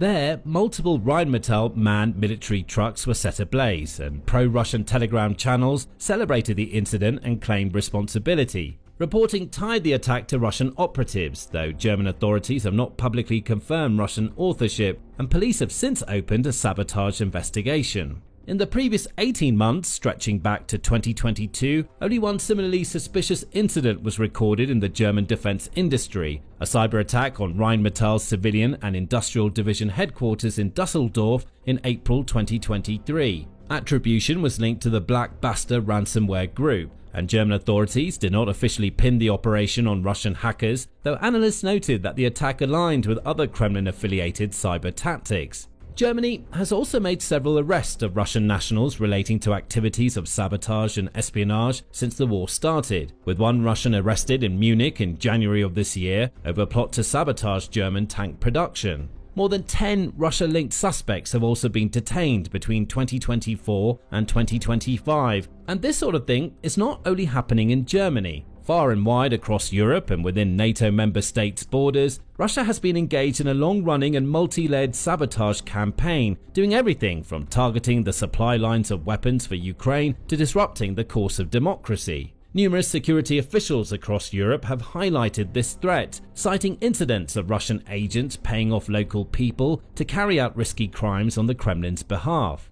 One NATO official noted an unprecedented escalation and spread of Russia's hybrid warfare, specifically involving physical sabotage of the supply lines of NATO weapons set to be delivered to Ukraine. They stated, "It's everything from point of production and origin to storage, to those who are making decisions, to the actual delivery. It's bold. Russia is attempting to intimidate our allies." And Russia is not afraid to use any and all possible tactics to achieve its ends. One incident, for example, involved Russian agents recruiting young men in Poland, contacting them over Telegram and paying them small amounts of digital currencies in exchange for completing various tasks. Those tasks range from relatively trivial matters like spraying graffiti messages around Polish cities to more serious crimes like planting surveillance cameras beside military bases and humanitarian aid routes, or burning down Ukrainian-owned properties. Polish police and internal security forces have also tracked down and arrested other people acting on the orders of Russian handlers, with one even involved in a suspected assassination plot on Ukrainian President Volodymyr Zelenskyy. The same sort of thing is happening in other nations. In France, for example, a 26-year-old pro-Russian Ukrainian was arrested after detonating a homemade bomb near the Charles de Gaulle airport in Paris. In the United Kingdom, 5 men were convicted for a Russian-ordered arson attack on a London warehouse that was filled with supplies destined for Ukraine. There was also said to be massive Russian interference in the recent parliamentary elections in Moldova, with over 70 people arrested by the authorities after they were found to have been sent to Serbia and trained by Russian instructors in how to cause division, provoke the public, and resist arrest. Those involved were paid several hundred euros for their involvement and were set to be used as pawns in Russia's game to yet again interfere in another country's fair and free electoral process. Fortunately, this plan was found out and foiled by the authorities, and intelligence services across NATO have upped their game when it comes to exchanging information and helping one another find out about Russian plots and stop them in their tracks. They're doing whatever they can to beat the Kremlin at its own game, to snuff out any and all traces of Russian disruption and interference. But they can't be everywhere at once, and there's no telling how many Russian agents could be acting across Europe at this very moment, unseen and unheard, sowing the seeds of chaos. Online too, Russian hackers and botnets pose a massive threat, as they're able to spread extraordinary amounts of disinformation, shaping narratives and influencing opinions far and wide. And this all brings us back to Martin Jaeger, who admits that Russia's spies operate in ways that make it very difficult to trace an attribute, and that they're evidently doing whatever they can to influence German domestic politics and government decision-making, as well as influencing and interfering in other nations across Europe. In response, Jaeger argues it's vital for the European Union and the NATO alliance to stand firm and fight back. Now, in his view, is the time for strength and decisiveness. At the same time, restraint and leniency are interpreted as weakness by our opponents such as Russia. We must draw the right conclusions from this. We must confront our opponents wherever necessary. To this end, we will take higher risks in a controlled and consistent manner. Jaeger's overall message is clear. A hot confrontation between Russia and NATO could erupt at any moment, and he warns that the alliance is already under fire. It may not involve bombs and missiles just yet, with Russia instead using more surreptitious methods to achieve its devious goals. But the Kremlin is quite clearly in the process of undermining NATO in whatever ways it can think of. In response, the alliance cannot simply sit still and watch as its weaknesses are identified and exploited by the enemy. It must be strong, resilient, and ready to retaliate. Every single day, Russia feeds hundreds, if not thousands, of its soldiers into the Ukraine war meat grinder. Those soldiers are chewed up, spat out, and in many cases will never make it off the battlefield where Ukraine's drones, artilleries, and mines tear them to shreds. For any other attacking nation in a war, this would be a sign of catastrophic strategic failure. But for Russia, it's all part of the Kremlin plan. Catastrophic Russian losses have been revealed, but the Kremlin is still claiming that the Ukraine war is going according to plan. On October 14th, Euromaidan Press published an article in which it revealed figures provided by the UK's Ministry of Defence, or MOD. The numbers don't reflect well on Russia's battle plan in Ukraine. According to the MOD, Russia has suffered a staggering 332,000 casualties so far in 2025. Those numbers run up to October 12th per the MOD's data. So assuming that we can count October as half a month, this number alone means that Russia is losing just under 35,000 of its soldiers monthly in the Ukraine war. And it gets worse. Those 332,000 add to Russia's losses prior to 2025, bringing the grand total of Russian casualties up to 1.118 million since Vladimir Putin launched his full-scale invasion back in February 2022. These MOD numbers roughly align with those provided by Ukraine's Ministry of Finance, though the latter has a slightly higher estimate. It puts the number at around 1.125 million, though a 7,000 soldier difference doesn't seem like much to quibble about. Granted, 7,000 is about the size of Estonia's standing military, which Global Firepower says has 7,700 active personnel, but that's nothing to the Kremlin. 7,000 dead or injured soldiers is all in a week's work for Russia, as you'll discover in a moment. The takeaway here is simple. Russia isn't just losing soldiers, it's losing entire armies. Any other invading nation that saw 1.1 million of its soldiers die for the cause, with 332,000 of those casualties in about 3/4 of a year, would have given up by now. At the very least, it would have declared a ceasefire or come up with some sort of plan B, but not Russia. Far from being a national travesty, this massive casualty rate is all part of the plan. For now, let's come back to the MOD's figures. Sharing its figures on X, the MOD breaks Russia's casualty rate down into daily figures for the last couple of months. It notes that Russia lost an average of 950 soldiers per day in September, which was a moderate increase over the figures seen in August. That, surprisingly, is good news for Russia. September 2025 saw the country's second lowest casualty rate since April 2024, the MOD says, with August 2025 offering the lowest. Euromaidan Press adds that September and August mark sharp declines from the spring of 2025. In March and April, Russia was dealing with a daily casualty rate of around 1,300, the outlet reports, with April alone seeing it lose 36,000 soldiers. September marked a 27% decline from that 2025 high point. But the good news hasn't lasted for Russia. The gradual rise seen in September has continued in October. However, Russia's casualty rate in October 2025 has been steadily increasing, surpassing 1,000 daily casualties every day from the 5th of October through to 12th of October, the MOD reports. So it looks like Russia is getting back to its heavier losing ways as we approach the end of 2025. And when we say heavier, we really mean it. More of Russia's soldiers are dying than ever. Casualties alone don't reveal the true story of Russia's massive manpower losses, because the term casualties covers everybody who is killed, injured, captured, or otherwise taken out of the war. To get the true picture of what's happening to Russia's forces right now, we need to look at the Russian military's ratio of dead to injured. First, some context. Back in World War II, death-to-injury ratios varied depending on the country and the battles it participated in. The DePay Institute says that for the Soviet army, the devastating fight against the invading Nazi army in Kursk saw it hit a ratio of 2.29 injuries to every 1 death during the first week of the battle, followed by a slightly better 2.68 injuries to each death a week later. Other ratios are comparable or better. The UK, for instance, flitted between ratios of 1.67 to 1 and 4.59 to 1 when fighting in Ardennes. The US tended to stick around the 5 injuries for every death mark. Bear in mind that World War II was among the most brutal conflicts seen in the history of mankind. Modern wars tend to have more favorable ratios thanks to advances in medicine and militaries actually caring about evacuating their wounded soldiers. The US campaigns in Iraq and Afghanistan provide some solid evidence of that. In Afghanistan, the US had 4.5 wounded per death, while Iraq saw a much higher 7.3 injuries per death. In the latter case, that means that only 1 of every 8 or so soldiers reported as casualties had actually died. We're sharing all of this contextual information with you for a reason. Russia's wounded-to-dead ratio is even worse than the Soviet army had during the fight for Kursk. On October 13th, Politico reported on a joint report between Mediazona and the BBC. That report confirmed Russian losses during the first 8 months of 2025, and it drew a remarkable conclusion. Due to a lack of a normal system of evacuating the wounded from the battlefield, there are only 1.3 wounded soldiers per 1 dead. This signals a low level of survival of the wounded who are poorly trained in tactical medicine and are usually abandoned without help after injury, the report claims. That throws Russia's casualty figures into an entirely new light. If the country is now losing around 1,000 soldiers per day in October, that means almost half of those casualties are deaths. These are soldiers who are never going to be able to return to fight another day for Putin, meaning they absolutely have to be replaced. Russia isn't just losing soldiers to injury, it's watching its soldiers die on the battlefield, literally.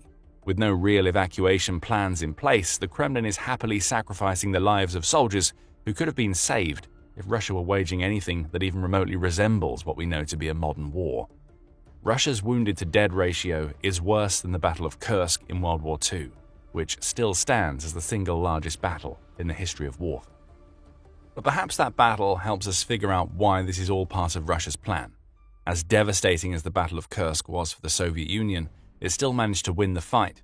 It prevented Germany from launching the major offensive operations it had planned on the Eastern Front, and to many, the battle ended up being the turning point in the war. Right now, we're seeing Russia dealing with a worse wounded-to-dead ratio than even that battle saw, and that may be because Russia believes it can achieve victory in Ukraine through sheer volume of manpower alone. But more on that later in the video. For now, it seems like things are getting even worse on the casualty front for Russia. On October 14th, United 24 media reported that Ukraine reported 190 combat engagements with Russian troops across the entire front line on October 14th alone. Those encounters didn't end well for Russia. Ukraine reported that Russia's military lost 1,200 troops in a single day, along with 5 tanks, 29 artillery systems, 145 vehicles, and 390 unmanned aerial vehicles.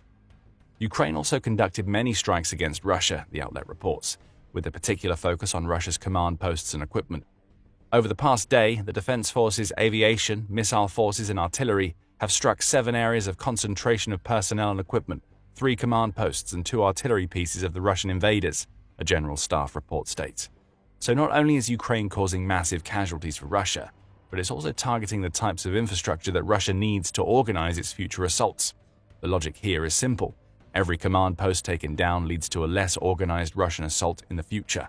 And when an assault is disorganized, more Russian casualties are the inevitable result. You may have noticed something else here. The MOD figures we shared earlier said Russia was losing 1,000 soldiers daily during October.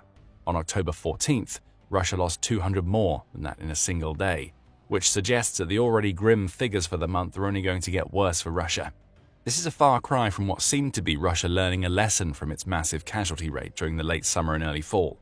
The casualties were below 1,000 per day in August and September. There seemed to be a hint of a downward trend developing. But no, we're halfway through October and Russia is right back to feeding over 1,000 soldiers per day into the meat grinder, showing us that it has no real alternative strategy for achieving victory in Ukraine. But that's the point. Russia doesn't have a plan B because it believes that plan A is working as it's supposed to. That much was made clear on October 10th, when Russia launched a massive airstrike against Ukraine. United 24 media says in the wake of that strike, the Russian Ministry of Defense claimed that it was satisfied with the outcome of the strikes on Ukraine, adding that all of the targets it wanted to hit had been destroyed. That may have been the case.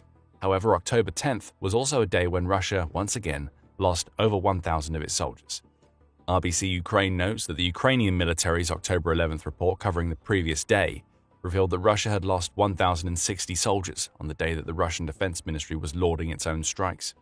Russia doesn't even care if the rest of the world is paying attention to its massive casualty rate. It's happy with its airstrikes and pays so little mind to the country's massive casualty count, specifically because what's happening on the ground is going according to plan. Putin has made this kind of claim before. Back in January 2023, after his initial special military operation had failed and Russia found itself embroiled in an attritional war, Putin claimed that what the world was seeing in Ukraine was what Russia wanted it to see. The dynamics are positive, Putin said at the time. Everything is developing within the plan of the Defense Ministry and the General Staff, and I hope that our fighters will please us more than once again with the results of their combat work. By this point in the war, Russia appeared to have hit the 100,000 casualties mark and was veering very close to 150,000 soldiers lost. By March, it would surpass that number, and as we've seen, it's added around 1 million since then. This has been Putin's plan all along. So when the Kremlin says that the Ukraine war is going according to plan, it isn't lying. Russia has made the mass death of its own soldiers a key part of its strategy, in lieu of using the far more modern combined assault approach that would have led to a far lower casualty rate. According to plan may seem strange to any other country that wouldn't be willing to sacrifice several armies' worth of soldiers for a single goal. But for Russia, it's par for the course because attrition, on its own side as well as the enemy's, has always been the Russian way. That's according to the National Interest, which says that what is happening in Ukraine aligns closely with how Russia has used its forces during many conflicts of the past. The Russian way of war, so to speak, weaponizes its historically enormous numbers of available troops to achieve success on the battlefield, the outlet said back in April. That's precisely what we've seen in Ukraine. On the ground, at least, Russia has engaged in a strategy that sees it endlessly replenish its forces as Ukraine cuts them down. The same goes for Russia's equipment. What matters to the Kremlin isn't that its soldiers and equipment are being destroyed in Ukraine. That's an expected consequence of the Russian approach to war. The only thing that really matters is that those soldiers and equipment are forcing Ukraine to expend ammunition, to lose people. The slow crawl deeper into Ukraine is being made possible by sheer numbers alone. Going back to World War I, and Russia threw millions of men against the Austro-Hungarian and German forces, the National Interest says. During the next World War, Joseph Stalin mobilized the Soviet Union to an unprecedented degree, leading to situations like the Battle of Kursk. Russia is believed to have lost 800,000 soldiers compared to Germany's 200,000 casualties in that battle. But the Battle of Kursk is still seen as one of the great Russian victories. For any other country, that sheer scale of loss would be a catastrophe, a military-ending event that would leave it so weakened that an invading force would be able to do serious damage in future battles. For Russia, those kinds of losses are just part of the plan. And Ukraine proves that Russia takes the same attritional approach when it's on the offense as it does when it's defending. In June, The Telegraph's David Blair published a piece discussing Russia's approach in Ukraine up to that point. His article included an interesting graphic. At the time, it was believed that 250,000 Russian soldiers had died out of a total of 950,000 casualties. Those numbers were recorded after a little over 3 years of warfare. For context, the graphic shows that 58,220 American soldiers died in the 8-year Vietnam War, showcasing how outdated Russia's ground offensive was even over half a century ago. Those numbers conjure an image of Putin casting the entirety of his first invading army into a furnace, then gathering another and doing the same, over and over again, Blair wrote in June. And he isn't wrong. That's exactly what Russia has done, and like the National Interest article, Blair says that Putin's adherence to Russia's history, rather than the modern ways of doing war, is to blame. He says that the Russian president's frame of reference for what warfare should be doesn't seem to come from any conflict that occurred after 1945. Instead, Putin is steeped in the history of what Russians call the Great Patriotic War, the Soviet Union's epic struggle against Hitler's invasion between 1941 and 1945. It seems that World War II is the model for Russia's approach to Ukraine. That, combined with Putin's callous disregard for the numbers of soldiers Russia is losing, explains how the MOD's figures are what Russia claims them to be, all part of the plan. It's just a plan that makes no sense to any modern military because armies are no longer built to fight the way that Russia is fighting. That's not just on the strategic level either. Western militaries don't treat their soldiers with what Blair calls the cold indifference that Putin and his Kremlin cronies show to Russia's troops. Putin is willing to see the suffering. He's fine with Russia experiencing more casualties than practically any other war has seen since the end of World War II. The question has to be asked, why? Part of the answer for why everything is going according to plan, from the Russian perspective, is that Putin's forces are making gains. They're not impressive gains by any stretch of the imagination. However, they do exist. On October 8th, Reuters reported that Putin claims that Russia has managed to capture about 1,930 square miles of Ukraine in 2025 so far. Assuming Putin is telling the truth, which is a big assumption to make, that would amount to about 1% of Ukraine, bringing the total that Russia has captured up to nearly 20% of the country, Reuters claims. In Putin's mind, holding a fifth of the country is evidence that his plan is working. Never mind that the vast majority of those gains were made during the early weeks of the war, which saw Russia capture plenty of territory before Ukraine pushed it back. To the Kremlin, 20% in just over 3.5 years is still 20%. It's proof that the price being paid in Russian soldiers' blood, though heavy, is worth paying. However, there is another reason why Putin is so willing to continue with the Russian plan. Right now, Putin might not be looking to capture all of Ukraine. Instead, he only wants Russia to capture enough of the territory so that Putin has leverage in future peace talks. Putin has constantly stalled peace talks since they began earlier in 2025, and he is doing that for a reason. On August 16th, in the wake of Putin's Alaska meeting with US President Donald Trump, The Guardian revealed that Putin had made Russian control over Luhansk and Donetsk one of his demands. For a ceasefire to even occur in Ukraine, the front lines would have to be frozen, Putin said, indicating that these two regions in particular are what he really wants. And it's for Luhansk and Donetsk that Russia is still grinding through its troops. Everything is going according to plan for Russia because it's making slow progress through these two regions. Every square mile gained, no matter how slowly, amounts to more leverage for Putin. His goal right now seems to be for Russia to occupy Luhansk and Donetsk so completely that Ukraine will be forced to cede them as part of any future peace.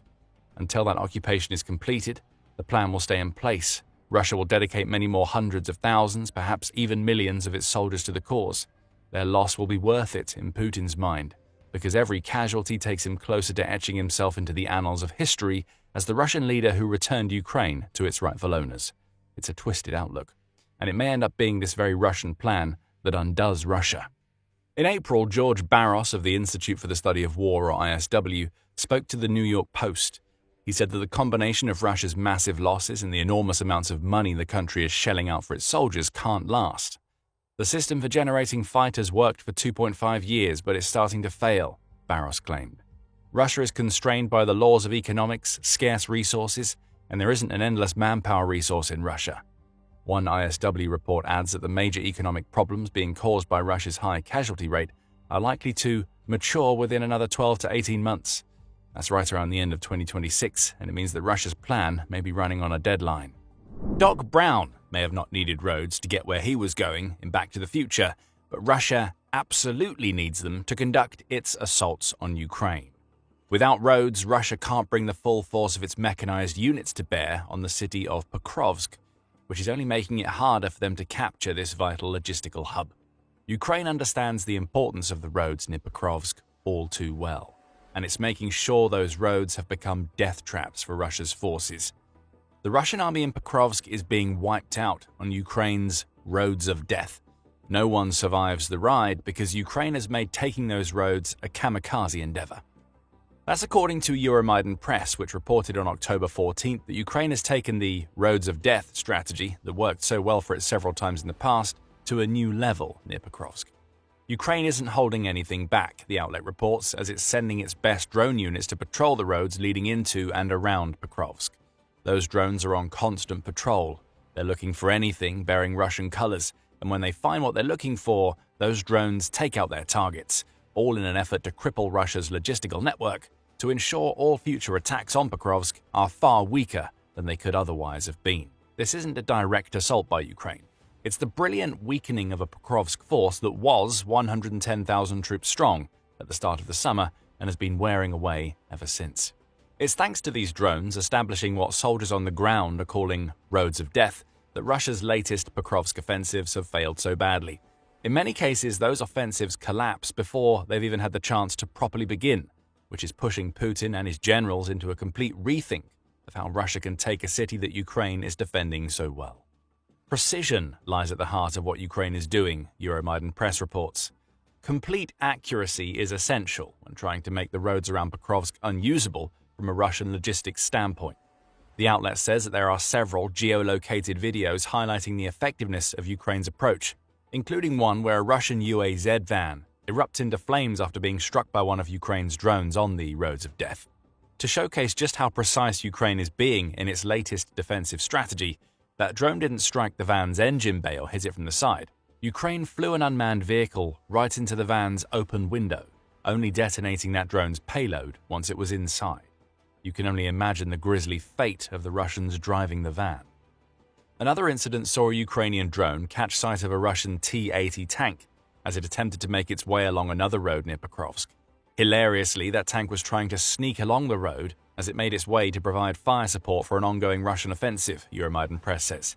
Considering that this is a 93,200-pound tank that measures almost 32.5 feet long and 11.15 feet wide, being stealthy is a pretty tricky proposition.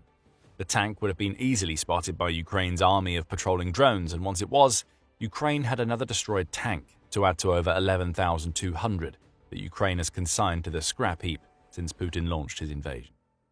Russia has at least attempted to give its T-80 some protection against Ukraine's drones, as Euromaidan Press explains. The tank was protected by additional cages and electronic warfare, yet it was still easily hit, the outlet says. The mention of cages is interesting. Cages aren't typical features for tanks, not least because the tank itself is meant to be a rolling ball of armor and firepower that is capable of taking a hit or two. However, Russia has been putting cages on its tanks throughout the Ukraine war in a desperate attempt to counter Ukraine's drones. These devices are called cope cages. They're not always effective. Russia has come up with all sorts of weird and wacky designs for these cope cages. Business Insider shared a few examples in August, highlighting one monster tank that was loaded with so much hardware that it took Ukraine's 60 first-person view or FPV drones to finally take it out. That was a rare example of a Russian cope cage success story that could have only come about because Russia's forces must have had plenty of spare materials lying around. But is it really a success story? Ukraine hit this tank with 60 drones, which means it wasn't even able to attempt any sort of evasive measures. That's thanks to the massive cope cage built around it, which shows us that Russia is so desperate to protect its tanks that it's making them practically non-functional. Other versions of cope cages are more rudimentary than the one Business Insider highlights. Russia has used everything from metal cages and netting to wood and chains, all to try to create makeshift armor to protect its tanks against Ukraine's drones. That armor does sometimes make it harder for Ukrainian drone operators to find weak points, but almost inevitably, the cope cages fail and the Russian armor is destroyed. We don't know what the cope cage tacked onto the T-80 on the road of death looked like, but it doesn't matter, Ukraine took it out anyway. Tanks aren't the only victims of Ukraine's roads of death. Ukraine's drone operators aren't picky when it comes to taking out Russian vehicles because everything they find is being used to serve logistical needs of the soldiers assaulting Pokrovsk. Euromaidan Press says that Russia is using supply vehicles of all kinds, vans, pickups, motorcycles, and even lone riders trying to deliver small batches of ammunition or rations to the front are being picked off by Ukraine. The fact that these vehicles are being used at all demonstrates the terrible state of Russia's mechanized forces right now. After losing so many tanks and armored vehicles, Russia is being forced to rely on vehicles that were never designed to take part in wars. Former Forbes correspondent David Axe highlighted the growing scale of Russia's reliance on civilian vehicles back in March. He wrote that Russia ended up facing a difficult problem as it launched more and more assaults against Ukraine's defenses in 2023 and 2024. With more assaults came more losses of equipment, leading to the 11,200 destroyed tanks that we mentioned earlier in the video. Axe also points to a survey from February that claimed civilian vehicles, including cars, ATVs, and even golf carts, accounted for about 70% of all Russia's vehicle losses in that month. It's only gotten worse from there for Russia. Its tank and armored vehicle shortfalls are such that even more civilian vehicles are being used in Ukraine than ever before. Russia's logic seems to be that it can at least use these types of vehicles to transport supplies, meaning it doesn't have to risk any of its armor. However, that logic is easily countered by the fact that civilian vehicles have no defenses against Ukrainian drones that have already proven themselves capable of destroying tanks. By May, Axe, now writing for his Trench Art column, was claiming that 90% of the hundreds of vehicles Russia loses in Ukraine every month are civilian vehicles. This isn't a clever Russian tactic that saves Russia's tanks and armored vehicles. It's a desperate tactic that shows us just how lacking Russia is when it comes to armor as we approach the end of the 4th year of the Ukraine war. As for motorbikes, Russia does at least have a better reason for using those. As CNN reported in April, Russia believes the speed and agility advantages that bikes hold over other types of vehicles make them a good choice for evading Ukraine's drones. Never mind the unprotected rider on the bike who is done for if one of those drones happens to score a hit. Russia is so convinced of the effectiveness of its motorbike-based approach that it's even published propaganda videos showing its soldiers practicing how to launch assaults in groups of 2 or 3 bikes. Just as with other civilian vehicles in the cope cages, the motorbikes are not working.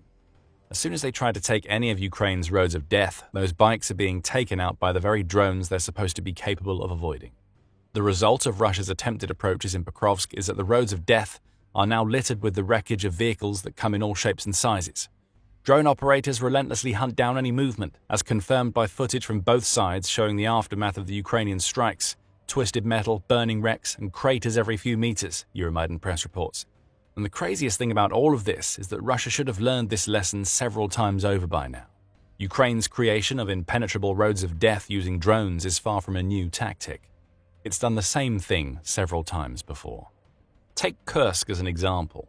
Back in August 2024, Ukraine pulled off a successful counter-invasion of that Russian oblast that saw it take several hundred square miles of Russian territory from under Putin's nose. By October of that same year, Russia had finally managed to launch a counter-offensive against the Ukrainians in Kursk. In response to that counter-offensive, Ukraine unleashed its roads of death strategy. Military shared what one of these roads looks like in October 2024. It reported on an almost 8.7-mile stretch of Kursk's Snagost-Zelenyi Shlak highway, which Ukraine's defenders had turned into a kill zone for any Russian vehicle that attempted to traverse the road. By the time of Military's report, over 30 units of Russian equipment had been destroyed on that small stretch of highway in a matter of weeks. Ukraine was using the same strategy that we now see it using in Pokrovsk.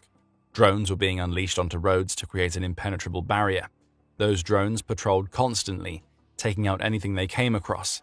Military even shared a video of this Kursk highway, noting that the footage showed 9 destroyed armored personnel carriers, along with 12 infantry fighting vehicles, 5 armored vehicles, and 3 tanks. Still, maybe Russia's soldiers in Pokrovsk hadn't heard about these highways of death. Kursk is hundreds of miles away from Pokrovsk, so maybe what's happening right now is a symptom of failed communication rather than Russia repeating the mistakes that have already cost it dozens of vehicles. You might be able to make that argument were it not for the fact that Ukraine has used the roads of death strategy near Pokrovsk in the past. Euromaidan Press even makes that point, noting that these new roads of death mirror those that Ukraine created on the western flank of Pokrovsk just a few short months ago. Footage of the road was shared on YouTube in July. The road is about a 5-mile stretch that connects the settlements of Zvovta, Novopustinka and Pustinka close to Pokrovsk, and it had become yet another death trap for Russia's vehicles. Over 140 destroyed tanks, armoured vehicles and civilian vehicles were shown on the road. That makes 28.5 vehicles for every mile, which is the sort of traffic jam no Russian soldier wants to find themselves caught up in. And even back then, the vehicles Russia was sending down this road of death were primarily civilian cars and trucks used to support its logistical network. Russia hasn't learned a thing from its past experiences with Ukraine's roads of death, or perhaps more accurately, Russian commanders likely know how dangerous these roads are, and they either don't care or are so desperate to keep supplies flowing that they force their troops to drive on them anyway. Either way, the aftermath is the same. Vehicles are being eliminated by the dozens, and usually long before they get anywhere near the soldiers on the front lines that they're supposed to be supplying. Now that Ukraine has seen the success of its roads of death strategy, it's looking to build on what it's already achieved near Pokrovsk. One of the ways it's doing that, Euromaidan Press reports, is by ensuring that Commander Robert Brovdy, who operates under the call sign Magyar, continues to oversee the Pokrovsk sector. Brovdy, who was a businessman and entrepreneur before Putin invaded Ukraine, volunteered to serve in the Territorial Defense Forces of Ukraine on February 7, 2022. It was only a couple of weeks later that Russia's forces rolled into Ukraine, and Brovdy has been fighting against them ever since. Brovdy has been hailed as one of the fathers of Ukraine's drone-centric defense against Russia, even to the point where Ukraine's President Volodymyr Zelenskyy has awarded him with one of Ukraine's highest military honors for his service. He is now the commander of the Unmanned Systems of the Armed Forces of Ukraine branch of the Ukrainian military, and his presence in Pokrovsk goes a long way toward explaining how Ukraine has managed to pull off its roads of death strategy. Brovdy understands drones as well as, or better than practically anybody else in Ukraine's military. His expertise and guidance are helping Ukraine to create the multi-layered drone defenses and patrols that now make the roads of death so dangerous to Russia's soldiers and vehicles. His doctrine is simple: total drone dominance stretching over a dozen kilometers behind the front line, with every meter of road under observation, every vehicle tracked and every movement punished immediately, Euromaidan Press says of Brovdy. The Ukrainian defenders in Pokrovsk will be more than happy to have him by their side, and happier still that it seems that Brovdy is going to be staying in Pokrovsk for the foreseeable future. Russia is being forced to do something that it has had to do several times already in Pokrovsk: rethink its strategy. With roads of death being so effective, Russia simply can't use the same tactics that it was using just a few months ago near Pokrovsk. Large mechanized assaults are almost impossible. Russia can't send its tanks and armored vehicles to assault staging areas, because those vehicles have to navigate a sea of drones to get anywhere. Motorbikes, which Russia believed could be a remedy for Ukraine's drone-heavy defense, have also proven themselves extremely vulnerable.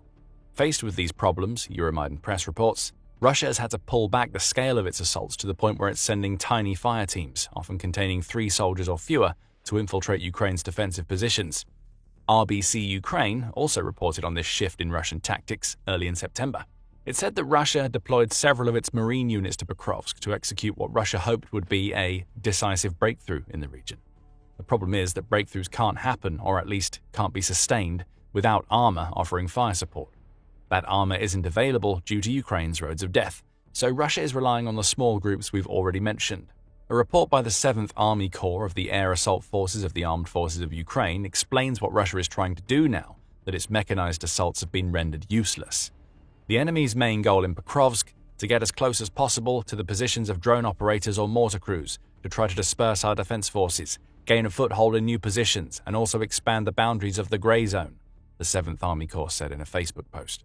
Some would say that this is a smart tactical change-up by Russia. Rather than sending its vehicles into the firing line, it's sending infiltrators to get in behind Ukraine's lines so they can target the people operating the drones that stop those vehicles in their tracks. However, Brovdy sees exactly what Russia is trying to do, and he's already arranging counters to deal with this new strategy. With the roads of death established, Euromaidan Press says, Brovdy is now ordering Ukraine's drones to prioritize Russia's infantry ahead of its vehicles. Pokrovsk's drone operators now have minimum monthly kill rates. Those rates need to be higher than Russia's ability to mobilize new soldiers in the Pokrovsk direction, Euromaidan Press reports. We may see the start of a circuitous strategy emerging here. Right now, Brovdy and his forces are targeting Russia's infantry because they represent the greatest threat to Pokrovsk. Vehicles are less of a threat because Russia has finally figured out that the roads of death aren't worth risking. Eventually, Russia may work out that Ukraine is targeting its soldiers rather than its vehicles, which could in turn lead to it trying the roads of death again. Pravdi will be watching for this. As soon as Russia starts trying to build up for a mechanized assault or get its logistical networks up and running again, the odds are that Pokrovsk's drone operators will start hitting the vehicles again. It's a game of reactions and counter-reactions. Based on just how many soldiers and vehicles Russia is losing in Pokrovsk, this seems to be a game that Ukraine is winning. Ukraine's roads of death are stopping Putin from claiming Pokrovsk in the fall, which is putting Russia far behind its leader's schedule. Pokrovsk was supposed to be Russia's by the end of the summer. Now Putin is growing ever more desperate. According to Zelenskyy, Russia is now trying for a stronger push against Pokrovsk to cover up for the losses its military has experienced in Dobropilya. On October 9th, Pravda reported Zelenskyy as stating, "They initially said by September, then postponed the deadline to November." That comment was made in reference to Putin's stated deadline for taking the Donbas region of Ukraine. The operation has definitely influenced the defense of Pokrovsk. Realizing their heavy losses near Dobropilya, the Russians have now been ordered to take Pokrovsk urgently, at any cost. We know what "at any cost" means to Putin. Russia will be sending more soldiers and perhaps more vehicles into Pokrovsk. How effective these new offensives will be is anybody's guess. The roads of death are still very much active, and they're ready to crush any new Russian offensive, just as they crushed everything that Russia has tried since the failed summer campaign to take Pokrovsk. Still, Putin won't care how many soldiers he loses as long as Pokrovsk eventually falls. After all, he's more than happy to let Russia's soldiers die in Sumy, so why not Pokrovsk as well? Russia has more than its share of problems on the Ukrainian battlefield. Over 1 million of the country's soldiers have been killed or injured, along with tens of thousands of units of military equipment being destroyed. However, it may end up not being what Ukraine achieves inside Ukraine that ends Vladimir Putin's war. It could be a problem inside Russia. A seemingly incurable disease that's afflicted Russia since the Soviet era is now on the verge of wrecking the country. Russia has a Dutch disease, and it's rotting the country from within. That's according to Paul Warburg, who posted a YouTube video on October 10, detailing how Russia's version of the Dutch disease is multi-layered and may be one of the worst cases ever seen. But before digging into Warburg's points, perhaps a little context is needed. It's important to understand what the Dutch disease is before being able to see how Russia is afflicted with what may be a country-ending dose of that disease. As the name implies, the Dutch disease is named after a very specific incident that occurred in the Netherlands from the late 1950s. It all started when the Dutch discovered natural gas deposits in the North Sea in 1959. Naturally, the Dutch started extracting and selling this gas, leading to a ton of new wealth that also led to the value of Netherlands' currency rising sharply.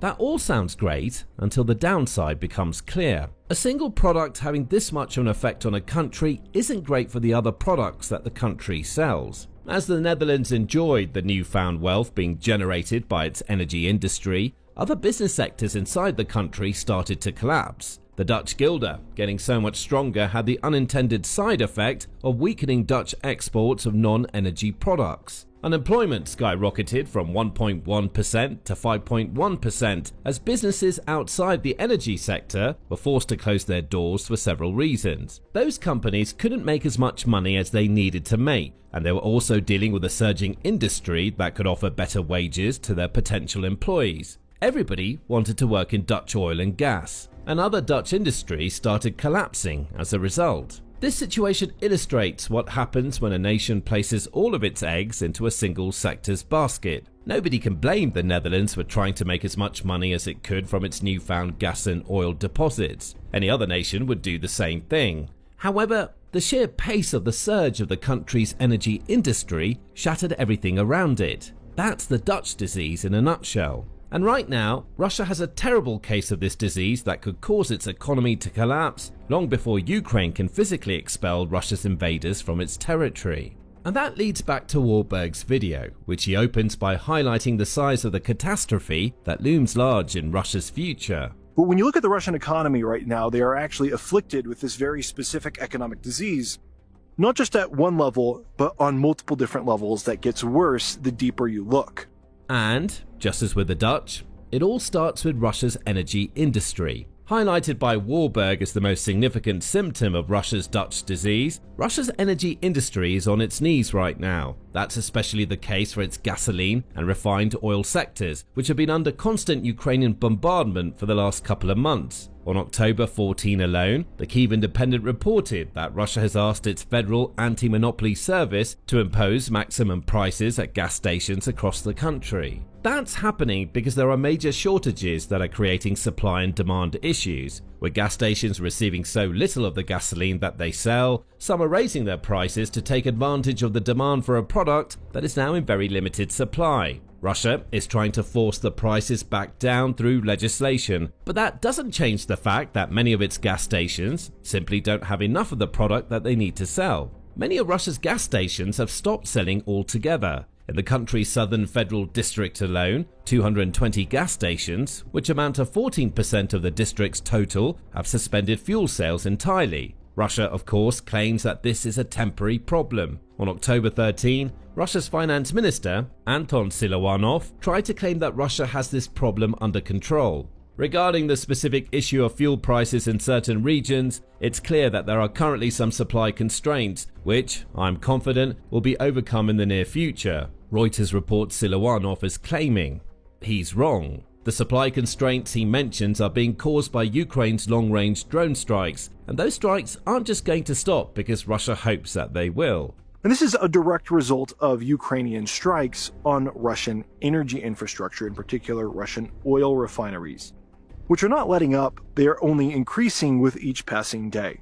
As Warburg points out, that's not what Russia wants to hear. As the BBC reported on October 2nd, Ukraine has hit 21 of Russia's 38 large refineries already in 2025, with several of them being hit multiple times. That's a 48% increase over 2024's refinery strike figures, and there's no reason for Ukraine to stop now. It can see the impact its attacks are having not just in the queues that are now forming at Russia's gas stations, but in the desperate measures Russia is taking to overcome its fuel crisis. For instance, Russia is turning to other countries to get its hands on gasoline. On October 1st, the Kyiv Independent reported that Russia is now turning to Asia to maintain its domestic supplies of gasoline after Ukraine's refinery strike shut down almost 40% of the country's refining capacity. China appears to be among those countries, and that issue will be explored shortly, as is Belarus. It's here where the first symptom of Russia's Dutch disease really starts to rear its head. Russia shouldn't have to buy gasoline. Oil and gas are the country's two most powerful economic drivers. Now that it doesn't have gasoline to sell, Russia is dealing with a massive hit. As Warburg notes, Russia's energy exports make up the majority of income within the entire country.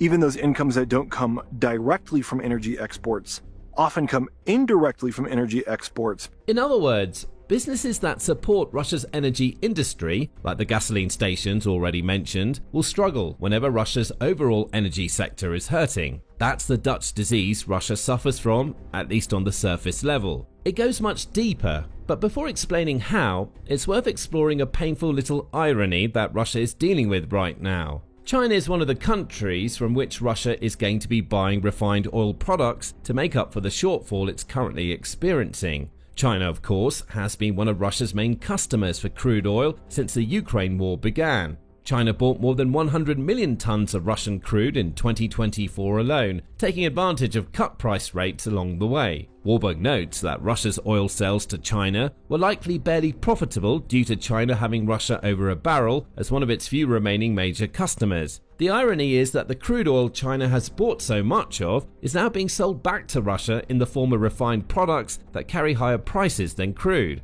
Russia thought that China was helping to support it financially in a war with Ukraine. The reality is that China is more than happy to exploit Russia's weakened position, which makes the Dutch disease afflicting Russia all the more debilitating. Geopolitically, China has played Russia like a fiddle, as the Jamestown Foundation highlighted as far back as December 2023.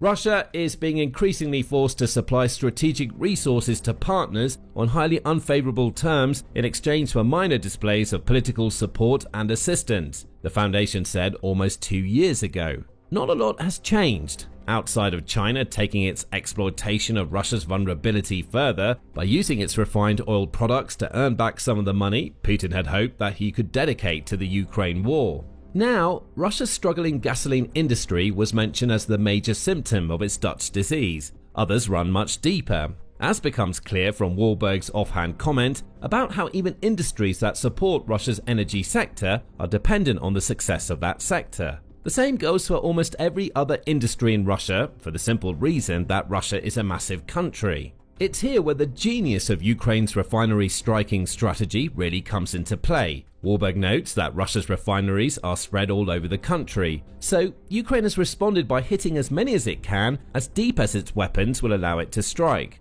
There's a very good reason that Russia's refineries are spread out as they are, as Wahlberg reveals. The reason that refineries are geographically distributed all across the country is to lower last-mile transport costs, so that refined energy doesn't have to travel as far. Think about what that means for Russia right now. The refineries that it still has operating at a decent capacity are those that are out of reach of Ukraine's long-range drones. That also means those refineries are a long way away from the Russian regions that need more gasoline. Russia is now being forced to transport refined oil products further, using those very products to fuel the trucks and trains engaging in these longer journeys. The same goes for the refined oil that Russia is importing, by the way. Russia only has so many ports into which those products can arrive. The gasoline Russia is buying all needs to be transported over large distances to get to where it needs to go. That's a second layer of cost. And it sees Russia's Dutch disease doubling down on itself. The only cure Russia has come up with for its oil dependence is a solution that only makes that dependence larger. Russia's economy could functionally seize up as a result of this problem, Wahlberg says. Both because of the lost revenues and the increased costs, but also for the simple fact that if people can't use energy, they can't buy, sell, or trade with each other. Pravda says that over half of Russia's regions have been hit by gasoline shortages as of October 12. In several of those regions, Russian consumers are being limited to buying as little as 10 to 20 litres of gasoline per visit to a gas station, assuming they can buy any gasoline at all. That amounts to 4.39 gallons at best, which is nowhere near enough to fill the tanks of most cars. For Russian business owners who rely on travel around the country to keep their companies running, whether their own travel or that of their employees, conditions are dire.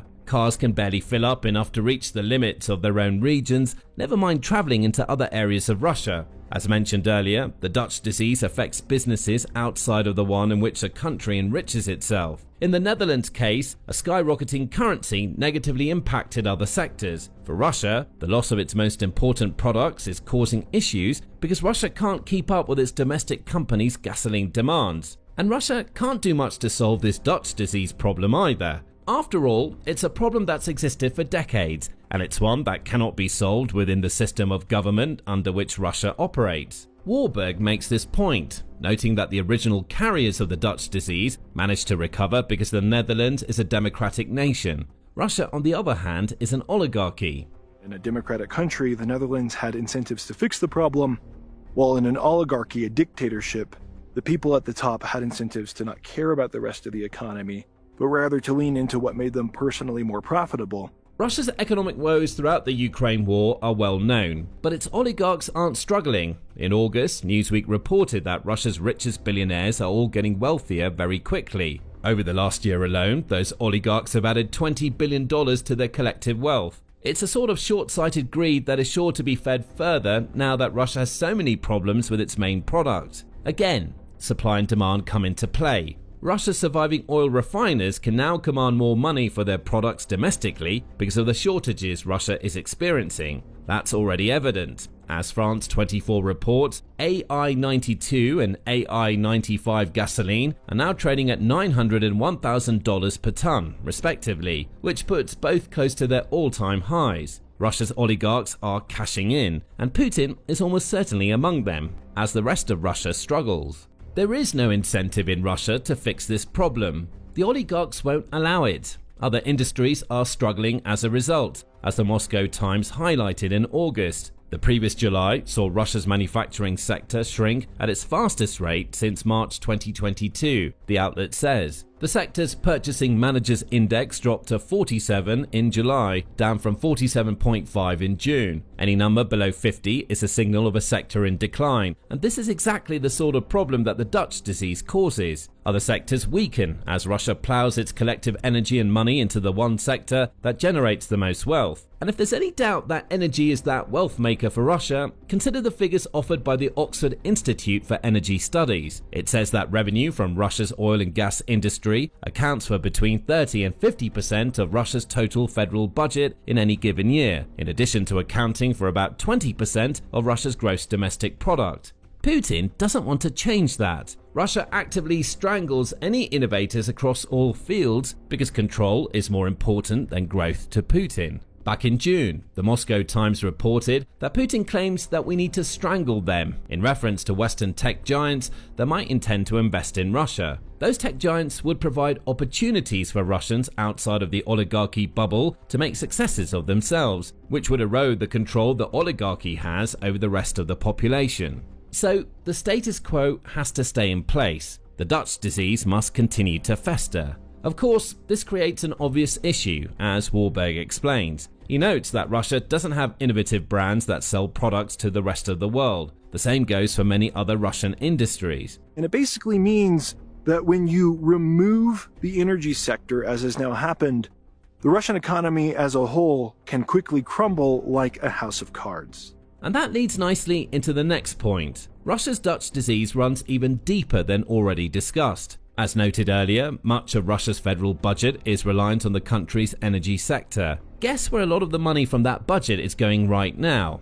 The Russian arms industry, of course. That sector represents one of the very few growth industries that Russia has right now, and it's been receiving a ton of funding that can only come thanks to oil and gas revenue. So much funding, in fact, that Warburg says that this one industry has caused massive wage hikes across Russia, which is in turn leading to labor shortages across other sectors. Think back to the example of what happened with the Netherlands earlier in the video. It showed that a single surging industry can lead to potential employees abandoning other sectors to make as much as they can from that other industry. Right now, weapons production is that surging industry in Russia, albeit one that's only made possible by Russia's energy sector, and other Russian industries are starting to feel the pinch. That means Russia's Dutch disease doesn't just affect the country on a national level, it's hurting Russia on the local level too. BBC Monitoring highlighted this problem in February when it reported on Russia having enjoyed a 4.6% year-on-year increase in industrial output in 2024.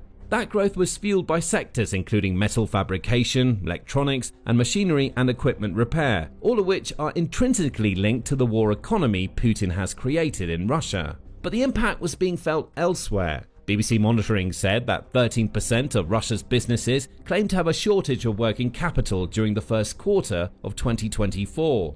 That had risen to 25% by the end of the year. Manufacturing was only growing because of the war industry too. The outlet quotes Spidel Finance, which says, according to preliminary estimates, of the 18.3 percentage points of manufacturing growth over 3 years, more than 20 percentage points are accounted for by the military-industrial complex factor through intersectoral linkages. It's impossible to make precise estimates, which means the civilian sector is predominantly in the negative. That was in 2024. The situation is only getting worse in 2025. Why would the average Russian want to work anywhere other than a war-related industry when the war is paying so well? In the short term, these kinds of local-level issues don't immediately rear their heads. People getting paid more due to switching to roles in Russia's military-industrial complex can then spend more at the local businesses, such as restaurants and shops, than they would have in the past. That assumes any of those local businesses survive when they can't compete with the wages being offered elsewhere. But this is all short-term, as Warburg points out. It will obviously end when the war ends and these companies go out of business, and these local economies will be completely robbed of all of this income, but all of the traditional employers will already be out of business, and that will be absolutely devastating. It's the small military towns that will struggle the most, with a tale that's almost as old as the industry itself. When entire communities are built around just one industry, those communities collapse when that industry goes under. Just look at the US Rust Belt for proof. Assuming you exclude New York City, America's Rust Belt was home to a third of the country's population in 1950, according to Forbes. Steel, coal and vehicles were the main products produced across this belt. But as time went on, the manufacturing of steel and vehicles was outsourced to other countries. Coal, on the other hand, became a less desirable product as oil, gas, and eventually clean energy solutions took over. By 2000, the population of the Rust Belt accounted for a quarter of America's total population, rather than a third. People were jumping ship to other states and other industries because the work in traditional Rust Belt sectors had dried up. Entire communities were destroyed as a result. And the same thing is going to happen when Russia's wartime economy ends. Only Russia, as an oligarchy, won't be providing as many options to people afterward. Again, it's the oligarchy versus democracy argument. Innovations elsewhere in the US at least allowed people who had previously lived and worked in the Rust Belt to chase opportunity elsewhere. In Russia, the only opportunities that exist are those provided by the oligarchy. So what Russia is experiencing is a triple dose of the Dutch disease. Its energy sector, upon which the entire house of cards stands, is crumbling. If and when that sector collapses, Russians who are already struggling to travel and trade within their own country will be stranded, destroying many businesses. And with the combined collapse of the energy sector and the end of the Ukraine war, Russia's wartime economy disappears and entire local communities will be ruined. Russia just unleashed yet another massive strike against Ukraine. It deployed hundreds of drones and dozens of missiles over the border, targeting numerous towns and cities far and wide across Ukrainian regions, including the capital of Kyiv and other major cities such as Kharkiv and Dnipro. It's the same sort of thing Ukraine has been forced to deal with on a near nightly basis for many months now, and attacks like this often cause mass casualties and widespread destruction, with residential homes and other buildings reduced to rubble. But Ukraine was ready for this attack, and its response has been both swift and brutal, a powerful demonstration of just how far the country has come. The Russian strike occurred overnight on October 9 into the early hours of October 10. As they have done so many times before, the Kremlin's forces launched a gigantic aerial assault against Ukraine, deploying close to 500 aerial weapons in a single strike. To be more precise, the attack involved a mixture of ballistic and cruise missiles, plus Shahid-style drones and other attack drones. In total, the Ukrainian Air Force calculated 497 aerial threats, including a whopping 465 drones of various varieties and 32 missiles. To make matters worse, Russia attacked from numerous directions. Missiles and drones were sent over the borders from the north, east, and even from the south, entering Ukraine from Russia's Kursk, Milerova, Shatalova, Orel, Shakhty, and Primorsko-Akhtarsk regions. 200 Iranian-made Shahid drones led the way, with additional swarms following behind. Russian forces also launched 2 Kinzhal ballistic missiles from the Lipetsk direction, 14 Iskander-M ballistic missiles capable of reaching peak speeds of more than 5,000 miles per hour or 7 times the speed of sound, and 12 Iskander-K cruise missiles, plus 4 additional Kh-59-69 guided air launch missiles too. This wasn't just a massive attack, it was one that involved a diverse array of weaponry. And that made it distinctly more difficult to deal with, because none of those weapons follow the same patterns and behaviors. They're all different, all unique, and all demand completely different approaches to counter them and bring them down before they strike their targets. If Ukraine only had to deal with 500 Shahid drones, for example, and no other drone or missile varieties, it would know exactly how fast those Shahids can travel, how far they can go, and what they're capable of. Its forces would therefore be able to quickly discern the best ways to bring them down and deploy the relevant defenses, likely taking out almost all of the drones while suffering minimal damages. Or if Ukraine only had to deal with a single type of missile, it would at least be able to identify the model in question and take the appropriate measures to counteract it. However, when Russia mixes things up to such an extent, sending so many different types of drones and missiles, all moving at different speeds and altitudes and in different patterns, Ukraine's defenders have a much more challenging task on their hands. They can't rely on a single system or strategy of air defense to deal with all of those diverse weapons. They have to respond rapidly, proactively, and in equally diverse ways, choosing the right solutions at the right times to repel each and every incoming threat. And that's exactly why Russia attacked in this way. They used different drones, missiles, and various launch vectors too, all in an attempt to both confuse and overwhelm Ukraine's defenses, and they likely had high hopes for this particular strike. The Kremlin may have envisioned widespread destruction across Ukraine, with dozens of buildings destroyed and dramatic numbers of deaths and injuries. It may too have hoped to gain precious intelligence about potential weak points within the Ukrainian air defense network, which it could use to inform its follow-up strikes in the days and weeks ahead. On paper, the Kremlin had good reason to be confident. As previously mentioned, attacks of this kind are notoriously difficult to deal with, and almost any other country in the world would absolutely struggle to defend itself against a strike of such magnitude. That includes major military superpowers. Even countries boasting some of the world's biggest defense budgets and strongest armies are still only taking their first steps into the rapidly evolving world of drone warfare, and have yet not mastered the tactics and strategies required to withstand such intense and unpredictable aerial assaults.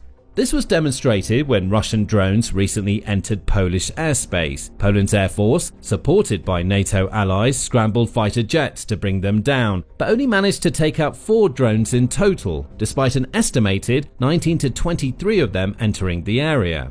If Poland or another NATO nation had to face off against hundreds of drones, as well as missiles, those tactics simply wouldn't suffice. But Ukraine is different, because Ukraine has been dealing with this kind of thing for a long time now. It suffered innumerable drone and missile attacks just like this one. Only a month ago, it had to cope with the biggest Russian strike of the war so far, involving over 800 Shahed-type drones and 13 cruise and ballistic missiles launched towards Kyiv and other cities on the night of September 7. Earlier this month, another massive attack took place, with over 500 attack drones and more than 50 missiles targeting numerous regions around Ukraine, including Lviv, Ivano-Frankivsk, Zaporizhia, Cherniv, Kharkiv, Kherson, Sumy, Kirovohrad, and Odessa. This is the tragic reality of the war today. With every passing week, fresh reports emerge of record-breaking Russian attacks. Thousands of drones and hundreds of missiles have entered Ukrainian airspace every single month in 2025, and this level of intense aggression is not likely to stop or subside anytime soon. So, on October 9, when the Kremlin's commanders once more ordered a major attack on multiple Ukrainian towns and cities, they're most likely expected to sit back, relax, and listen as reports flooded in of direct hits, infrastructure destruction, and dozens or even hundreds more innocent Ukrainian civilians killed or wounded. Unfortunately for Russia and its president Vladimir Putin, the attack definitely did not turn out the way they had hoped, because not only does Ukraine have more experience than any other country in the world when it comes to suffering massive drone attacks on a remarkably regular basis,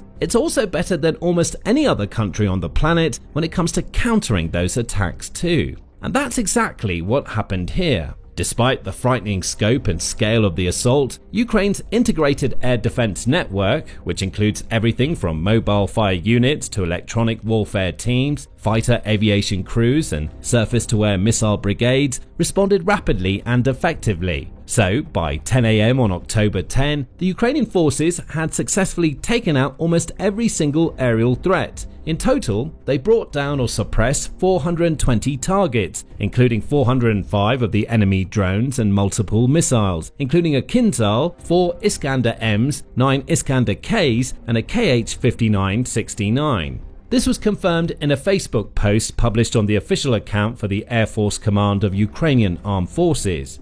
On the night of October 10, from 1900 hours on October 9, the enemy launched a combined strike on the territory of Ukraine using strike UAVs, air and ground-based missiles. In total, the Air Force radio technical troops detected and escorted 497 air attack vehicles, 32 missiles and 465 UAVs of various types. The air attack was repelled by aviation, anti-aircraft missile troops, electronic warfare and unmanned systems units, and mobile fire groups of the Defense Forces of Ukraine. According to preliminary data, as of 10 a.m., air defenses shot down, suppressed 420 air targets, 405 enemy UAVs of the Shahed Gerberer types, drones of other types, 1 aeroballistic missile Kh-47M2 Dagger, 4 Iskander MKN-23 ballistic missiles, 9 Iskander-K cruise missiles, and 1 Kh-5969 guided aircraft missile. In addition, 4 enemy missiles did not reach their targets, lost in location. The places of impact are being specified.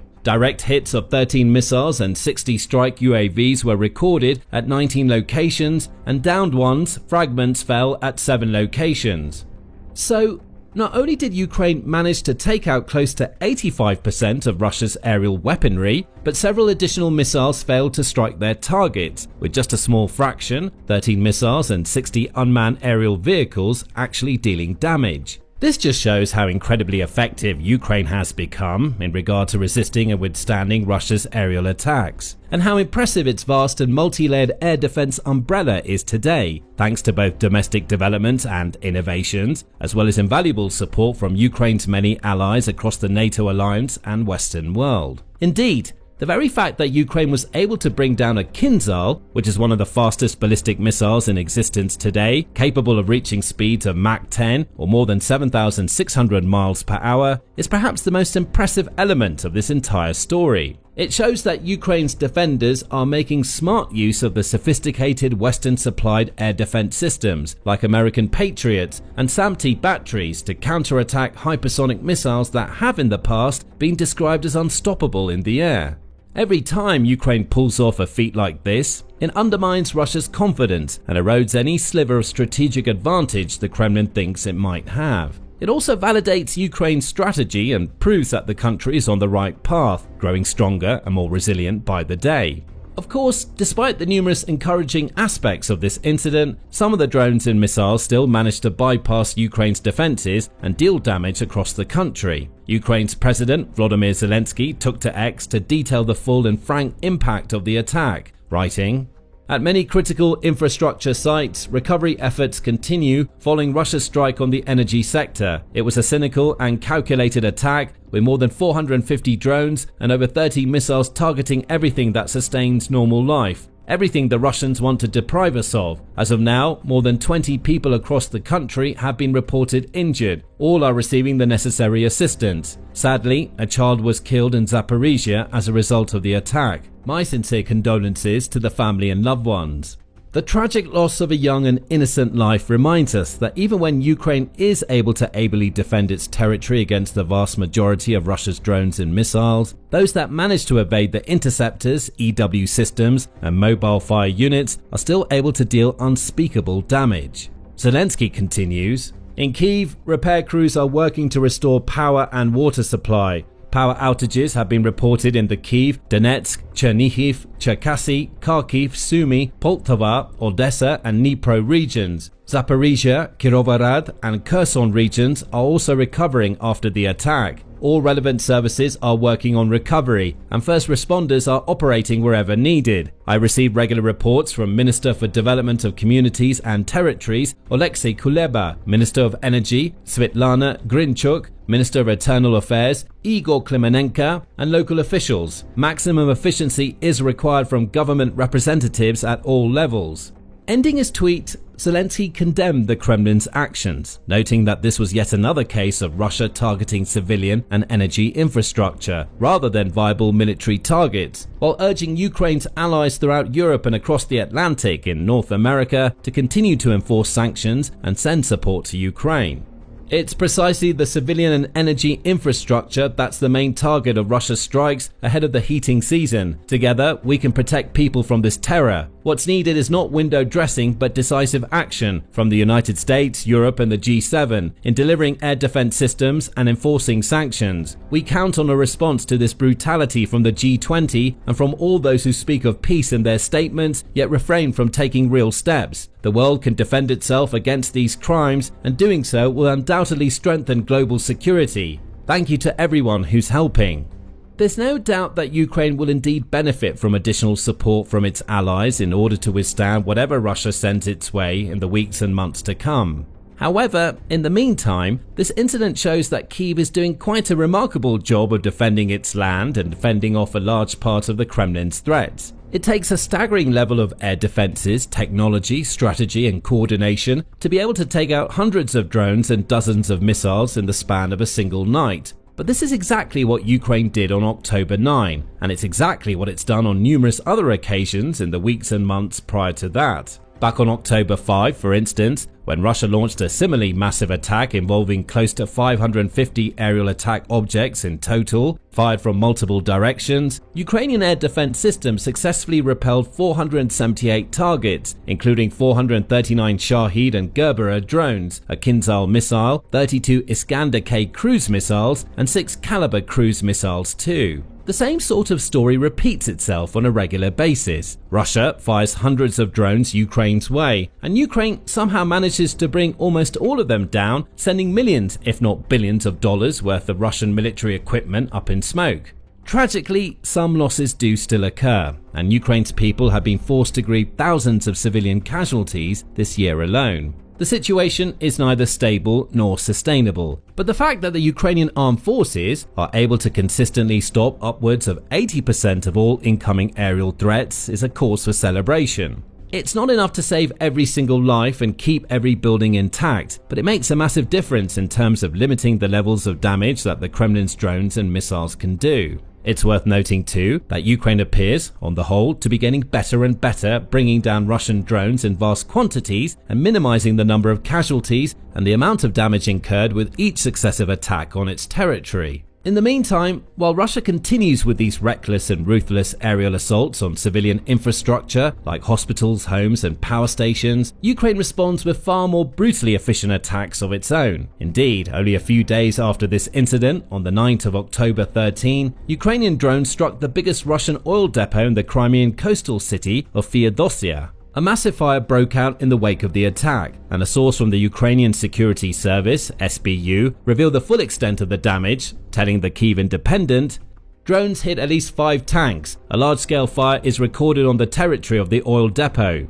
Videos captured by locals and shared online soon painted a clear picture of the scene, showing a massive blaze and thick clouds of black smoke rising up from the depot and filling the skies over the city of Feodosia. Residents also reported that the glow of the fire was visible from far and wide, while the SBU source stated that a nearby electrical substation had also been damaged in the attack, along with a separate substation in the inland city of Simferopol, adding, "The SBU continues to systematically reduce the enemy's military, logistical and economic capacity to wage war against Ukraine."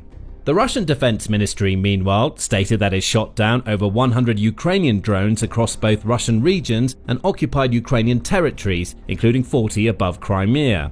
Clearly, the Kremlin's best efforts, once more, were not enough to stop the strike on this critical piece of oil infrastructure, and there's no telling just how much oil has quite literally gone up in flames as a result of the attack. It's known that the facility, which is a multifunctional location used for transshipment of oil and oil products between rail tanks, sea vessels, and road transport networks, can hold a staggering 250,000 tons of fuel in total. This makes it a vital cog in the Kremlin's war machine, supplying the fuel needed to power everything from jeeps to tanks, aircraft, generators, and more. Reports also indicate that even a day after the attack, the facility was still ablaze, with a massive column of stock still visible many miles away, according to local media reports and telegram posts from the Crimean Wind Channel, which wrote, "Poisonous smoke floats over the city, which can be seen from the starry Krim, 25 kilometers away. The smell can be felt even 10 kilometers from the place of the fire."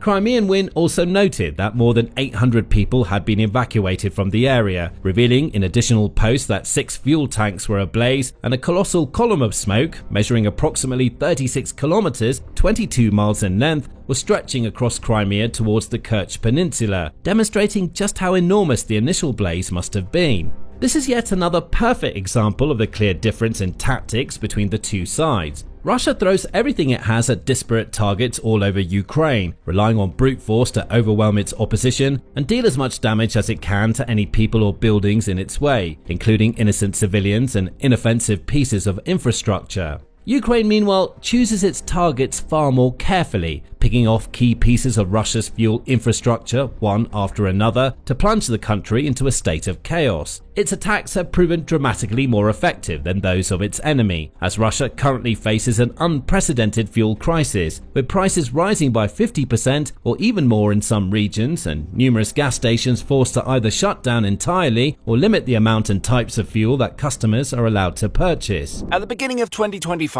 Vladimir Putin thought he had everything in place to strip Ukraine of the support of NATO, or at least of NATO's dominant member, the United States. US President Donald Trump was hinting at the US leaving NATO. At various points, he put the blame on Ukraine for starting the war with Russia. Everything was going according to Putin's plan. What a difference 9.5 months have made. Putin's refusal to agree to peace terms has led the US right back into the NATO fold, and now NATO is going all in for Ukraine. Russia won't survive what's coming, as Ukraine is going to get everything it needs to fight back. On October 15th, NATO Secretary General Mark Rutte spoke at a press conference following the NATO-Ukraine Council. There, Rutte told assembled journalists that over half of NATO's members have agreed to support the Prioritized Ukraine Requirements List, or PURL, program that has been designed to funnel support into Ukraine.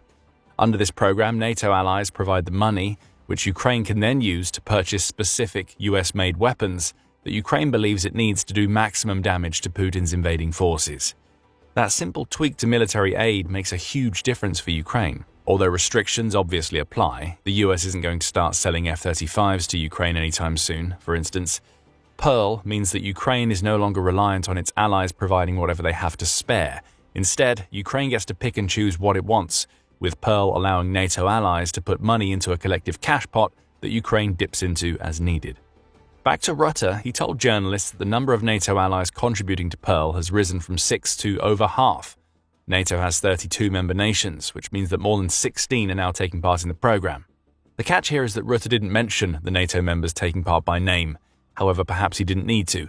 Several NATO nations have already announced their intention to contribute to PURL before Rutte's announcement. Also on October 15th, NATO's two newest members, Finland and Sweden, announced that they are happy to buy US weapons under the PURL program to support Ukraine. Both countries joined NATO during the Ukraine war, each ending decades of relative neutrality in the process, and they're now looking to do everything they can to help Ukraine keep Russia at bay. ABC News reports on comments made by key ministers in the Finnish and Swedish administrations. Antti Häkkänen, who is Finland's defense minister, said that Finland had decided to join the PURL because we see that it's crucial that Ukraine gets the critical US weapons. Interestingly, Häkkänen also noted that Finland will be providing military aid separate from PURL as well, meaning Ukraine will soon benefit from some Finnish weapons, along with those it can buy from the US thanks to Finland. Häkkänen's Swedish counterpart, Pål Jonson, echoed the Finnish defense minister's comments. This is critical now because we've been seeing the wrong trajectory when it comes to support for Ukraine, that it's been going down and we want to see more stepping up, Jonson added. Sweden's defense minister is referencing recent reports that military aid to Ukraine has declined substantially, which we'll cover in greater detail later in the video. So Finland and Sweden are among the 16+. There are several other confirmed contributors, as Newsweek notes in its report on Rutte's PURL announcement. The outlet reports that Ukraine itself has revealed several other PURL contributors, including Iceland, Belgium, Luxembourg, Latvia, Lithuania, and Estonia. They're going to be contributing to the upcoming 5th and 6th PURL packages delivered to Ukraine.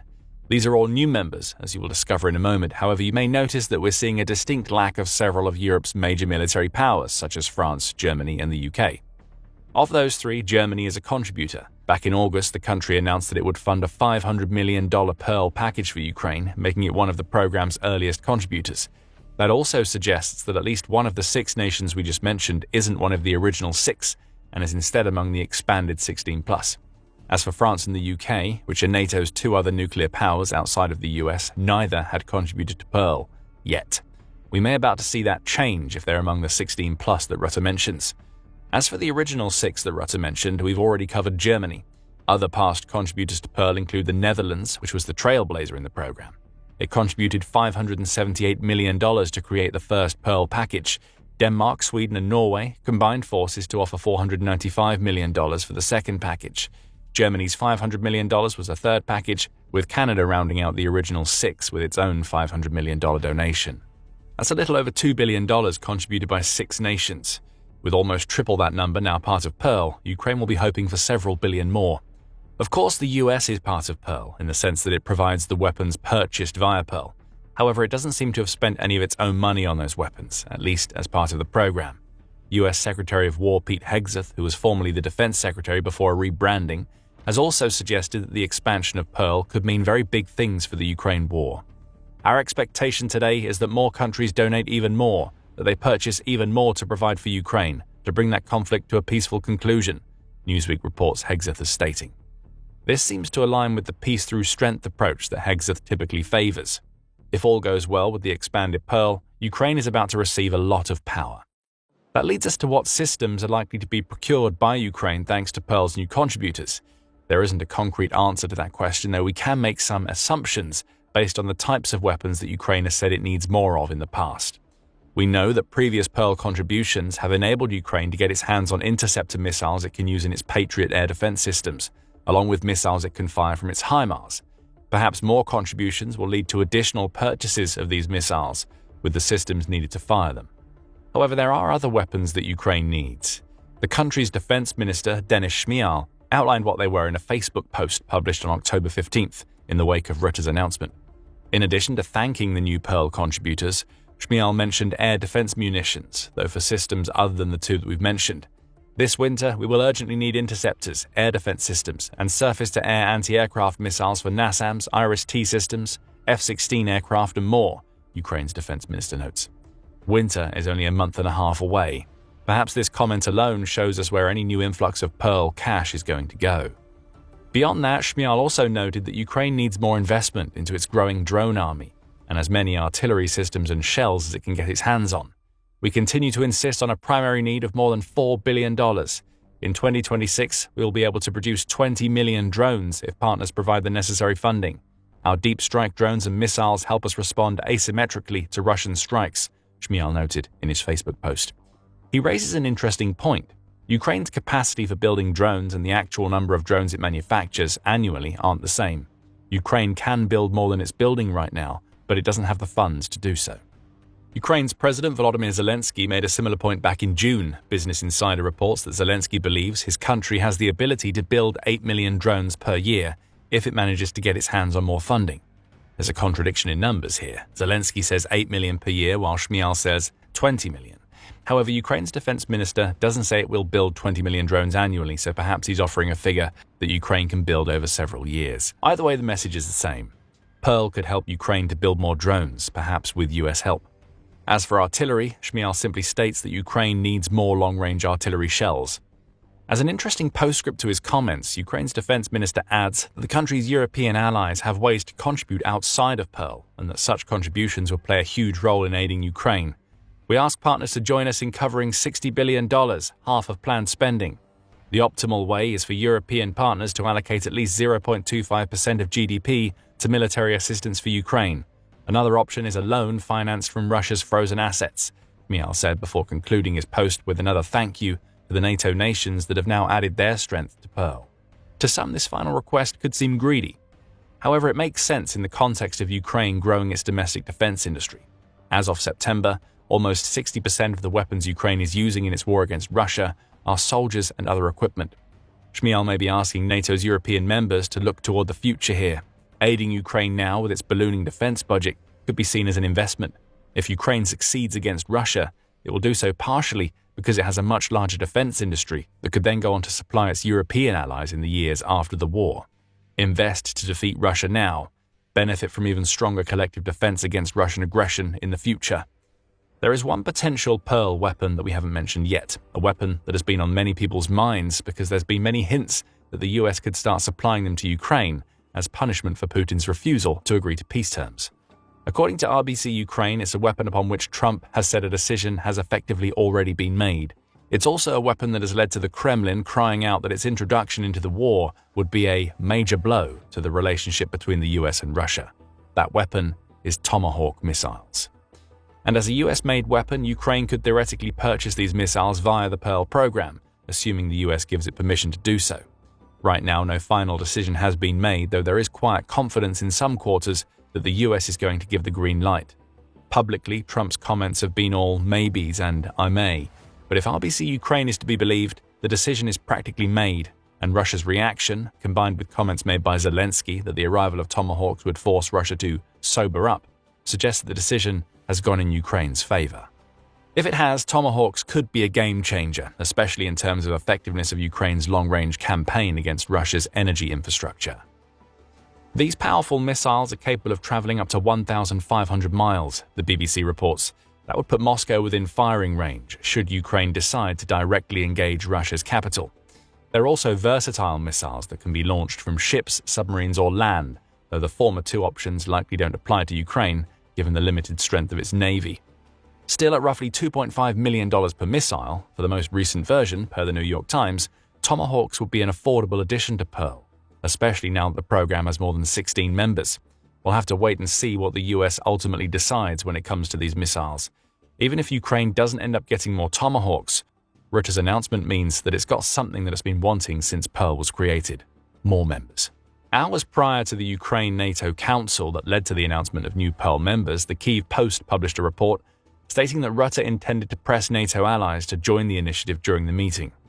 And one of the issues we'll be discussing is the new program, which we launched only in August, the program where the United States is again delivering essential, lethal and non-lethal military support to Ukraine, paid for by allies, already $2 billion committed in the build-up to the Council. And I have every reason to assume today that many other countries will sign up. Rutte was right. Pearl now has more than 16 contributors, and the odds are that other NATO members will join the program when they're able. If Europe's heavy hitters, such as France and the UK, bring their weight to the initiative, Russia will be terrified. It may not even survive what comes after. For now, let's explore what all of this means for the war. The expansion of Pearl is great for Ukraine from the perspective that the program's existence puts to bed the issues that Trump and his administration have had with NATO in the very recent past. After all, it was only during Trump's 2018 visit to the NATO summit in Brussels that the US made it very clear that he was no supporter of the way NATO was being run at the time. As Politico reports, Trump's first term saw him threaten to withdraw the US from NATO entirely unless the rest of the organization's members started spending more to contribute to collective defense. Trump had a point. The US remains the biggest defense spender in NATO even in 2025. However, the gulf between its spending and the rest of NATO's spending was massive until very recently. That's highlighted by a July 2024 article from the Atlantic Council, which reveals barely any of NATO's members were hitting the organization's target of 2% of gross domestic product, or GDP, spent on defense a year before Putin invaded Ukraine. Poland, the US, Greece and Latvia were the only members at or above 2%, with Lithuania being right on the edge. Everybody else was well below the mark, and Trump was angry about it. Trump's push for more NATO spending continued in his second term, which began in 2025. By that point, the Atlantic Council notes, 23 of NATO's member nations were hitting or exceeding the 2% GDP target. But Trump wanted more, and he got it. As of August 27th, NATO has officially announced that it will be setting a new target of 5% of each member's GDP being committed to defense. With the US under Trump seemingly satisfied that spending is fair in NATO once again, it seems happier to work alongside the organization to support Ukraine once more. Pearl is the most prominent way the US is doing so. For Putin, the US coming back into the NATO fold is terrible news. For much of 2025, Putin appeared to believe that he could sow the seeds of division within NATO to the point that the organization would become a non-factor in Ukraine. Building a closer relationship with the US, which could have allowed Putin to drip honey into Trump's ear and convince him that exiting NATO was the right call, seemed to be part of the plan. But Putin overplayed his hand in peace negotiations, with Rutte's new announcement showing Putin that NATO is now united against Russia's aggression in Ukraine. The US, as an individual nation, also seems to be behind Ukraine to an extent that it hasn't been at any other point during Trump's second tenure as president. In recent months, Trump has been threatening sanctions against Russia, albeit without following through.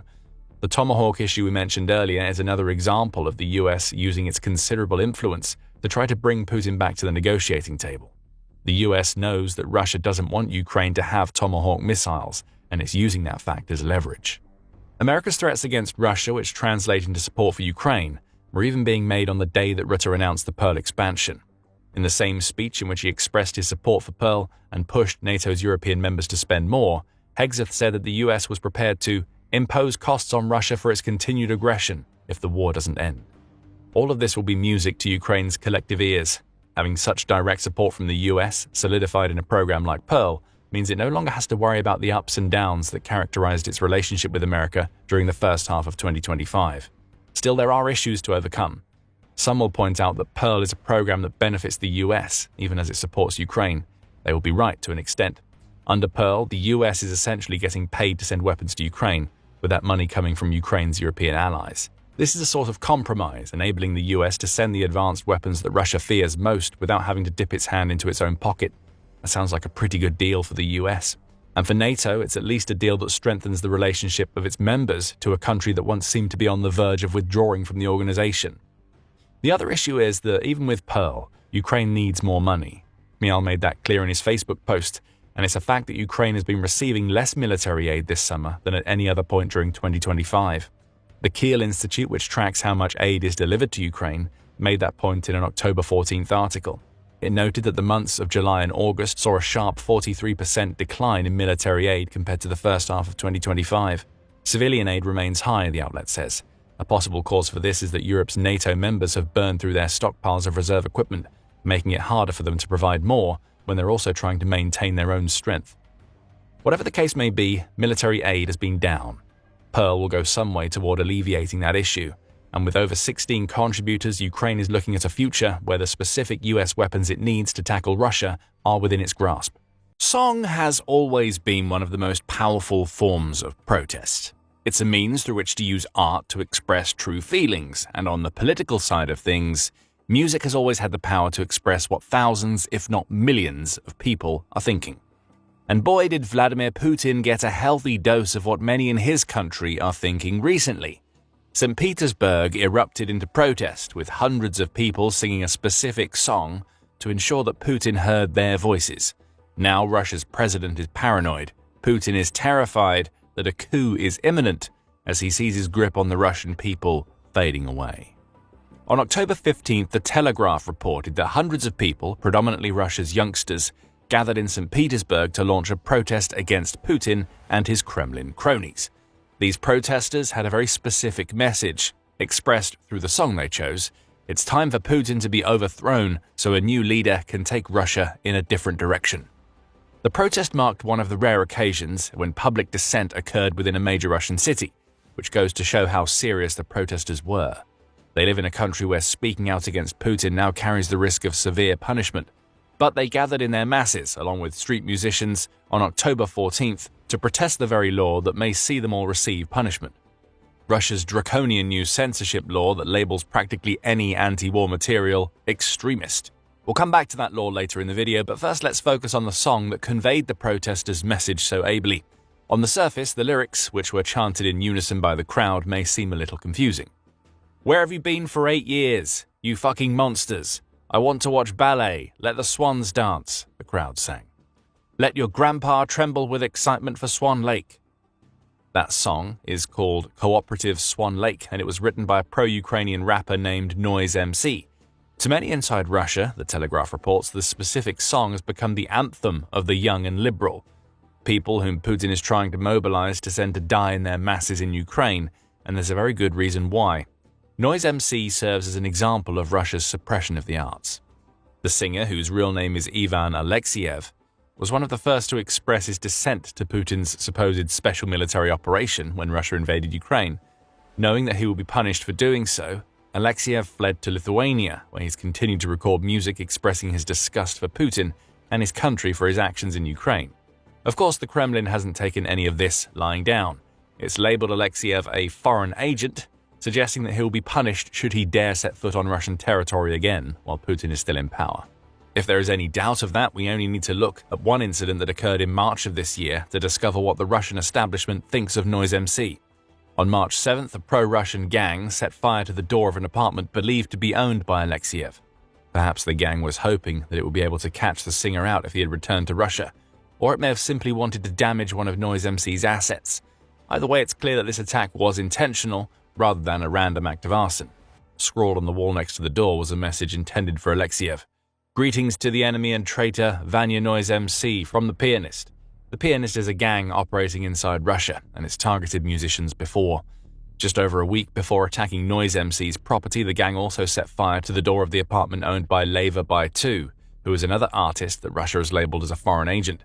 A similar message was left for Labour by 2. This is how artists who stand up to Putin are treated in Russia, and it's this kind of treatment that sparked the October 14th protest in St. Petersburg.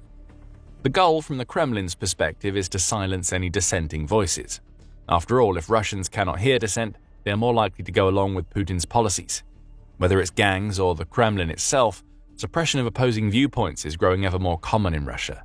However, not even Putin could silence the masses who protested using Noise MC's song, and Russia's leader can't even hope that the protest would be contained to one city and never heard by anybody else in Russia. There's footage, and it shows a crowd that is willing to stand up and fight for what it believes in. Shared by TVP World, the 2-minute video shows scores of people gathered together in the center of St. Petersburg. These are people who don't just want their voices to be heard, they also want their faces to be seen. Barely any masks are seen among the crowd, highlighting a remarkable lack of fear toward the potential Kremlin blowback that lies in their future. The crowd is jumping as it sings, and you can see people recording the entire event on their phones. Suppression of this protest isn't an option for Putin. That footage is already circulating both worldwide and within Russia. TVP World explains that Russia has already been failing to stop Noise MC's messages from getting out there. His work is banned on all platforms that Russia controls, so that hasn't stopped Russia's tech-savvy youngsters from getting their hands on it. Using virtual private networks or VPNs, the outlet says, Russians can still find the music that Putin doesn't want them to hear on YouTube. And that's exactly what they do in their millions. Noise MC's YouTube channel highlights that, as many of his music videos have racked up several million views each. Many of those views are coming from inside Russia, no matter how hard Putin tries to stop it, and the music seems to be inspiring and uprising. Let's hone in on cooperative Swan Lake for a moment. The song that the protesters chose has strange lyrics, at least to anybody who isn't aware of a very specific aspect of Russian culture. But those lyrics do have meaning, as does the use of the ballet Swan Lake. Since the collapse of the Soviet Union, Swan Lake has been associated with social upheaval in Russia. Sky History reveals. Why? A strange Soviet-era policy reveals the answer. In 1982, 84 and 85, Sky History says, several Soviet leaders died. In an attempt to distract the population away from these deaths, along with any inclinations of causing political disturbances, Russian state TV stations played Swan Lake on a loop. Distracting and calming was the goal, but the unintentional outcome was that Swan Lake became associated with periods of unrest and unhappiness inside Russia. Fast forward to 1991 and Swan Lake was on a loop again. This time the ballet was being shown due to turmoil caused by Russia's impending signing of the new Union Treaty. Under that treaty, the Russian seat of power would be decentralized, leading to a more open and transparent society. At least that was the theory, and many at the top of the Russian table didn't like it. On August 19th, Gennady Yanayev, who was the vice president of the Soviet Union, worked alongside 7 conspirators to imprison Mikhail Gorbachev, who was the Soviet president and had spearheaded the new Union Treaty. Swan Lake was played to distract from the attempted coup, and it was this instance that led to Swan Lake becoming a symbol of hope in the power of social upheaval to the Russian masses. When the ballet played, Russia's people, indoctrinated by its past airings, knew that trouble was in the air. The Soviet coup failed after 3 days. But ever since, Swan Lake has been a symbol of protest in Russia, and it's for this reason that Noise MC's song was chosen for the St. Petersburg protest.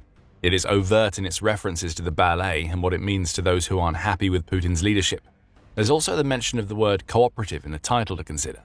The Telegraph says that this refers to Lake Cooperative, which is where Putin and his cronies travel for their vacations. That means the song also sends the clearest possible message to the Kremlin. There can be no spin, no turning of this protest into propaganda. Hundreds of Russians have brazenly gathered in St. Petersburg to tell Putin that they want him out, and there is no chance that he won't hear the message. Putin is starting to get paranoid. And the reason behind the protest demonstrates how this paranoia is starting to get the best of him. We've already touched on how Putin's suppression of the arts is one of the Kremlin's key tactics when it comes to controlling the Russian masses. Just weeks before the St. Petersburg protest, Russia took its attempts to suppress to a new extreme. On July 25th, DW reported that the Russian parliament had approved new legislation that allows Russia to levy fines against any citizens who access content online that the Russian state deems extremist. What actually constitutes extremist content is vague, with the Kremlin having released a list of materials that contain over 5,000 entries. This suggests that the Kremlin intends to use this new law to crack down on anything that shows even the slightest hint of opposition to Putin. The new legislation also enables Russia to punish anybody who promotes VPNs in the country. which Russia hopes will make its control over online content absolute. The likes of Noise MC will never be able to reach Russians who don't have access to VPNs. Those brave enough to watch his videos online without a VPN will face fines of up to $64 per offense. That may not seem like much, but in a country where the average wage is a little over $1,050 per month, $64 is a lot of money to potentially spend on watching a music video or looking at a pamphlet that says something Putin doesn't like. Putin wants to silence all dissent. October 14th proves that he can't. Now Russia's leader is growing ever more paranoid that a coup is imminent, and that can be seen from the actions the Kremlin took on the very same day as the St. Petersburg protest. On October 14th, the New York Times reported that Russia's Federal Security Service, or FSB, had announced a new series of terrorism investigations into around 24 anti-war Russians. In particular, the FSB said it would be looking into a group that it called the Russian Anti-War Committee, which it says is plotting to overthrow the government. That committee, which was created by an exiled anti-Kremlin tycoon named Mikhail Khodorkovsky, includes many of the politicians, law professors, and other professionals who either escaped or were exiled from Russia in the wake of Putin launching his Ukraine invasion. Putin is so terrified of this group that he has the FSB releasing statements claiming that the Russian Anti-War Committee is trying to seize power by force and change the constitutional order in Russia. How is the group doing that? By funding the Ukrainian war effort and recruiting people who are still inside Russia to act on its behalf, the FSB claims. There's some interesting timing going on here. Within hours of the FSB launching this investigation, a protest that very pointedly calls for Putin to be overthrown occurred. Right now, there doesn't seem to be an established link between the FSB's new campaign and the protest, but Putin will be forced to ask himself some questions. Is there a link? Did the Russian Anti-War Committee help to set up this protest?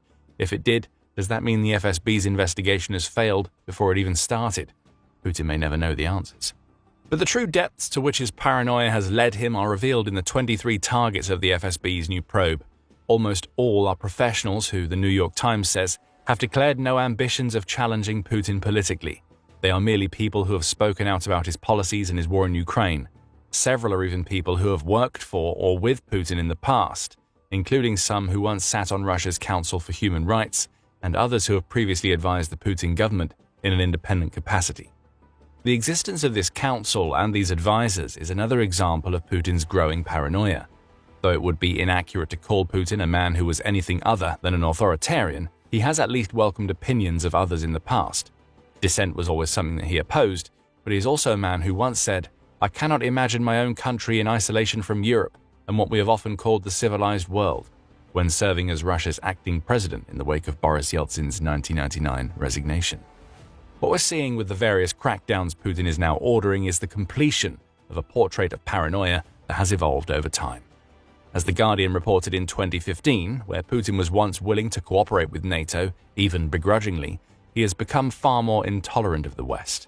By Putin's third term, he seemed to have transformed into a leader who wanted to suppress all dissent. A decade after that Guardian piece, Putin has only gotten worse. Now he won't listen to anybody who tries to counsel him unless they already agree with his opinions.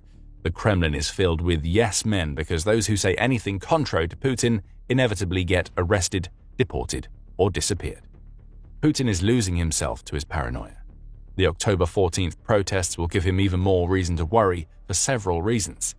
The first is the very fact that these protests happened at all highlights how poorly the Kremlin has fared in preventing information from reaching the eyes and ears of those inside Russia who are willing to seek it. Russia may be trying to eliminate VPNs, but people are still using them. It's trying to suppress the voices or artists such as Noise MC, but people are still hearing them. If the attempted suppression of dissent is the chief symptom of Putin's paranoia, his failure to achieve his goal will only make that paranoia worse. Now, anti-war sentiment is starting to grow inside Russia. In the wake of the FSB announcing its crackdown on the Russian Anti-War Committee, Khodorkovsky took to X to explain why Putin has ordered the investigations. "The threat we truly pose to Putin comes from our function as an alternative point of legitimacy," Khodorkovsky wrote. "If our work has rattled him to this extent, then clearly our approach is the correct one." Rattled seems to be an understatement. Putin is so lost in his need to rid himself of any dissent that his facade is starting to crack, and many people inside Russia are starting to see the weakness in the supposed strongman of Russian politics. Khodorkovsky highlighted that Putin himself understands this, and he's been targeting the Russian Anti-War Committee for doing the things that Putin should have been doing all along. What it has been doing, Khodorkovsky says of his committee, is building relationships with international institutions and acting in the interests of Russian citizens, something the regime itself has abandoned all pretense of doing. Putin will also see that the sentiment toward his war is slowly changing in Russia. On the surface, most in Russia support the Ukraine war, the Journal of Democracy reported back in February 2025, which is when talks of a ceasefire started to arise. Whether that support is genuine or is born from fear of the tactics Putin uses against dissenters is up for debate. However, the outlet points to an interesting survey from November 2024 that found that 57% of Russians favored a ceasefire compared to 35% who wanted to continue the war. It's been almost a year since that survey, and the chance to declare a ceasefire has passed. It's possible that the majority of Russians who want the war to stop, even if just temporarily, has grown, both in size and frustration. Putin had his chance to bring an end to this war. Now he has people protesting on the streets as he desperately tries to prevent anybody from talking about his many failures as Russian leader. Coming back to the St. Petersburg protest, we also can't ignore the demographic in play here. Most of the protesters are fairly young, with many likely being in their teens or 20s. This is the next generation of Russia, and it knows that Putin doesn't care about them at all. There are many reports of Putin very happily exploiting his nation's youth to achieve his goals in Ukraine. When Russia conscripted 160,000 new soldiers in April, which was the largest single conscription in Russia since 2011, all of the men called up were between the ages of 18 and 30. Many of these young men have yet to have a chance to really start their adult lives, and Putin is now forcing them to train so they can enter a war that has claimed over 1.12 million of their country people and counting. In July, the BBC reported that Putin had also broken his promise that no 18-year-old conscripts would fight in Ukraine. He was lying. At least 245 soldiers confirmed to be aged 18 have died in Ukraine during the past 2 years, the BBC says. And now Putin is even trying to groom abducted Ukrainian children to fight in his army. That's according to The Guardian, which says that Russia has a network of 200 camps built to brainwash Ukraine's abducted children. Those camps employ military-style training tactics, and it's possible that some of those who have been snatched from Ukraine have already been sent to the front lines. To many of the young in Russia, it might seem like Putin has an agenda against them. There may be a good reason for that. In May 2024, the Chicago Council on Global Affairs revealed the results of a joint survey it conducted with the Levada Analytical Center.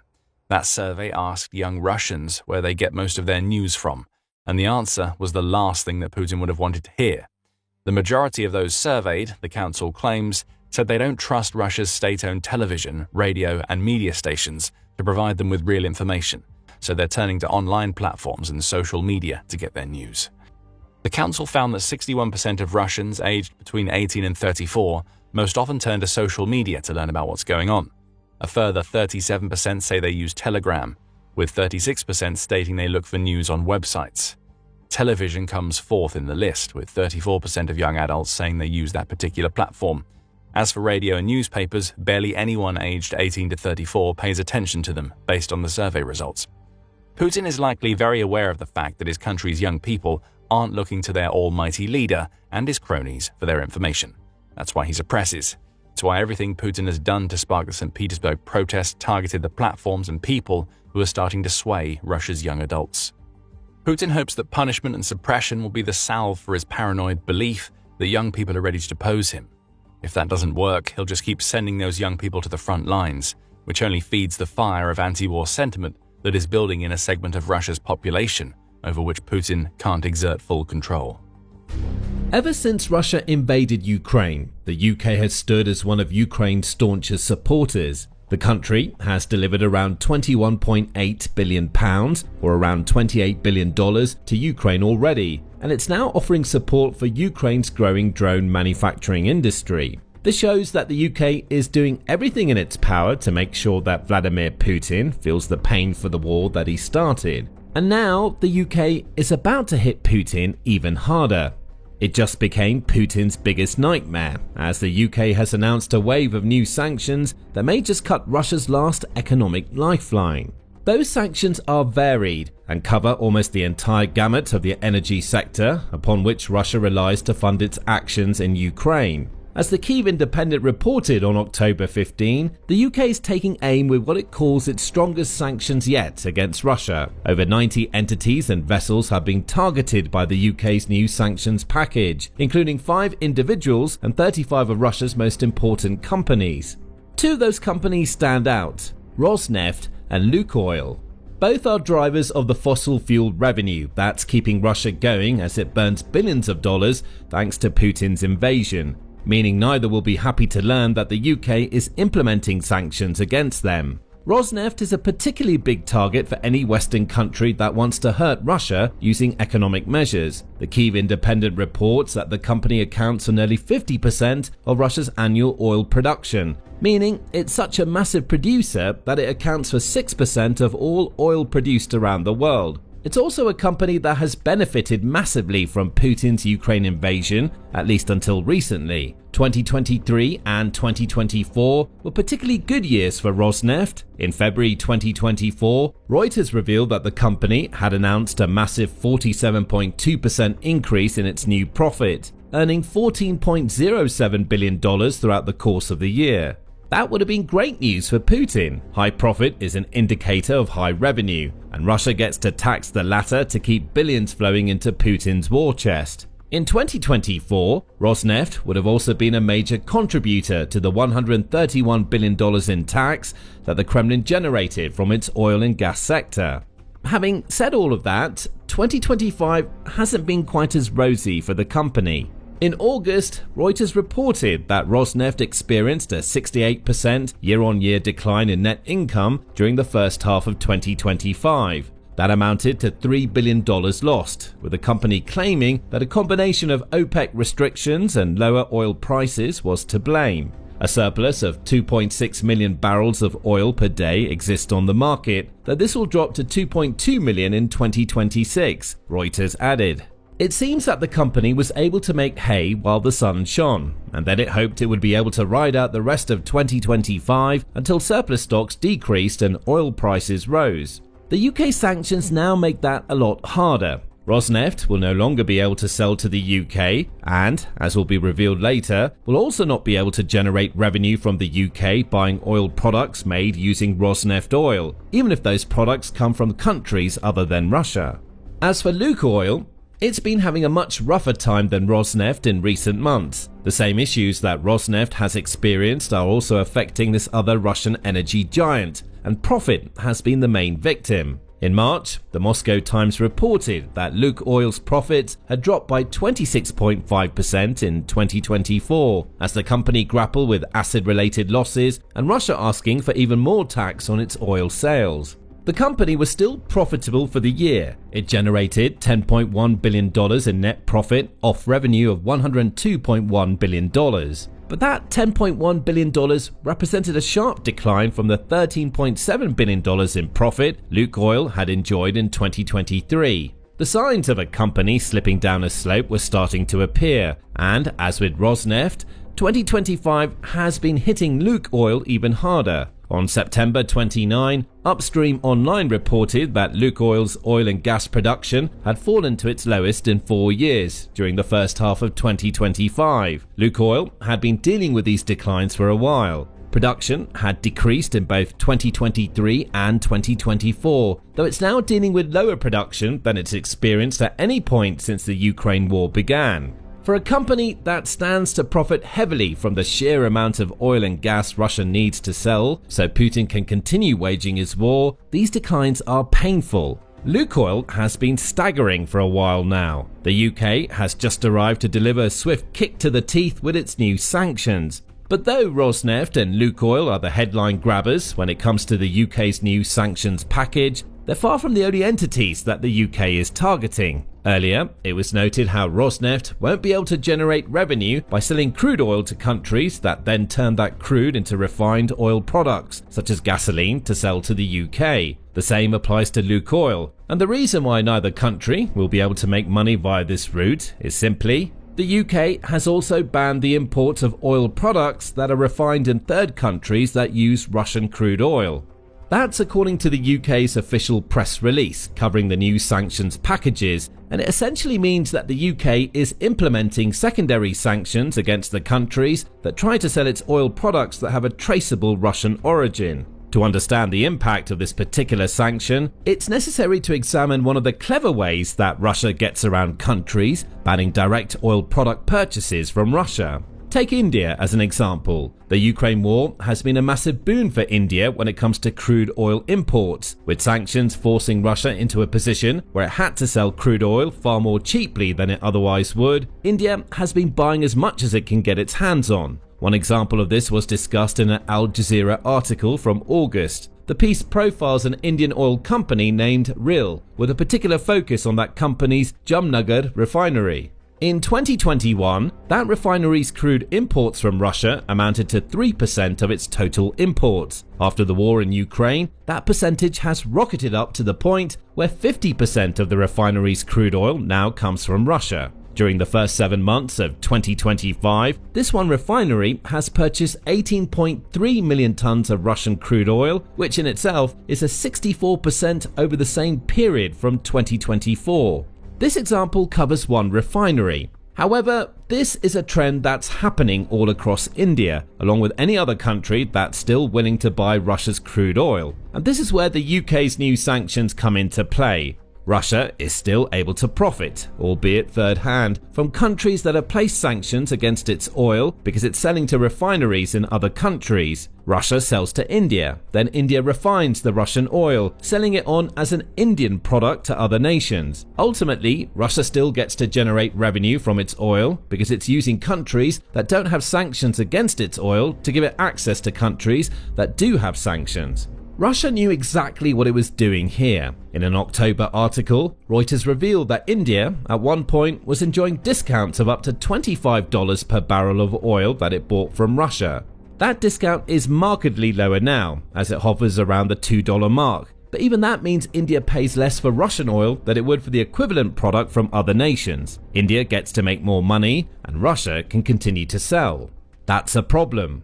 And it's one that the UK intends to solve, at least in its own territory, with its third country sanctions. Any nation that uses Russian crude to make refined oil products that it sells to the UK now faces a choice. It either drops the UK as a customer, which could cost millions, or it drops Russia as a supplier, meaning it has to pay higher prices for oil from elsewhere. Either way, that nation is getting punished for buying Russian oil, and ideally, the UK will be taking customers away from Russia in the process. And it gets worse for Russia. While much of the focus of the UK's latest batch of sanctions seems to be on Russia's oil, liquid natural gas, or LNG, hasn't escaped the UK's notice. The UK long ago banned imports of LNG from Russia, having implemented that particular ban in December 2022, with Russian LNG imports banned from January 1st, 2023. However, this is still an industry from which Russia is able to generate billions of dollars per year, thanks in large part to its shadow fleet of clandestine vessels that are illegally transporting Russian energy products around the world. That shadow fleet will be revisited later in the video, as the UK has hit that fleet hard with sanctions too. But sticking with LNG for the moment, this is an industry that the Center for Research on Energy and Clean Air says was earning Russia about $43 to $44 million per day in September alone. That amounts to $1.26 to $1.3 billion for a single month, highlighting yet another energy-based sector that's funding Putin's Ukraine war. Given that it can't make any more impact on Russia's LNG directly due to having a ban in place, the UK has instead followed a similar approach to the one it's taken for third-party oil refining. It's hitting other nations that benefit from Russia's LNG. The UK's press release covering the sanctions explains in more detail. The UK is today also sanctioning 7 specialised LNG tankers and the Chinese Beihai LNG terminal, the UK says. Beihai has been importing LNG from Arctic LNG 2, the severely disrupted flagship Russian LNG project, sanctioned by the UK in February 2024. More details on the sanctioned terminal come from G-Captain, which says that Beihai received its very first Arctic LNG 2 shipment on August 28 and has since become a key destination for Russia's LNG. Previously, the outlet states, Arctic LNG 2 was struggling because US sanctions imposed in 2023 had made it incredibly difficult for Russia to find any buyers. Even China was wary at first, as it believed that it would be exposing its energy companies to secondary sanctions from the US if it accepted Arctic LNG 2 cargo. That stance changed in August, following Putin's meeting with US President Donald Trump in Alaska. The UK has responded by implementing the types of sanctions that China feared. Granted, the UK using these secondary sanctions won't have as much of an impact as the US following through and doing the same. But it's still a little more pressure placed on a Russian LNG project that Putin really needs Arctic LNG 2 to go as well as it possibly can.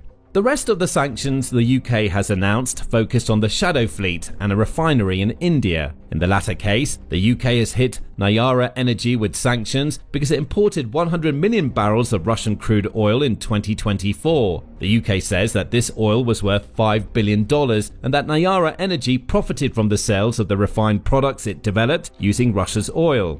This is precisely why India serves as the example here of how Russia has been using third-party refiners to continue generating revenue.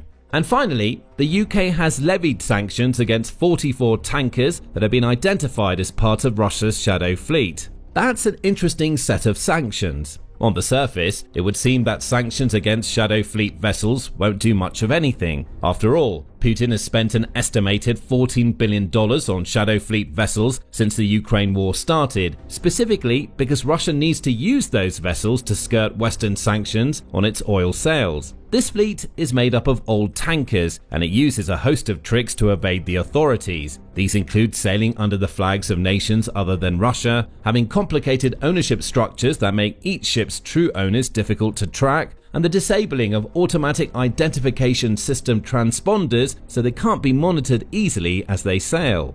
Given that so much money and work have gone into building this fleet so that Russia can evade sanctions, it's difficult to see how the UK imposing sanctions on 44 of the vessels that are part of the Shadow Fleet could make much of a difference. But it does, and for several reasons. First, a sanction against a Shadow Fleet vessel essentially serves as a target. It's a country saying to Russia that it knows who this vessel belongs to and what it's doing. In other words, the ship can't hide anymore, and it will face issues if the nations that have sanctioned it sees it sailing. Russia will now have to avoid taking any sailing routes that puts its sanctioned vessels close enough to the UK for its ships to be identified. There are other issues that these sanctions cause. For example, the European Union or EU and the UK have implemented price caps on Russian oil. For both, that cap now stands at $47.60 per barrel, and it means that any Russian ship carrying oil that Russia wants to sell for more than that cap can be punished. That's where Shadow Fleet sanctions come into play. Russia is trying to sell for more than the price cap, though it's still less than the going rate for a barrel of oil via its Shadow Fleet. With its sanctions, the UK is telling all of its companies that they cannot provide insurance, flagging or finance services to these specific vessels. No insurance means a Shadow Fleet ship has an even harder time getting away with its activities. And that's the point. Shadow Fleet sanctions don't disable the targeted ships completely. However, they make it much harder for Russia to operate those ships without putting itself at risk of losing both the vessel and the cargo it's carrying. In some cases, Shadow Fleet sanctions even lead to Russia permanently docking ships that it's purchased because it's too much trouble to sail them. By that point, Russia has wasted money buying the ship, and it's one less avenue for transporting the energy products that it's selling to other nations.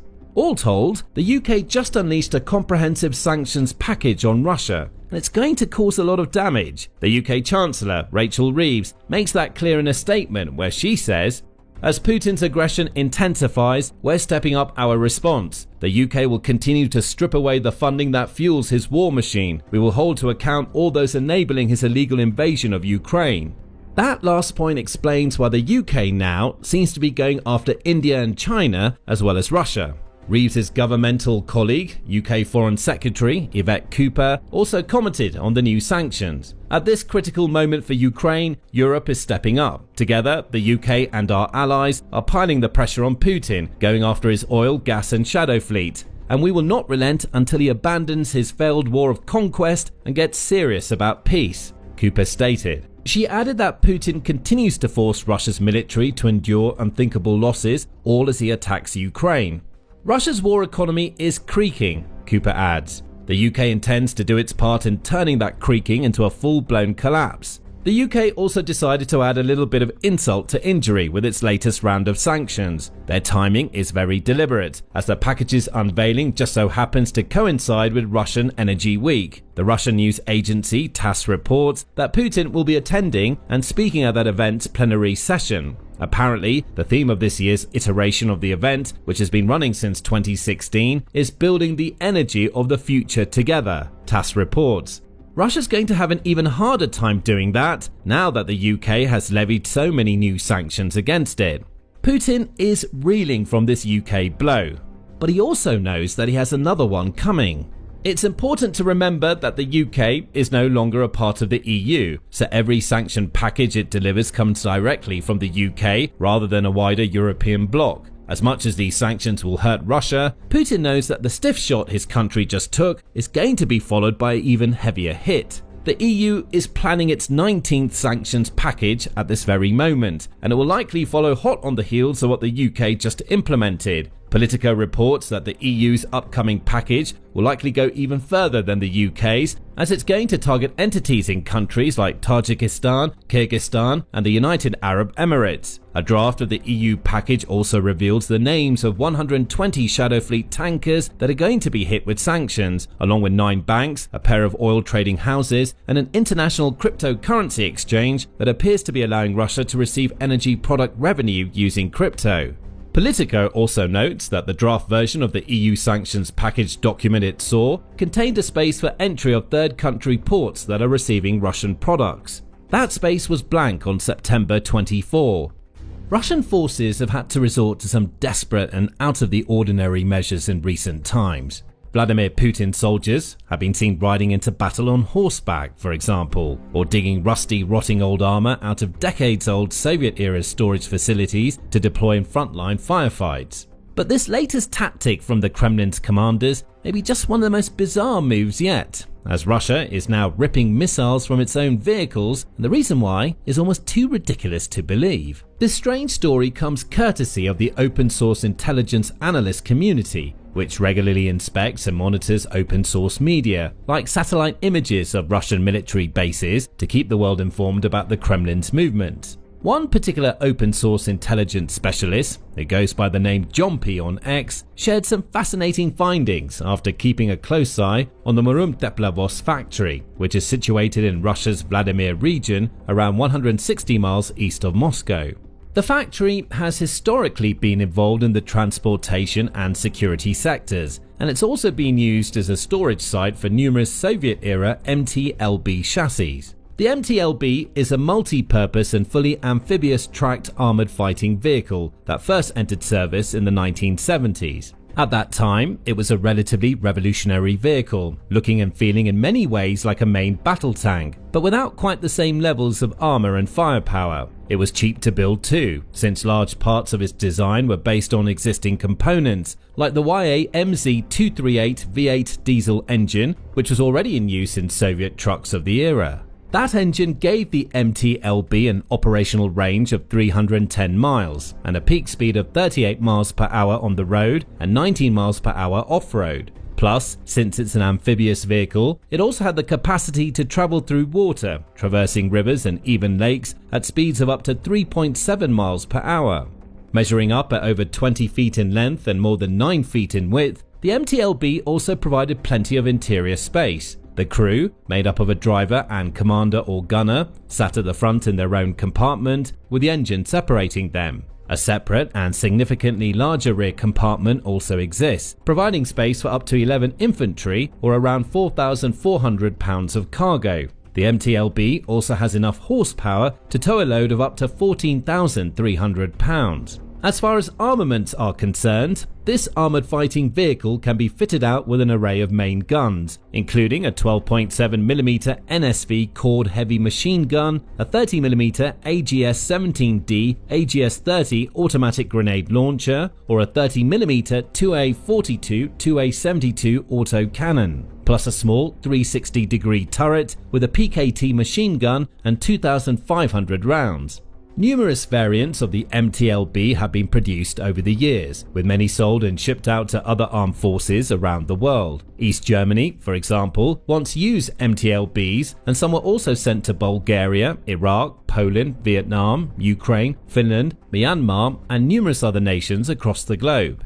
In Russia, one of the most significant uses of the MTLB in the past has been as a launch platform for the Sturm missile system. Also developed during the days of the Soviet Union, the 9K-114 Sturm is a radio-guided anti-tank missile system, also known under the NATO reporting name 86 Spiral. It uses the 9M114 Kokon or Cocoon missile, which was first tested back in 1974 and entered service 2 years later, in 76. Similar in functionality and role to Western anti-tank missiles like the American TOW and the French HOT, the Cocoon boasted impressive speed and versatility at the time of its release, with a maximum range of just over 3 miles and a peak speed of 770 miles per hour, which is effectively the same as the speed of sound.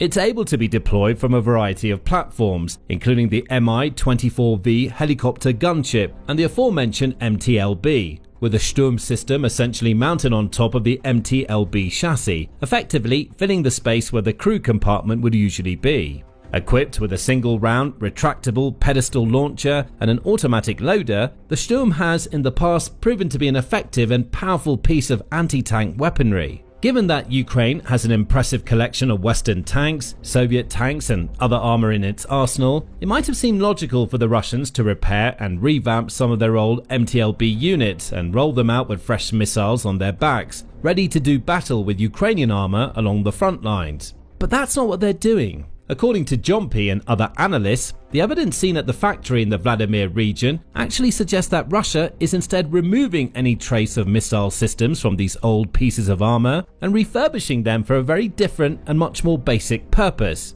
In an October 12 tweet, Jompy wrote, "Something interesting with regard to stored MTLBs. Muromteplavos Zavod, the factory in charge of refurbing these armored vehicles, has finally seen some movement at its yards after many years." In follow-up tweets, Jompy explained, "Looks like the depletion of useful MTLB hulls is forcing them to refurb 9P149 Sturm S-80GM carriers, which are a big share of the remaining MTLB hulls in storage. It could be to refurb them, turn them into average MTLBs, or even, as far-fetched as it may be, to modernize them to MGT-LBs, as Russia unveiled earlier this year that they plan to produce these to replace their ancient MTLB fleet." As Jompy notes, a lot of the old MTLBs in storage at the factory are the 9P149 Sturm S variants, and it seems that Russia's most likely plan is to effectively remove the offensive capabilities of these vehicles and transform them from deadly anti-tank missile launchers into little more than makeshift troop carriers. To do this, they'll likely remove the missile launcher sections and top covers of the crew compartments, creating additional interior space for soldiers to sit in as they travel from place to place. If that's the case, then there are a lot of lessons that can be taken from this. For one, the very fact that Russia is even looking at old and relatively outdated vehicles like the MTLB shows how desperate it is at the moment. It suffered catastrophic numbers of equipment losses, with the open source analysis group Oryx recording more than 4,190 destroyed tanks and around 8,450 armored and infantry fighting vehicles so far, plus 693 armored personnel carriers and thousands of additional vehicles of various kinds. Evidently, these losses have taken a major toll, as this certainly isn't the first time evidence has emerged of Russian troops being ordered to dig through old storage facilities or drag rusty Soviet-era equipment out of retirement. Indeed, there have been many cases this year alone of Russia rolling out ancient tanks like the T-72A, which dates back to the days of the Cold War, and the even older T-62, which entered service over 60 years ago. This is just the latest example of the Kremlin turning to age-old equipment in a desperate, humiliating attempt to maintain pressure on its opponents along the front lines. This indicates that Russia must be running low on its more modern armored vehicles and personnel carriers, like BMPs and BTRs, and would rather refurb older, weaker and slow alternatives rather than spend time, money and resources making newer ones.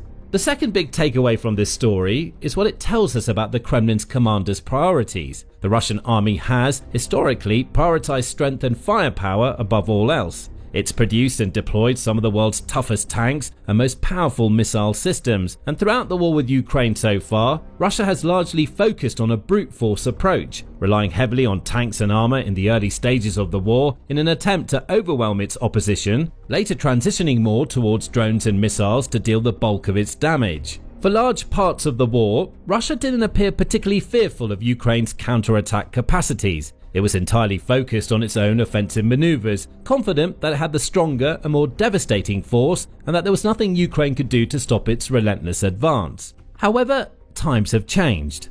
Now, instead of enhancing their offensive capacities with anti-tank missile systems, Russian commanders preferred to make troop carriers. That's because they're finding it harder and harder to actually keep troops alive, get them to critical frontline positions, and mount meaningful offensives due to Ukraine's increasingly effective and deadly drone operators. In highly contested areas of the front, like the Pokros sector in Donetsk, for example, Russia has amassed a massive force, with some estimates suggesting up to 110,000 troops in total, as it desperately attempts to capture this strategic industrial city.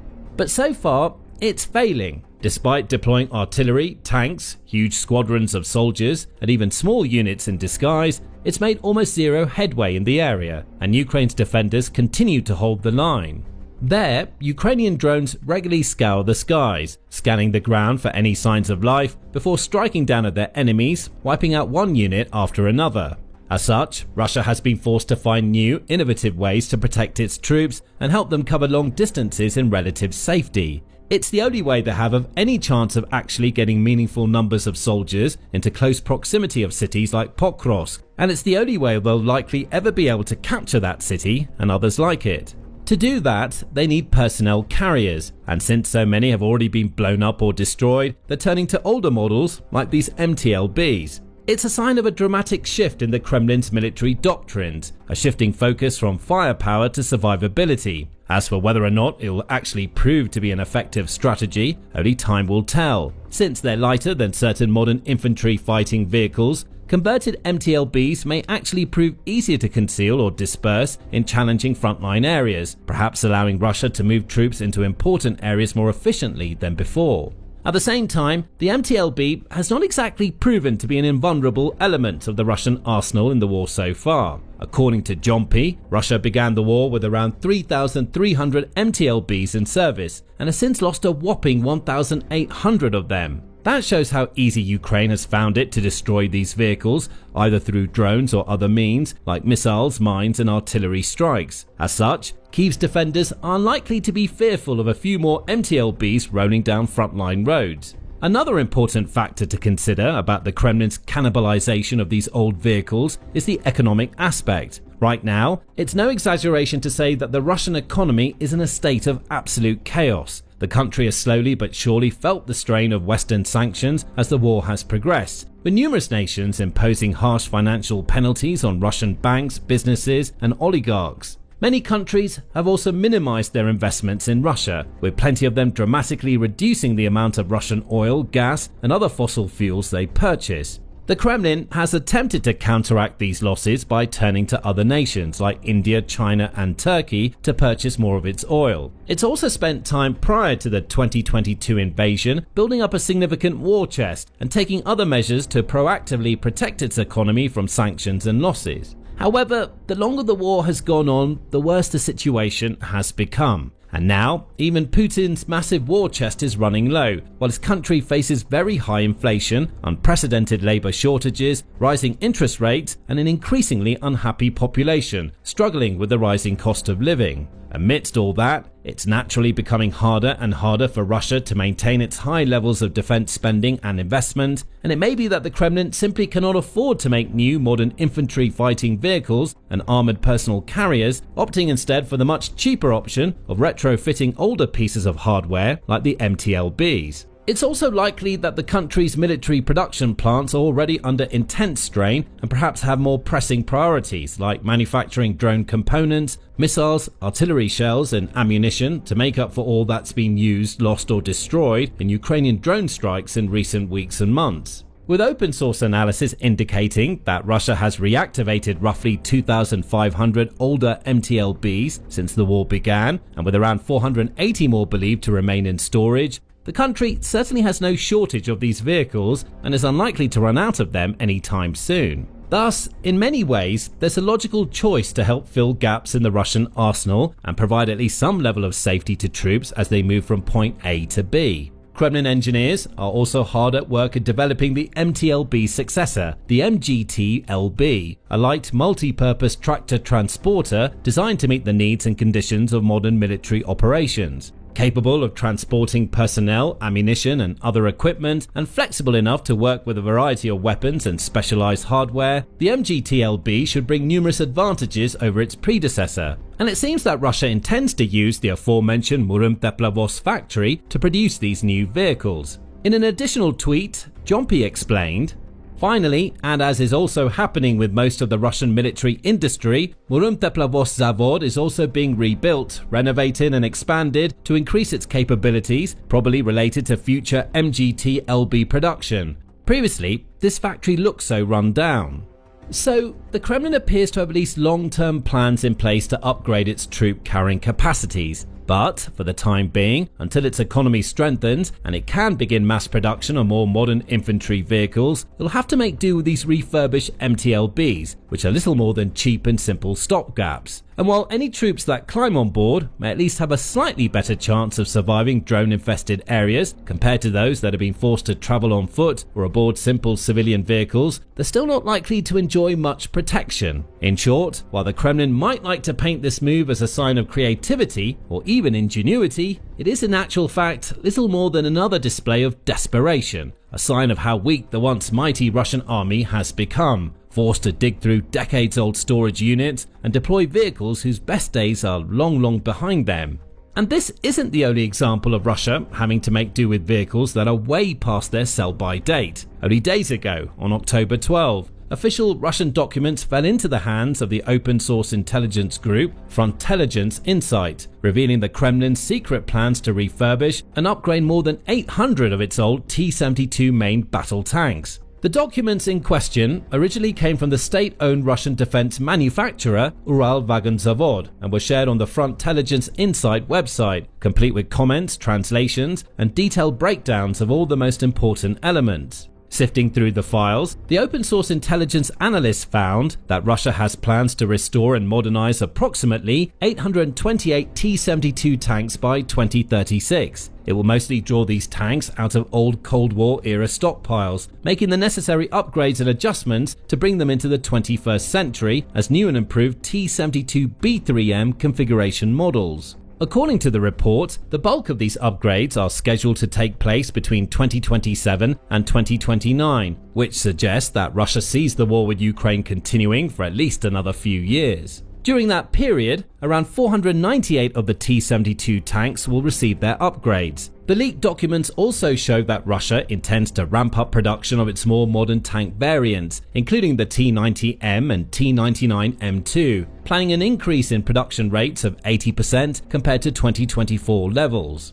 In some ways, this is an ambitious strategy, affirming the Kremlin's commitment to modernize its arsenal of armor and maintain a strong and stable stock of modern combat-ready tanks. In other ways, this move once more reeks of desperation. It suggests that Russia simply doesn't expect to have the funds or resources necessary to fully commit to making new tanks in the coming years, and so it must instead rely on bringing old units out of retirement and making core changes to bring them up to today's standards. And the fact of the matter is that even with some extra armor plating and other improvements here and there, tanks like these will still be outdated and surpassed by many of their modern rivals. Russia was once one of the world's greatest tank-producing nations and is now starting to be left behind. It's paying the price for its wasteful and unsustainable war with Ukraine in more ways than one, and it's looking increasingly weak on the world stage as well as on the battlefields of Ukraine. When Russia invaded Ukraine, Vladimir Putin held on to the arrogant belief that his special military operation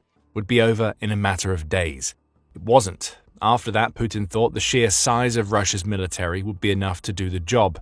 It wasn't, and now Putin relies heavily on foreign partners to provide manpower, investment, and so much more. Russia has a big debt to pay these partners, and it's paying it in a way that Putin never expected. Russia's Far East is falling into Xi Jinping and Kim Jong-un's hands, and there's nothing that Putin can do to stop it. At least that's according to Ukraine's Foreign Intelligence Service, which published an interesting article on October 16th, detailing the several ways that China and North Korea are slowly turning Russia's Far East into areas of foreign economic control. That article says that Putin has become so desperate to keep his war in Ukraine going that he's having to stretch too far to pay back the few allies that have continued to support Russia directly. Putin isn't just using money.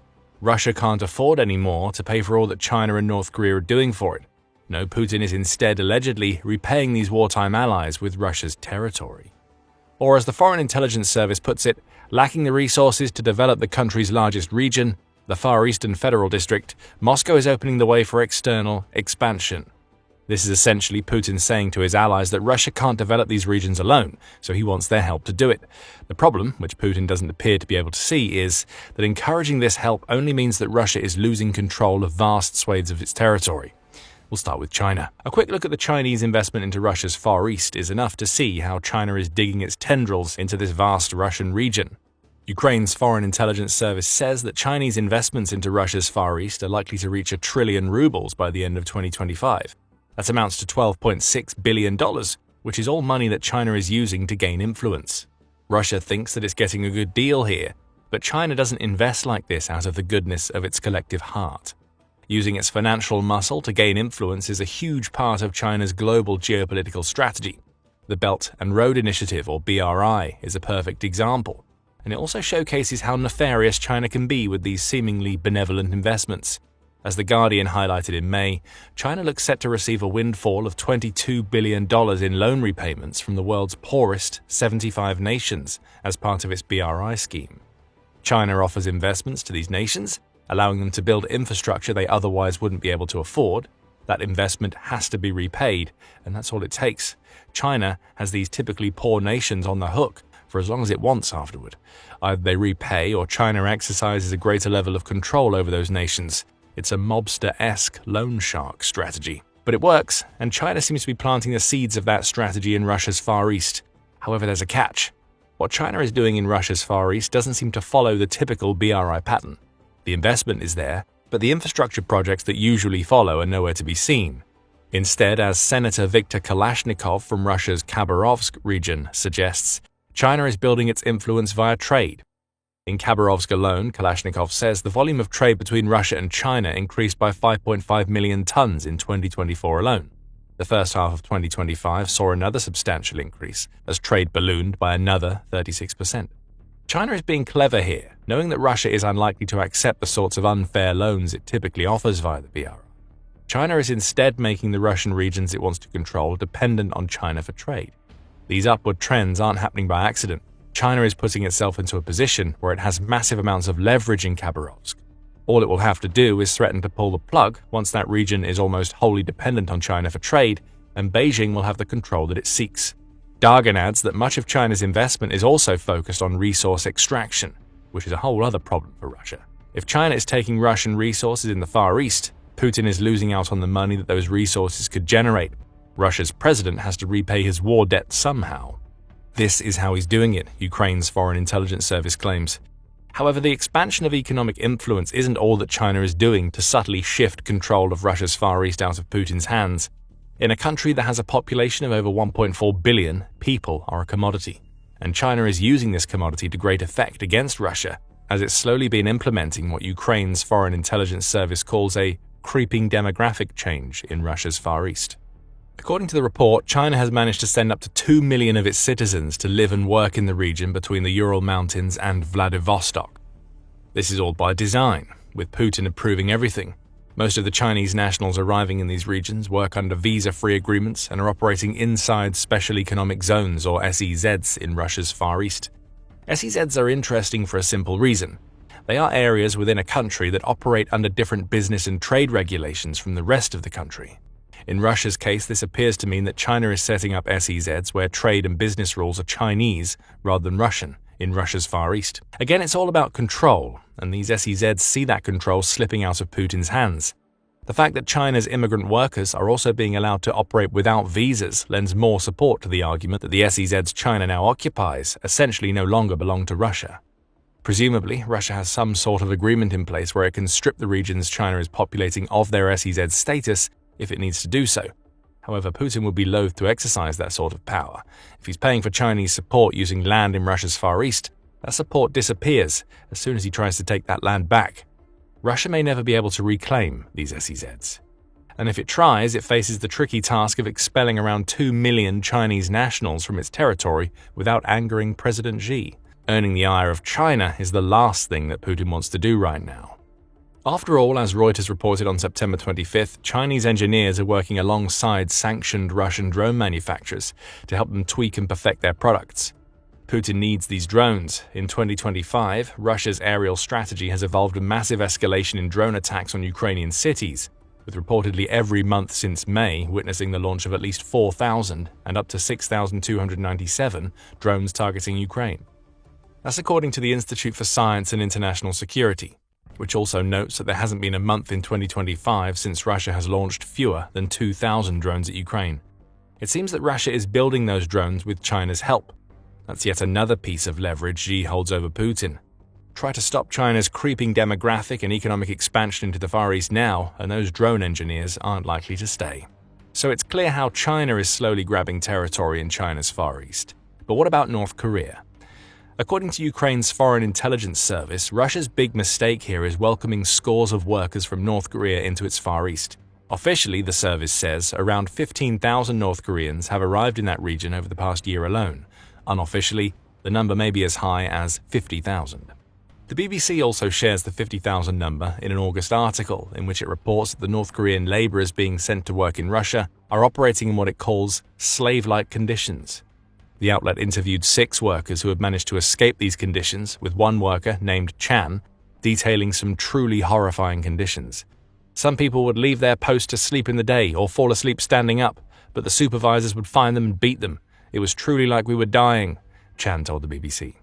The workers often worked late into the night with no lights or safety equipment, and another escapee says that he worked on a high-rise apartment block for 18 hours per day while in Russia. To Putin, this is all near-slave labor that is cheap, effective, and comes from an ally. To North Korea, it's a chance to build influence and develop a presence in Russia's Far East. Of course, North Korea isn't as capable as China when it comes to exerting economic holds over Russian territory. But with Russia clearly needing manpower to develop its Far East region, North Korea seems to be following China's blueprint when it comes to using its own people to gain leverage over Putin. North Korea is already getting plenty out of this arrangement. Note that we said North Korea and not North Korean workers. Those workers are receiving the bare minimum wages possible, while Kim Jong-un pockets $500 million per year from Russia, Ukraine's Foreign Intelligence Service claims. Plus, Russian companies have already ordered another 153,000 contracts for North Korean laborers, the service reports. Even if we assume that $500 million per year is for the unofficial 50,000 workers in Russia's Far East, that still amounts to $1.5 billion annually. But if the $500 million figure refers to the official count of 10,000 workers, then around 150,000 more means another $7.5 billion Russia has to find. Does Putin have that sort of money to spend on labor, given how much the Ukraine war is costing Russia? Perhaps not. And if he doesn't, North Korea may be in a position to use these worker contracts to conduct its own territory grabs in Russia's Far East. Russia seems to be oblivious to what's happening here, at least officially. In July, Korea Jungang Daily carried a story in which it said that Russia's lawmakers are endorsing their new North Korea workers as being more reliable than Russia's existing migrant workforce. They would be, given that they work under constant supervision and face the threat of punishment if they can't handle grueling 18-hour days. If these workers are more reliable, then Russia will rely on them even more. 153,000 new contracts makes a lot more sense in that context. And Putin either doesn't see or doesn't care about the impact this will have on Russia's Far East in the future. Russia's playing a very dangerous game here. The risks involved are massive. As Dargan points out, China and North Korea are each building leverage in different ways. Combining monetary muscle and sheer manpower, China is building influence in Russia's Far East by creating economic dependency. North Korea is creating a separate dependency, this time on cheap labor. It's possible the two countries could end up colliding as their attempts to grab territory overlap, Dargan says. But even in that situation, Russia will be an ineffective mediator in conflicts over territory that Russia is supposed to control. It all adds up to a major problem for Russia, as Ukraine's Foreign Intelligence Service notes. The Kremlin risks losing control over 40% of its own territory, almost 7 million square kilometers with a population of 7.9 million, turning the Far East into an area of foreign strategies, the service says in conclusion to its report. That's a huge chunk of territory to risk to ensure continued Ukraine war support, and it could lead to Putin facing the ultimate irony. Expanding Russia to the west might lead to Russia losing far more in the east. Far from an age of expansion, Russia may be entering an age of contraction. At least that's according to author and investing expert Daniel Peris. Writing for Engelberg Ideas, Peris notes that Russia's demographic crisis is playing a part in what's happening in the country's Far East. The normal population replacement rate is 2.1 births per female for Russia. The total fertility rate is currently just 1.4, Peris says. That means that the population, currently around 145 million, is on its way to a forecast 136 million by mid-century. Perhaps it's this declining population, which is only being accelerated by the many casualties Russia has experienced in the war, that is making Putin so desperate for investment and labor. And at the very least, it's a contributing factor, as it adds a second shade to the unpretty painting Putin is creating. He's already allowed China and North Korea to place themselves in positions to grab Russian territory based on his single-minded focus on Ukraine. But even after the war ends, Putin will still need these two nations to offer as much as they are willing to solve the Russian demographic crisis. The influence runs deeper. Russia loses ground as a result. What we see here are the results of a series of mistakes Putin has made, starting with the annexation of Crimea in 2014. The New Eurasian Strategy Center says that Putin declared what Russia called its pivot to the east, a national priority for the 21st century in 2013, though it was forced to accelerate this pivot following its actions in Crimea. With the collective West coming down on Russia with sanctions and similar punishments, which have only gotten worse since Putin launched the full-scale invasion of Ukraine, Russia's strategy was to reduce exposure to Western pressure by turning east as a counterbalance. At the time, this great pivot was all about securing access to new markets and developing a geopolitical foothold for Russia in the Asia-Pacific, the center says. But in reality, the pivot simply saw Russia switch its economic dependence on the West into an economic dependence on the likes of China and India. Those countries, which saw Russia as partners that were on its level, have instead been taking advantage of Russia's growing weakness since it invaded Ukraine. We see that in Russia's oil sales. Hit by price caps and sanctions, Russia turned to China and India to sell its oil. Both have enjoyed heavy discounts, with China alone having saved $10 billion in 2022 and 2023 by buying Russian oil. Putin sees this as a necessary monetary sacrifice to make to keep some cash flowing into Russia as the war rages on. China, India, and other buyers all see it as a way to both gain leverage and enrich themselves at Russia's expense. The point we're making here is that Putin understands how important the East is, both in terms of Russia's Far East and Asia as a whole. But what he's failed to do, time and time again, is establish Russia as a dominant geopolitical force in eastern regions. Now, Russia is dealing with the reverse of what it intended to happen with its pivot to the East. Russia was supposed to be the country gaining influence inside other nations. Instead, it's the likes of China and North Korea that are doing that to Russia. And again, this is all by Putin's mistaken design. In September, the Carnegie Endowment published an article in which it pointed out that Russia has placed almost all of its eggs in the Chinese basket. In doing so, the organization claims, Putin has only deepened what it calls Russia's vassalage to China. In other words, Putin is willingly making his country at least somewhat subservient to China, also that he can get what he wants in Ukraine. Russia's isolation from the West was entirely Putin's decision, and it's now coming back to hurt Russia. As Russia's estrangement from the West deepens, China's role as a lifeline to Putin's system is only set to grow, and there is no escape now, the Carnegie Endowment claims. When Putin turned his back on the West a decade ago, he had China to fill the void. But now, even if for some reason he chose to pivot away from Beijing, there is no credible alternative. That, in a nutshell, is where Putin's Far East problem lies.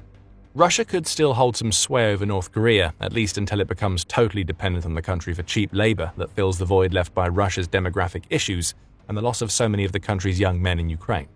But China is in a far greater position of power. Let's say Putin decides to reject all of China's investment, its 2 million people, and the SEZs being created in Russia's Far East. Where does he go next? The West isn't going to offer Russia a lifeline, at least not without Putin making major concessions in Ukraine. The refusal to make those concessions is what got Russia into this position to begin with, so that's not going to happen. There simply aren't any other nations with the sheer economic might of China that could keep Russia going. At least no other nations with which Putin hasn't thoroughly burned Russia's bridges. Xi has played Putin so well here that Russia is left with no other recourse. North Korea, almost like a vulture, is now taking advantage of Putin's weakness in Russia's Far East too. Does this mean that Russia will lose up to 40% of its Far East territory that Ukraine's Foreign Intelligence Service claims to be at risk? It looks increasingly likely. As we speak, China is supposedly providing 80% of the critical parts Putin needs for his drone war, United 24 Media reported on October 15th. Russia is going to need those parts, along with the engineers, the investment and the labor, for a long time to come, given that Russia's 2025 gains in Ukraine amount to 1% of the country's territory. Now, Russia occupies around 20% of Ukraine. It's taken over 3.5 years for Russia to get that far. With another 80% of Ukraine to go before Putin can declare victory, Russia would require decades worth of help from its foreign allies that are even now using Russia's position to gain influence in the Russian Far East. It's just as the Carnegie Endowment says, there's no escape for Russia. Putin is reaping what he has sown, though he may be long gone by the time the full impact of the sacrifices he's made to support his Ukraine invasion is known. Russia just can't seem to pull off a mechanized assault right now. It's been trying. After a summer spent trying to infiltrate small groups of troops into the vital logistical city of Pokrovsk, Russia has reverted to type and is attempting to send its armor to batter Ukraine's defenses, but Ukraine always sees it coming. And the result is more Russian tanks and armored vehicles burning on the battlefield. That's precisely what happened in the Dobropilya direction on October 16th. Ukraine set the perfect trap. A Russian battalion walked straight into a hell from which there was no escape. United 24 Media reports that the Russian military has just tried and failed to launch a mechanized attack on the Dobropilya region. The attack was designed to take the small settlement of Shakova, which has been a target for Putin throughout much of October. In fact, this latest mechanized assault followed another in which Russia finally unleashed some of the T-90M battle tanks it had in storage, only to see those tanks obliterated in an instant. Check out our video if you'd like to learn more about that failed assault. This time around, Russia thought it was going to learn from its mistakes. It intended to take Shakova, with that settlement then to serve as a launching pad into Dobropilya, which would itself enable an assault on Pokrovsk. The problem is the same one that Russia has faced with all of its mechanized assaults in recent memory. Ukraine was ready, and Russia's tanks and armored vehicles were obliterated. The news of the failed Russian assault comes from the infamous Azov National Guard, which Ukraine deployed to the Pokrovsk region in August to help counter a series of settlement snatches conducted by the Russian occupying forces. Since August, Azov has been working both to take territory back and to protect settlements that Putin's forces are trying to claim. On October 16th, the Azov National Guard succeeded again, and it took to Telegram to describe what had happened. Between 5:30 and 8 in the morning, the enemy launched an attack with 22 units of armored vehicles. The largest column, 11 units, tanks and armored combat vehicles, left the area of the settlement of Melanivka at about 7:50, the Azov National Guard reported. The sheer size of this armored battalion shows that Russia was taking the assault on Shakova seriously. This was no small poke at Ukraine's defenses to see how they would react. Russia would likely have spent several weeks amassing enough tanks and infantry fighting vehicles, or IFVs, to conduct this assault. It was also organized. The mention of the largest column suggests that Russia had split its armor, perhaps with the intent to attack Shakova from multiple directions. If Russia has been allowed to approach the settlement without any barriers being put in the way, it may well have succeeded in taking Shakova. The Azov National Guard ended up being the only barrier that Ukraine needed, but it had to overcome a few hurdles before it could properly mount its defense. Russia came prepared, it seems. The country had clearly learned from its tank fiasco just a few days prior. The enemy began preparations for the assault in advance, the Azov National Guard says. In order to complicate the mining of the advance routes, the enemy set up observation posts to detect and destroy drones of the defense forces of Ukraine. This is smart by Russia. One of Ukraine's main defenses in the Pokrovsk region has been to set up drones that patrol roads and any other possible points of incursion that Russia can use to launch its assaults. Russia didn't go into the October 16th assault unprepared. For once, it sent units to figure out where these drones were operating, rather than simply sending soldiers to get destroyed by those drones as a means of conducting reconnaissance. Russia also tried to change how it conducts mechanized assaults. Previously, the Azov National Guard says Russia would launch its mechanized assaults from deep within its own battle formations, which created an obvious problem. Having to travel further means that these assaults were exposed to Ukraine's drones and mines for longer. Time wouldn't be on the Russian forces' side, as Ukraine could use these long journeys to ruin Russia's chances before its assaults even began. This time, Russia planned to use October 15th to slowly advance its mechanized units to the outskirts of Shakova, using trees and forested areas to provide cover from Ukraine's ever-present drone eyes in the skies. Again, it's a smart strategy, at least when compared to Russia's other assaults. The plan was for Russia to close the distance first, without alerting Ukraine, so that it could then launch its assault immediately rather than having to travel to do so. However, Russia's strategy failed. The Azov National Guard cottoned on to what it was doing in time. The maneuver was unsuccessful. 2 units of armored vehicles were detected by reconnaissance and destroyed by artillery and FPV drones of the unmanned systems forces before they even tried to hide in the forest, the Azov National Guard reports. The FPV drones must have acted as the first wave of Ukraine's defense, as October 16th saw Ukraine go from attacking Russia's incoming units to taking them out altogether. The Azov National Guard says that a combination of effective mining, likely laid on the routes Ukraine predicted Russia would try to take once it had discovered the armor, and advanced engineering equipment placed in the right positions stopped the Russian assault in its tracks. This is where Ukraine's artillery must have come into play. As FPV drones laid waste to Russia's armor directly, Ukraine's artillery fired on the enemy positions to ensure Russia's tanks and IFVs couldn't get anywhere near Shkova. Russia attempted to use Ukrainian forests to hide its advance. Those same forests ended up serving as Ukraine's trap, and Russia paid a heavy price. By the end of Ukraine's counterattacks, 9 of Russia's tanks and IFVs had been completely destroyed. Another 4 were damaged, and that often means they'll be taken out of commission sooner rather than later. Russia's forces have a long history of abandoning their vehicles at the slightest hint of trouble. They were doing it as early as March 1, 2022, and they've been doing it ever since. It makes more sense to get out of a damaged vehicle and run into cover than it does to stay in that vehicle. Would you rather be in a large and barely mobile target when Ukraine's drones are hunting you down, or would you prefer to attempt an escape on foot while making yourself a much smaller target? That's the choice Russian soldiers face when their armor is damaged. And more often than not, making the choice to run on foot leads to damaged armor being claimed by Ukraine.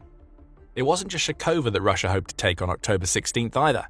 Another small settlement named Volodymyrivka was also in Russia's sight, with the Azov National Guard's counterattack also being coordinated to ensure the settlement was defended. In fact, it's from the direction of this second settlement that we get our proof of what the Azov National Guard and the Ukrainian units alongside which it is working managed to pull off on October 16th. That proof comes from the Sun's YouTube channel, which has published footage of Ukraine's counterstrike. It says that the 82nd Air Assault Brigade played a big role in both setting and closing the trap on Russia's forces, with most of the footage likely coming from FPV and reconnaissance drones that the brigade brought to the battlefield. The footage shows Russia's tanks and IFVs as they attempt their approaches. Early on, we see the view being captured by one of Ukraine's FPV drones as it shadows a Russian armored vehicle. After a few seconds, that drone veers to the left and attacks, scoring a direct hit on the vehicle's tracks. Much of the footage follows a similar pattern. A drone gets one of Russia's tanks or IFVs in its sights. Within seconds of spotting the threat, the drone speeds up and scores a direct hit. Of course, these FPV drones are launching kamikaze attacks, which means the footage they're capturing cuts out the second they score a hit. Russia might try to use that fact to claim that Ukraine wasn't as effective as it was on October 16th. The Azov National Guard and its compatriots are more than aware of that fact, which is why they had reconnaissance drones circling around Russia's armor to capture more footage of everything that happened. Flaming wreckage is seen on the roads and in the Ukrainian tree lines. The message being sent to Putin is clear.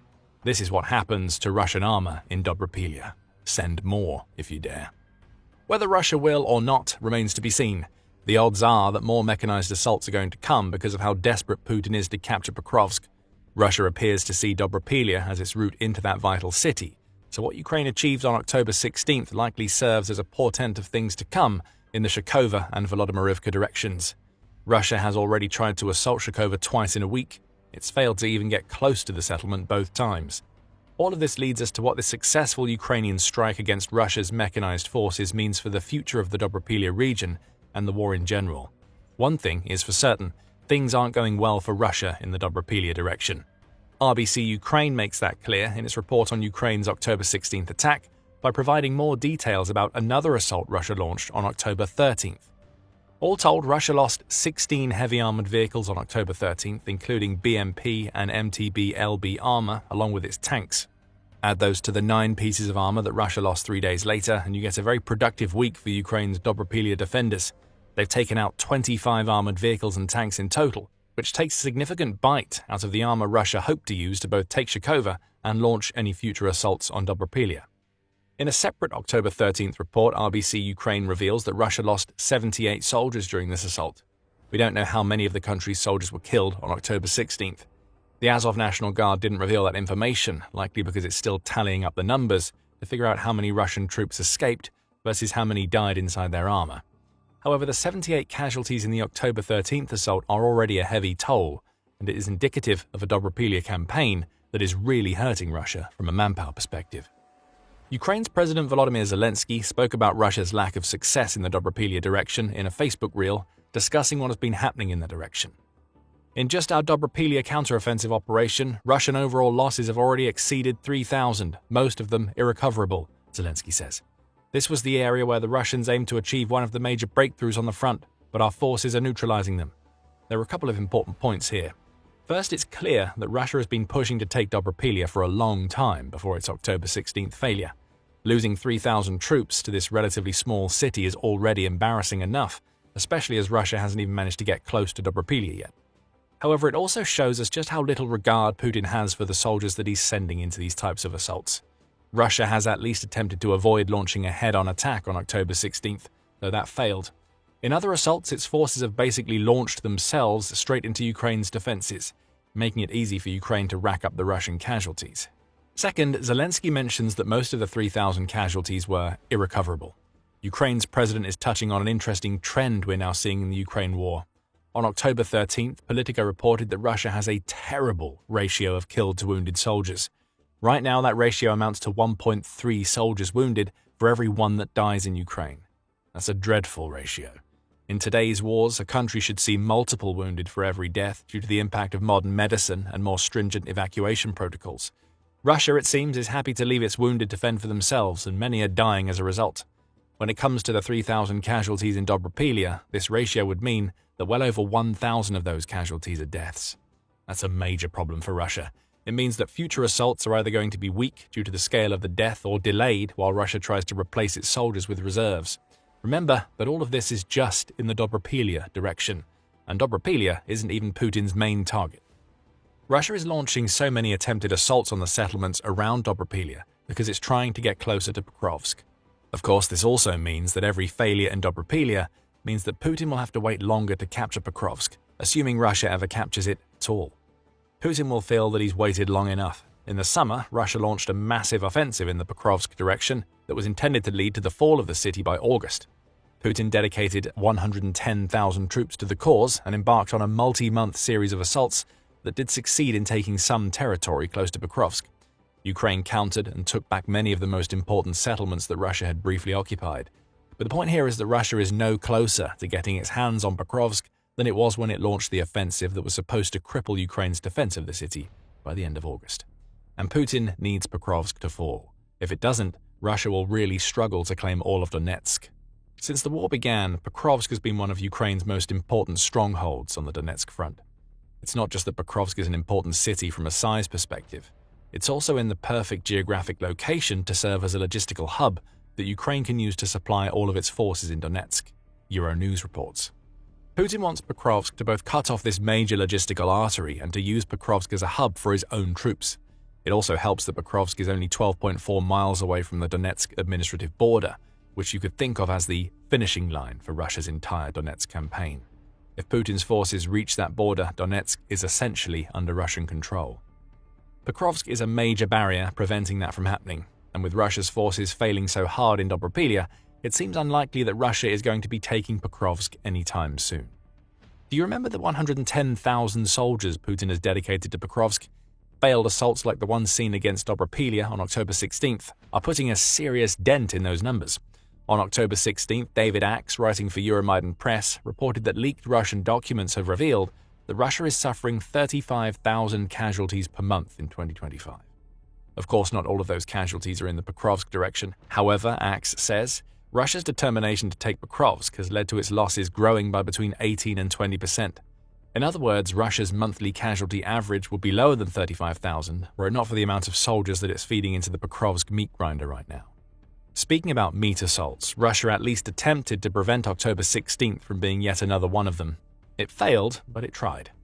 Other units haven't been so successful, as we discovered on September 22nd. That's when United 24 media reported that Russian troops have been exposing their commanders for throwing them into meat assaults from which there is almost no escape. Those assaults, which are happening daily around Pokrovsk, essentially involve Russian commanders ordering their forces to attack regardless of whether those forces are ready to launch an assault or not. One Russian soldier has even documented the outcome of one of these meat assaults in a Telegram post, where he recorded the bodies of several of his fallen comrades. Ukraine's Air Force commented on the post, stating, "This is yet another example of the Russian command's disregard for the lives of its soldiers. They are promised big contract payments and humane treatment, but instead receive nothing and are immediately sent into battle, without equipment, without support, without assistance, straight into meat assaults. These meat assaults aren't working in Pokrovsk, Dobropilya, or anywhere else in the Donetsk region, and Russia's pace of advance proves it.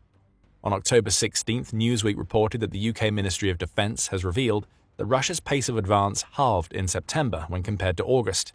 That halving follows a 3-month pattern of decreases that started in June, which was the height of Russia's summer offensive. What this means is that Putin is sacrificing more soldiers than at any other point in 2025, and he's gaining less ground in return for that sacrifice. October 16th, though not a meat assault in the truest sense of the word, still stands as a testament to how ineffectual Russia's attacks have become. Ukraine often sees them coming from a mile away, especially when mechanized units are involved, and Russia's soldiers are dying in huge numbers in Dobropilya and elsewhere in Pokrovsk as a result. We mentioned mechanized units just now. Another 9 were taken out of commission, potentially going up to 13 thanks to Ukraine's October 16th trap. Russia won't want to see that because it's already struggling mightily to launch these kinds of assaults after almost 4 years of attritional warfare have burned through its tank and armored vehicle stockpiles. Ukraine's Ministry of Finance reports that Russia has lost 11,261 tanks and 23,384 armored vehicles between the beginning of Putin's invasion and October 16th. That's a total of 34,645 pieces of armor gone, and Russia is running out of mechanized units that it can send to assaults like the one in Dobropilya. These kinds of assaults have to work for Russia. When its tanks and vehicles are being taken out before they even have a chance to attack, it only makes a bad problem worse. As far back as February, the International Institute for Strategic Studies was reporting that Russia was on track to run out of tanks by 2026, per Newsweek. Incidents like the October 16th failure aren't going to help Russia remedy that problem, and we're really starting to see how bad Russia's armor situation is right now. On October 7th, United 24 media reported that satellite analysis of Russian tank storage bases has revealed that Russia has gone from having 7,342 usable tanks in storage to just 92. It has many other tanks, but they are in various states of disrepair, with many only being useful to provide components for other tanks that aren't quite so decrepit. If these sorts of trends continue, 2026 is going to be a rough year for Russia's ground assaults. But even when it has armor to deploy, Ukraine proved on October 16th that it's more than up to the task of handling it. It's amazing what two countries can do when they team up to tackle a problem. That's what Ukraine and the US have been doing recently, as Ukraine's drone developers have been working with an American company to come up with an unmanned aerial vehicle, or UAV, that will deliver hell to Russia. That UAV is now ready to go, and that means Ukraine has done something few would have believed for the US military. It's helped the most advanced military in the world catch up in the one area where it was really falling behind. America's drone game just got supercharged, and it's all thanks to Ukraine.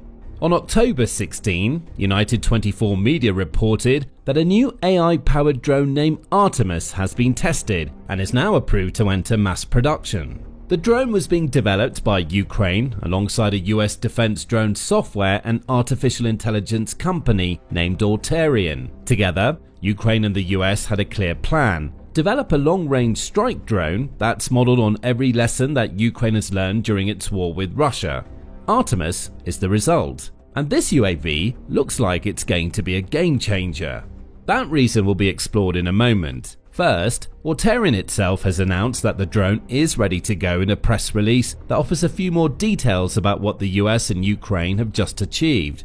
Auterion is partnered for the Artemis program with a Ukrainian hardware manufacturer whose name is being kept confidential for operational security reasons, the company says. Keeping the Ukrainian manufacturer private is a good move. Ukraine has been expanding its drone manufacturing base for a while, and it naturally wants to offer as little information as possible to Russia. If Vladimir Putin's forces picked up on a name, that would give the country's intelligence services some clues that could lead them to where the Ukrainian manufacturer behind Artemis is based. A strike on that manufacturer could have ended the Artemis project. So secrecy was of the utmost importance. Auterion adds that the new drone has gone through an extensive range of tests that include conducting a ground launch and navigating toward a target with the assistance of GPS. Tests have also been carried out to ensure that the drone can still fly toward a target in a GPS-denied environment. Plus, the obvious test of ensuring carrying capacity, flight length, and the ability to conduct terminal engagement have all been completed. Now, Auterion says, the testing phase is completed and the drone is preparing to enter mass production. With the Artemis program concluded, Auterion is entering the scale-up phase with the Department of War to work towards co-production at mass scale, Auterion states. The company is committed to supporting domestic US production while delivering a common software layer that ensures interoperability and continuous improvement.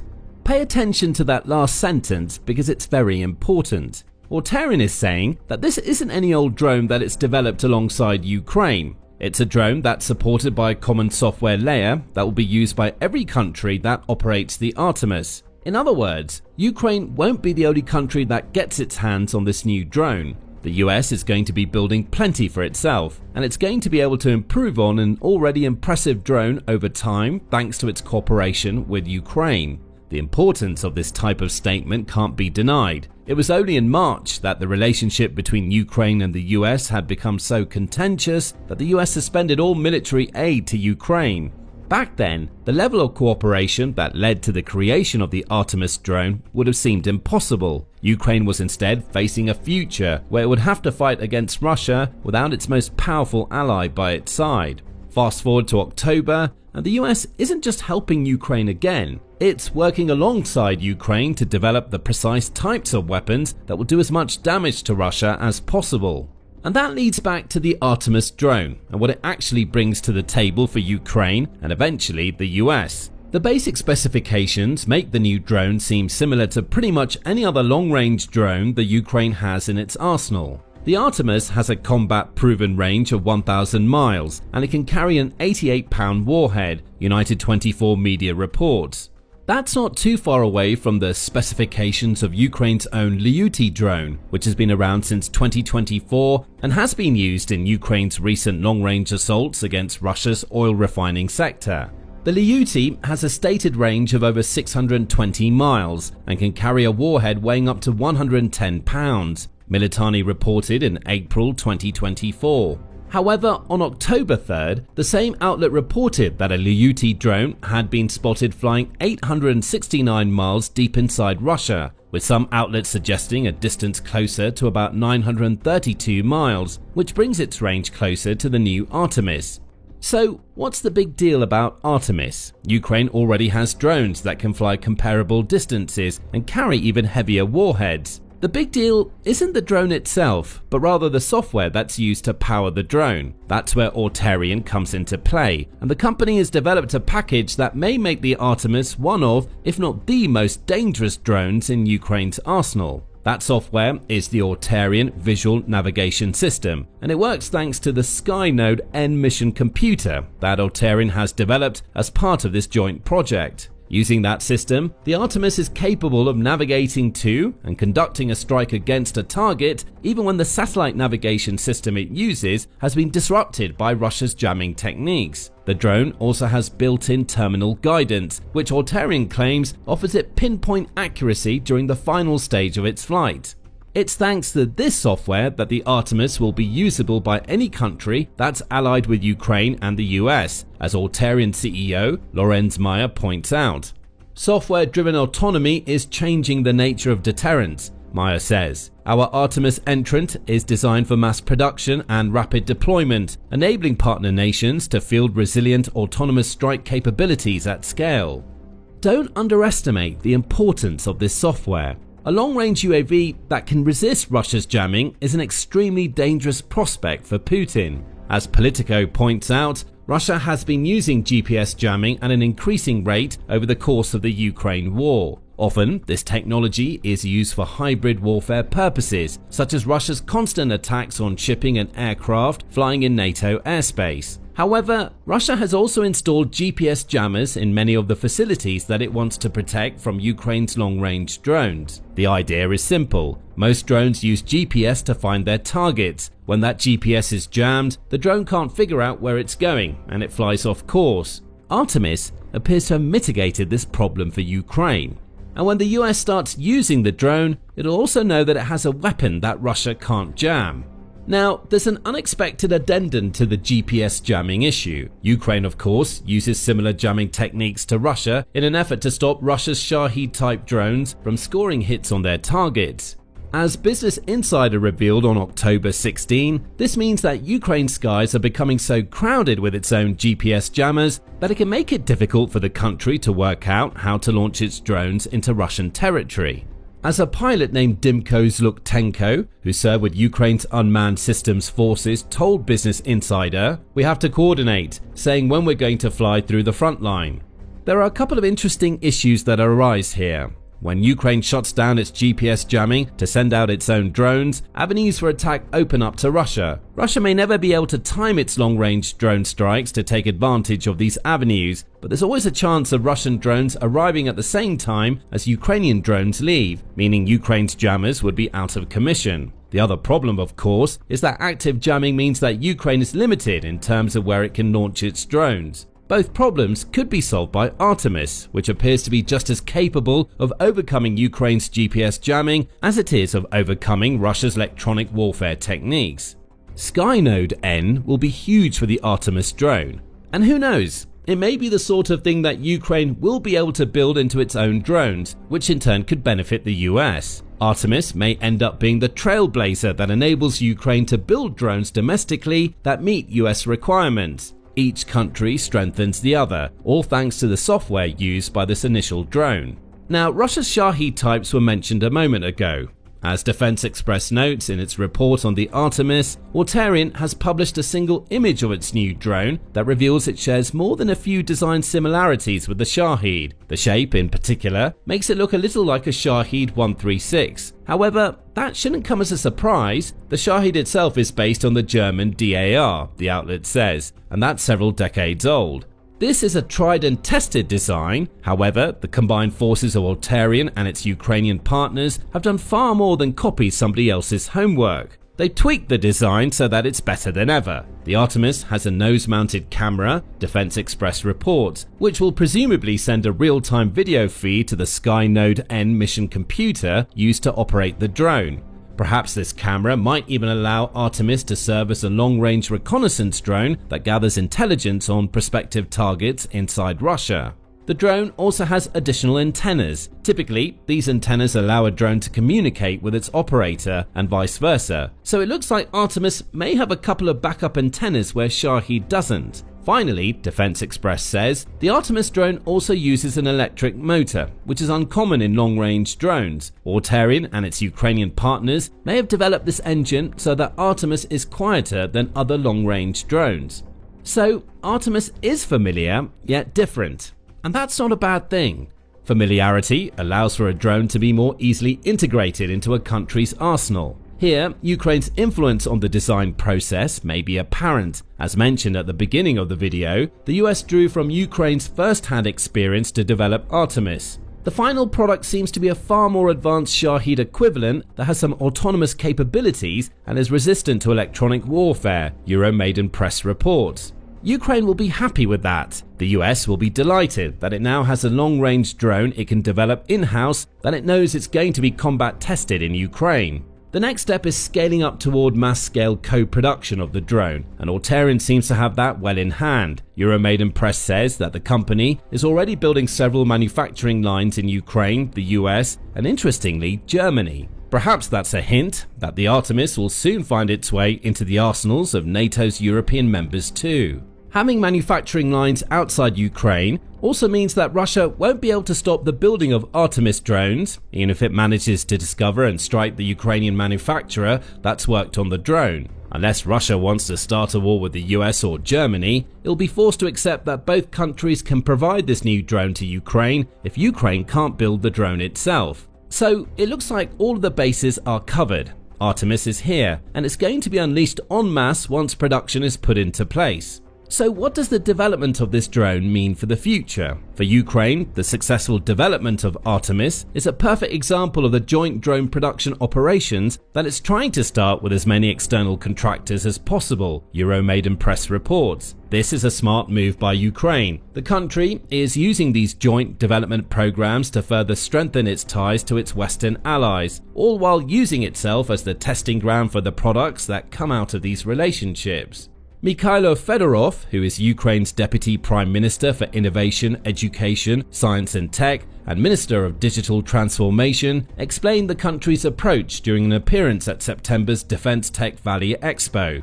This is the innovation cycle, and here we're moving quite fast, Fedorov said. We sent a message to our partners who arrived today: if your products are not being tested in Ukraine today, then you will not be able to stay competitive in the defense market.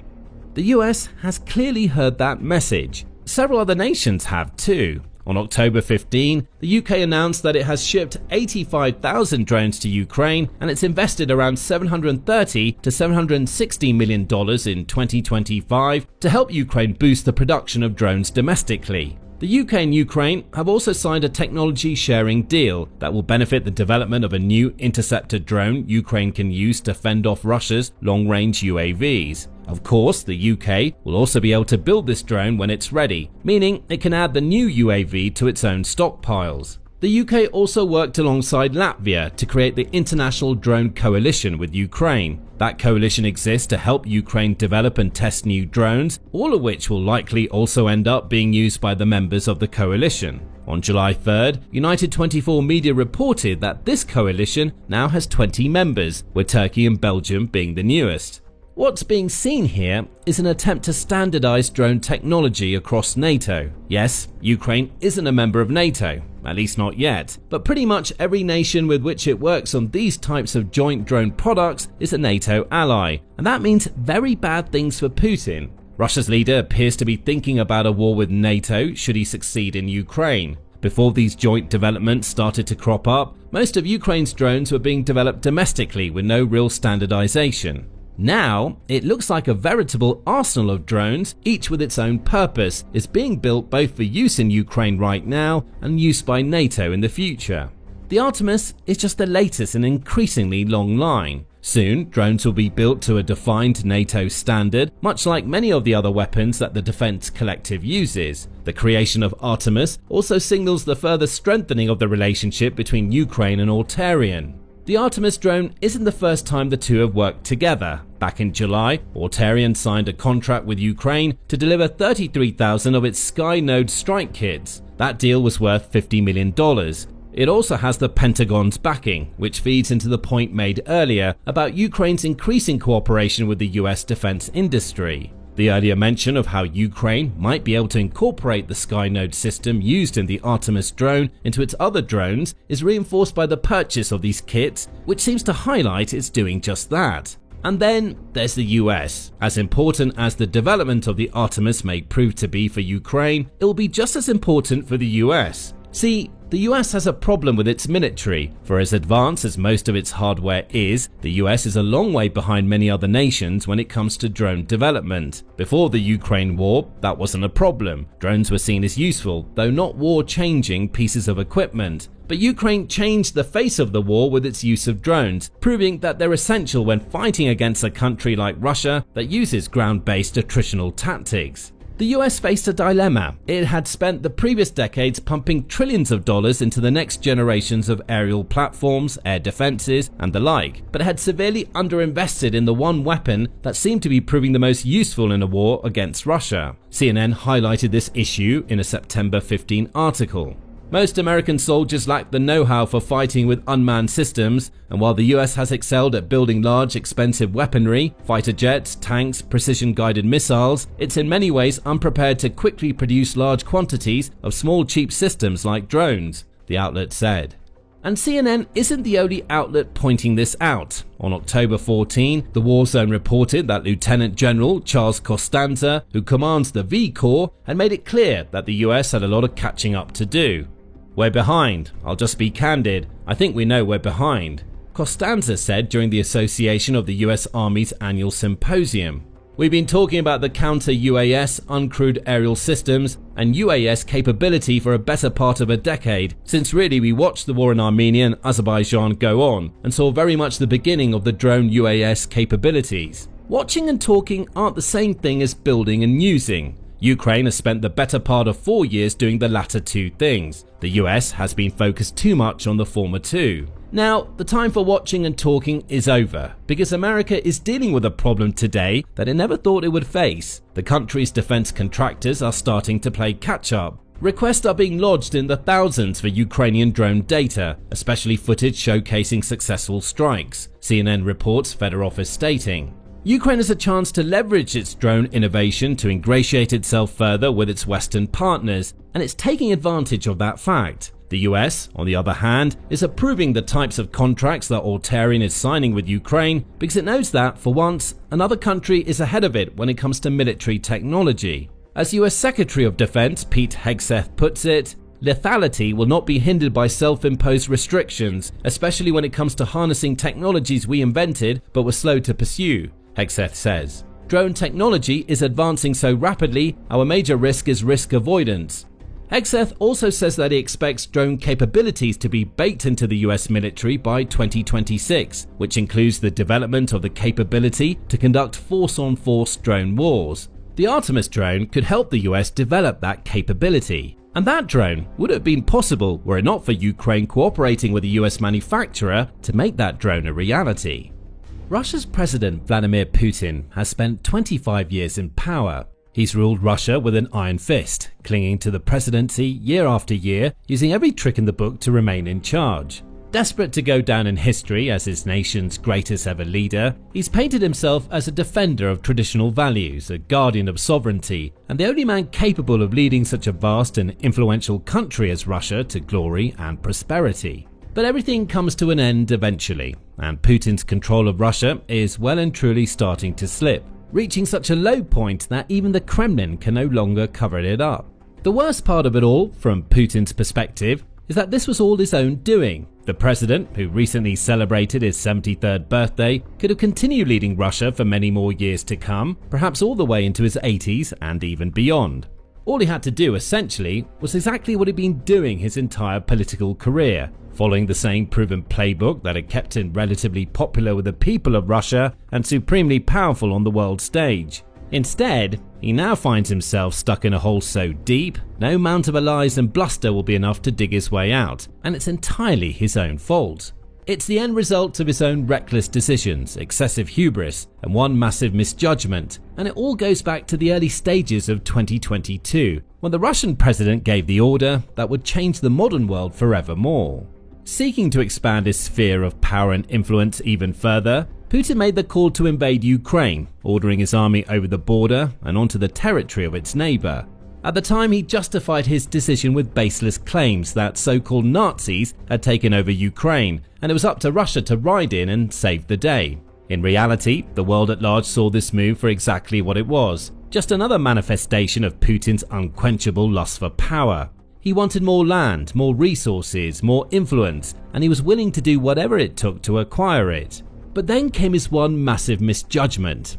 He thought it would be easy. Given the enormity of his army, the vast quantities of tanks, armored vehicles, missiles and more that Russia had in its own arsenal, and the sheer disparity between the Russian military and the Ukrainian military, Putin assumed that Russian troops would roll right through whatever feeble defenses Ukraine might mount, marching all the way to Kyiv and raising the Russian flag of victory in a matter of days, or a few weeks at the most. As is now well known, that's not what happened. Ukraine proved a significantly tougher nut to crack than Putin could ever have anticipated. Its people rose up and stood firm, defending their land with heroism and pride. Up and down the country, not just trained soldiers but simple civilians took up arms and stood their ground against the hordes of Russian troops heading their way. As a whole, the country of Ukraine showed that it would not go down without a fight. And any hope Putin and his fellow Kremlin cronies had of a swift and crushing victory went up in smoke.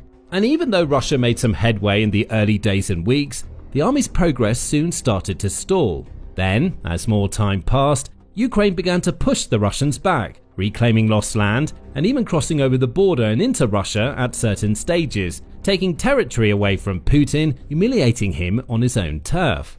Gradually getting stronger and more strategic, to the point where it's now rightfully regarded as one of the world's most capable military powers, Ukraine then went further, launching deep strikes, missiles and drone attacks on high-value Russian assets. The effects of these attacks are clear to see. Russia currently sits in a state of economic disarray and faces an unprecedented fuel crisis that shows no signs of easing anytime soon. Its oil production capacities have been slashed. Its people are paying up to twice the price for fuel and other goods than they did only a year ago. And with Ukraine's drones and missiles growing stronger and more capable than ever, no Russian region truly feels safe anymore. The war has come home to Russia in ways that the Kremlin could never have imagined, even in its worst-case scenario contingency plans. The country has also suffered unimaginable losses, recently reaching the grim milestone of more than 1.1 million casualties, with a recent report from the British Ministry of Defence revealing there have been around 332,000 dead and wounded Russian troops in 2025 alone, while the Ukrainian General Staff reports an average of 950 additional Russian casualties with every passing day. On top of all of this, Russia has slowly but surely been cut off from large parts of the rest of the world. Western nations across Europe and North America imposed an array of financial sanctions, weakening the Kremlin's economy, while many countries also cut ties with Russian banks and businesses, further isolating the nation, its people, and its leadership. Every single one of these catastrophic consequences is the direct result of Vladimir Putin's arrogance. He wanted more power and thought he could simply steal entire regions of Ukraine to get it. Perhaps a lifetime of always getting what he wants blinded him to the recklessness of this decision, but even he can most certainly see what a disaster it's turned into by now. And so can the Russian people, many of whom are starting to grow increasingly tired of this war and resentful of Putin for persisting with it. Indeed, a recent poll of the Russian people, carried out by the Levada Center, revealed that around 2/3 or 66% of Russians would prefer to see negotiations take place rather than continued fighting. The percentage is even higher among certain groups, with 74% of women and 80% of young people under 24 years of age preferring to see peace talks, with just 27% of all Russians polled believing that continued military action is still the right path at this stage. The poll also revealed that more and more Russians are feeling personally impacted by the war, with 58% saying that the so-called special military operation has affected their lives or their family lives in one way or another, and more than 1 in 5, 22%, saying they're being greatly affected by it. Some cited the fact that they had lost loved ones in the conflict, for example, or seen people close to them injured. Others spoke of how their financial situation had worsened since the war began, and some said that the situation had led to the destruction of family ties, as well as causing significant mental and emotional distress. Even at the highest levels, various Russian elites, oligarchs, generals, and other people in positions of power are said to be expressing emotions of fatigue, frustration, and disappointment with how the war has gone and how it continues to be managed by President Putin. The more those levels of resentment and frustration rise, the worse Putin's situation will become. That's why he's gone to such great lengths to control the narrative within Russia's borders, controlling and restricting access to certain news websites and social media platforms to prevent the Russian people from learning the truth, telling them time and time again his grand speeches that the war is necessary, that all those who died have done so for a noble cause, and that Russia is on track for victory. But he can't cover up the fact that the war has gone on far longer than he or almost anyone else expected, and that it continues to burden the Russian population and drain the nation's economy. And the more time passes, the more easily people see through his lies and propaganda. Only a few months ago, for example, at the start of summer, Russia put plans in place for its grand summer offensive. This was supposed to be the offensive to end them all, the last big push of the Russian army onward into Donetsk, leading to a complete takeover of the region at long last. That's how captured Russian officers described it to Ukrainians, and it's clear that Russia wanted to make major headway through the summer months while the weather conditions were warm and agreeable. They threw everything they had at key frontline territories, from tanks to artillery, drones, and vast squadrons of freshly recruited troops. Putin, meanwhile, made bold, brash proclamations about all of Ukraine belonging to Russia, setting the scene for complete conquest of the country. pro-Kremlin propaganda outlets too, like Pravda, have been making big claims that Russia is well on the way towards breaking through Ukraine's final defensive lines before the end of the year. In reality, however, despite some ground gained here and there, Putin's grand summer offensive largely fell flat. It went the exact same way as every other Russian offensive so far in the war, ending up with both Ukraine and Russia in more or less the same place they started, give or take small slivers of land in the Luhansk and Donetsk regions. The most important locations, like the strategic industrial hub of Pokrovsk, still elude Russia's forces, and Ukraine's famous fortress belt, which stretches through western Donetsk and incorporates important cities like Kramatorsk and Sloviansk, also remains in Ukraine's control. Analysts expect it would take Russia several more years to even complete its initial objective of capturing the Donbas region, let alone the decades of additional fighting that would be needed for full conquest of Ukraine. In the meantime, Russia's losses continue to rise, and every time Putin or the Kremlin promise that victory is within reach, but fall through on that promise, trust and belief in that Putin regime slowly but surely erodes. Now, it's eroded so much that there's barely any belief left at all, and history is about to repeat itself, as Russia once more builds up to another big offensive in the Donbas. But this might well be Putin's last roll of the dice. Within Russia, opposition politicians now say that if this renewed offensive fails, as all the others have before it, Putin may have no other option but to either end the war or at the very least call for a ceasefire before the end of the year. In short, the coming weeks and months are set to be a pivotal moment, with massive influence on the rest of the war and its potential outcome, one way or another. As such, Putin will be banking on his troops somehow finding a way through Ukraine's defences, as detailed in a report from the RE Russia media platform and think tank, which writes, "For 8 months this year, the Russian army has failed to achieve any decisive changes on the battlefield. The attempt at a decisive breakthrough over the next 2 months, for which Russia has built up a significant manpower reserve, represents an opportunity to alter the outcome and what's been an extremely costly and low-yield offensive lasting 2 years. Should it succeed, Ukrainian forces will, in all likelihood, be forced to abandon the Donbas. Should it fail, Russia's efforts to bring the region fully under its control can be deemed a failure. Thus, the next 2 months will mark the climax of the Battle of the Donbas, Russia's uninterrupted 2-year offensive, and possibly the climax of the entire 4-year war, setting the course of the Russo-Ukrainian conflict for a long time to come." The RE Russia report also details just how wasteful and costly the war has become, noting, "Over the course of 20 months, Russia has captured only about 6,200 square kilometers of Ukrainian territory, securing control of just over half of the part of the region that had remained outside its control. During this time, Russian military losses in killed and wounded have amounted to around 700,000, that is 110 men per square kilometer or 1,200 per day, double the losses sustained in 2022 to 2023. The writers add that the offensive is still only made possible by the Kremlin's reckless and desperate spending, offering increasingly high bonuses and incentives to encourage able-bodied men across Russia to sign up and join the fight. Thanks to this, the Kremlin is still able to add tens of thousands of troops to its ranks each month, replacing those that are killed or injured and continuing to pile pressure on Ukraine's defensive lines. This will give Putin at least some level of optimism that his forces might finally do what they've been unable to do for so long, and the fact that Ukraine is struggling with a manpower crisis will also provide some degree of encouragement to the Russians. But while it may have a couple of factors in its favour, the Kremlin's war machine still has a veritable mountain to climb if it wants to emerge victorious. Ukraine may not be able to rival Russia's manpower, it never has, nor can it muster the same colossal quantities of military spending and military hardware. However, as seen in over 3 years of war so far, none of that matters as much as it may seem. Because despite being a significantly smaller and weaker force on paper, Ukraine has consistently and continuously defied the odds, fended off Russia's attacks and held its ground. And even now, with troop numbers running low in certain areas, Ukraine is showing that same strength, strategy and adaptability that got it this far.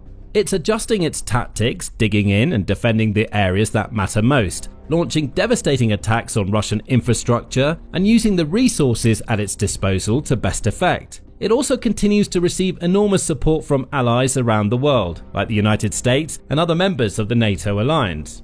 Thanks to that, any Russian belief in some big breakthrough on the horizon may once more prove to be misplaced, And if Russia fails yet again, the level of support for this war, and for Putin, is only going to drop further, eventually reaching a point where the Kremlin head may find he no longer has the freedom and options he once did.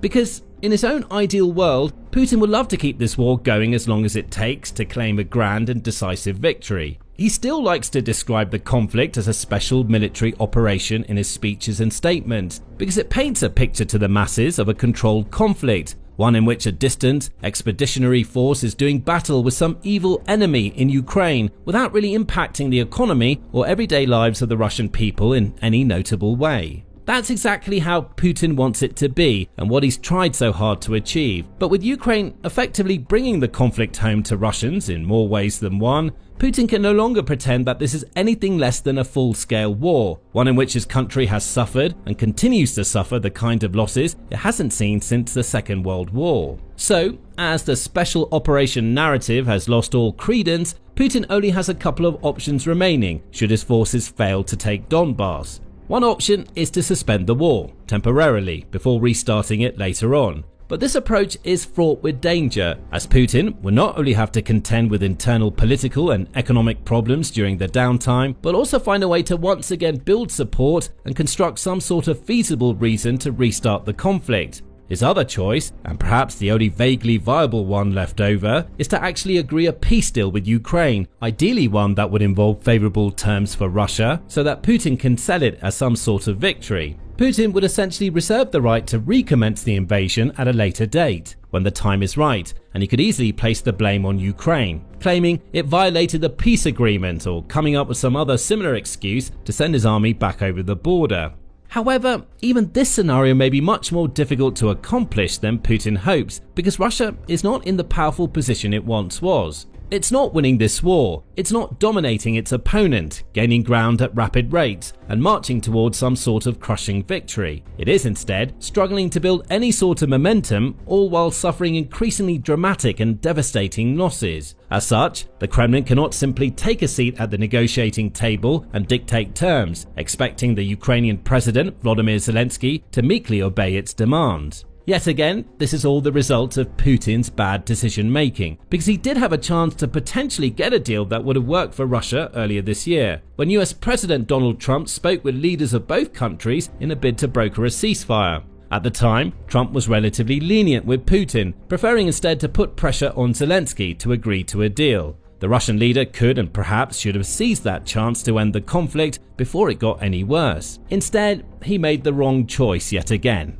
And now he's paying the price, because President Trump's patience was pushed too far. Trump has openly admitted to being angry and tired of Putin's lies and mind games, and only recently posted online that he believes Ukraine has the power to go on and win the war, reclaiming every piece of territory taken by Russia. The Trump administration has also offered additional aid to Ukraine, including American intelligence to assist Ukrainian drone strikes, and even the possibility of long-range Tomahawk missiles too. So, not only are the realities of the war clearer to see for all in Russia and beyond, but Russia's chances of making major breakthroughs or pushing towards victory are growing slimmer by the day. Casualties are rising, losses are mounting, crises are multiplying, and the economy is spiraling. And in such a dire, desperate state, even Vladimir Putin, that old master of clinging to power and twisting any situation to his advantage, is rapidly running out of options and ideas.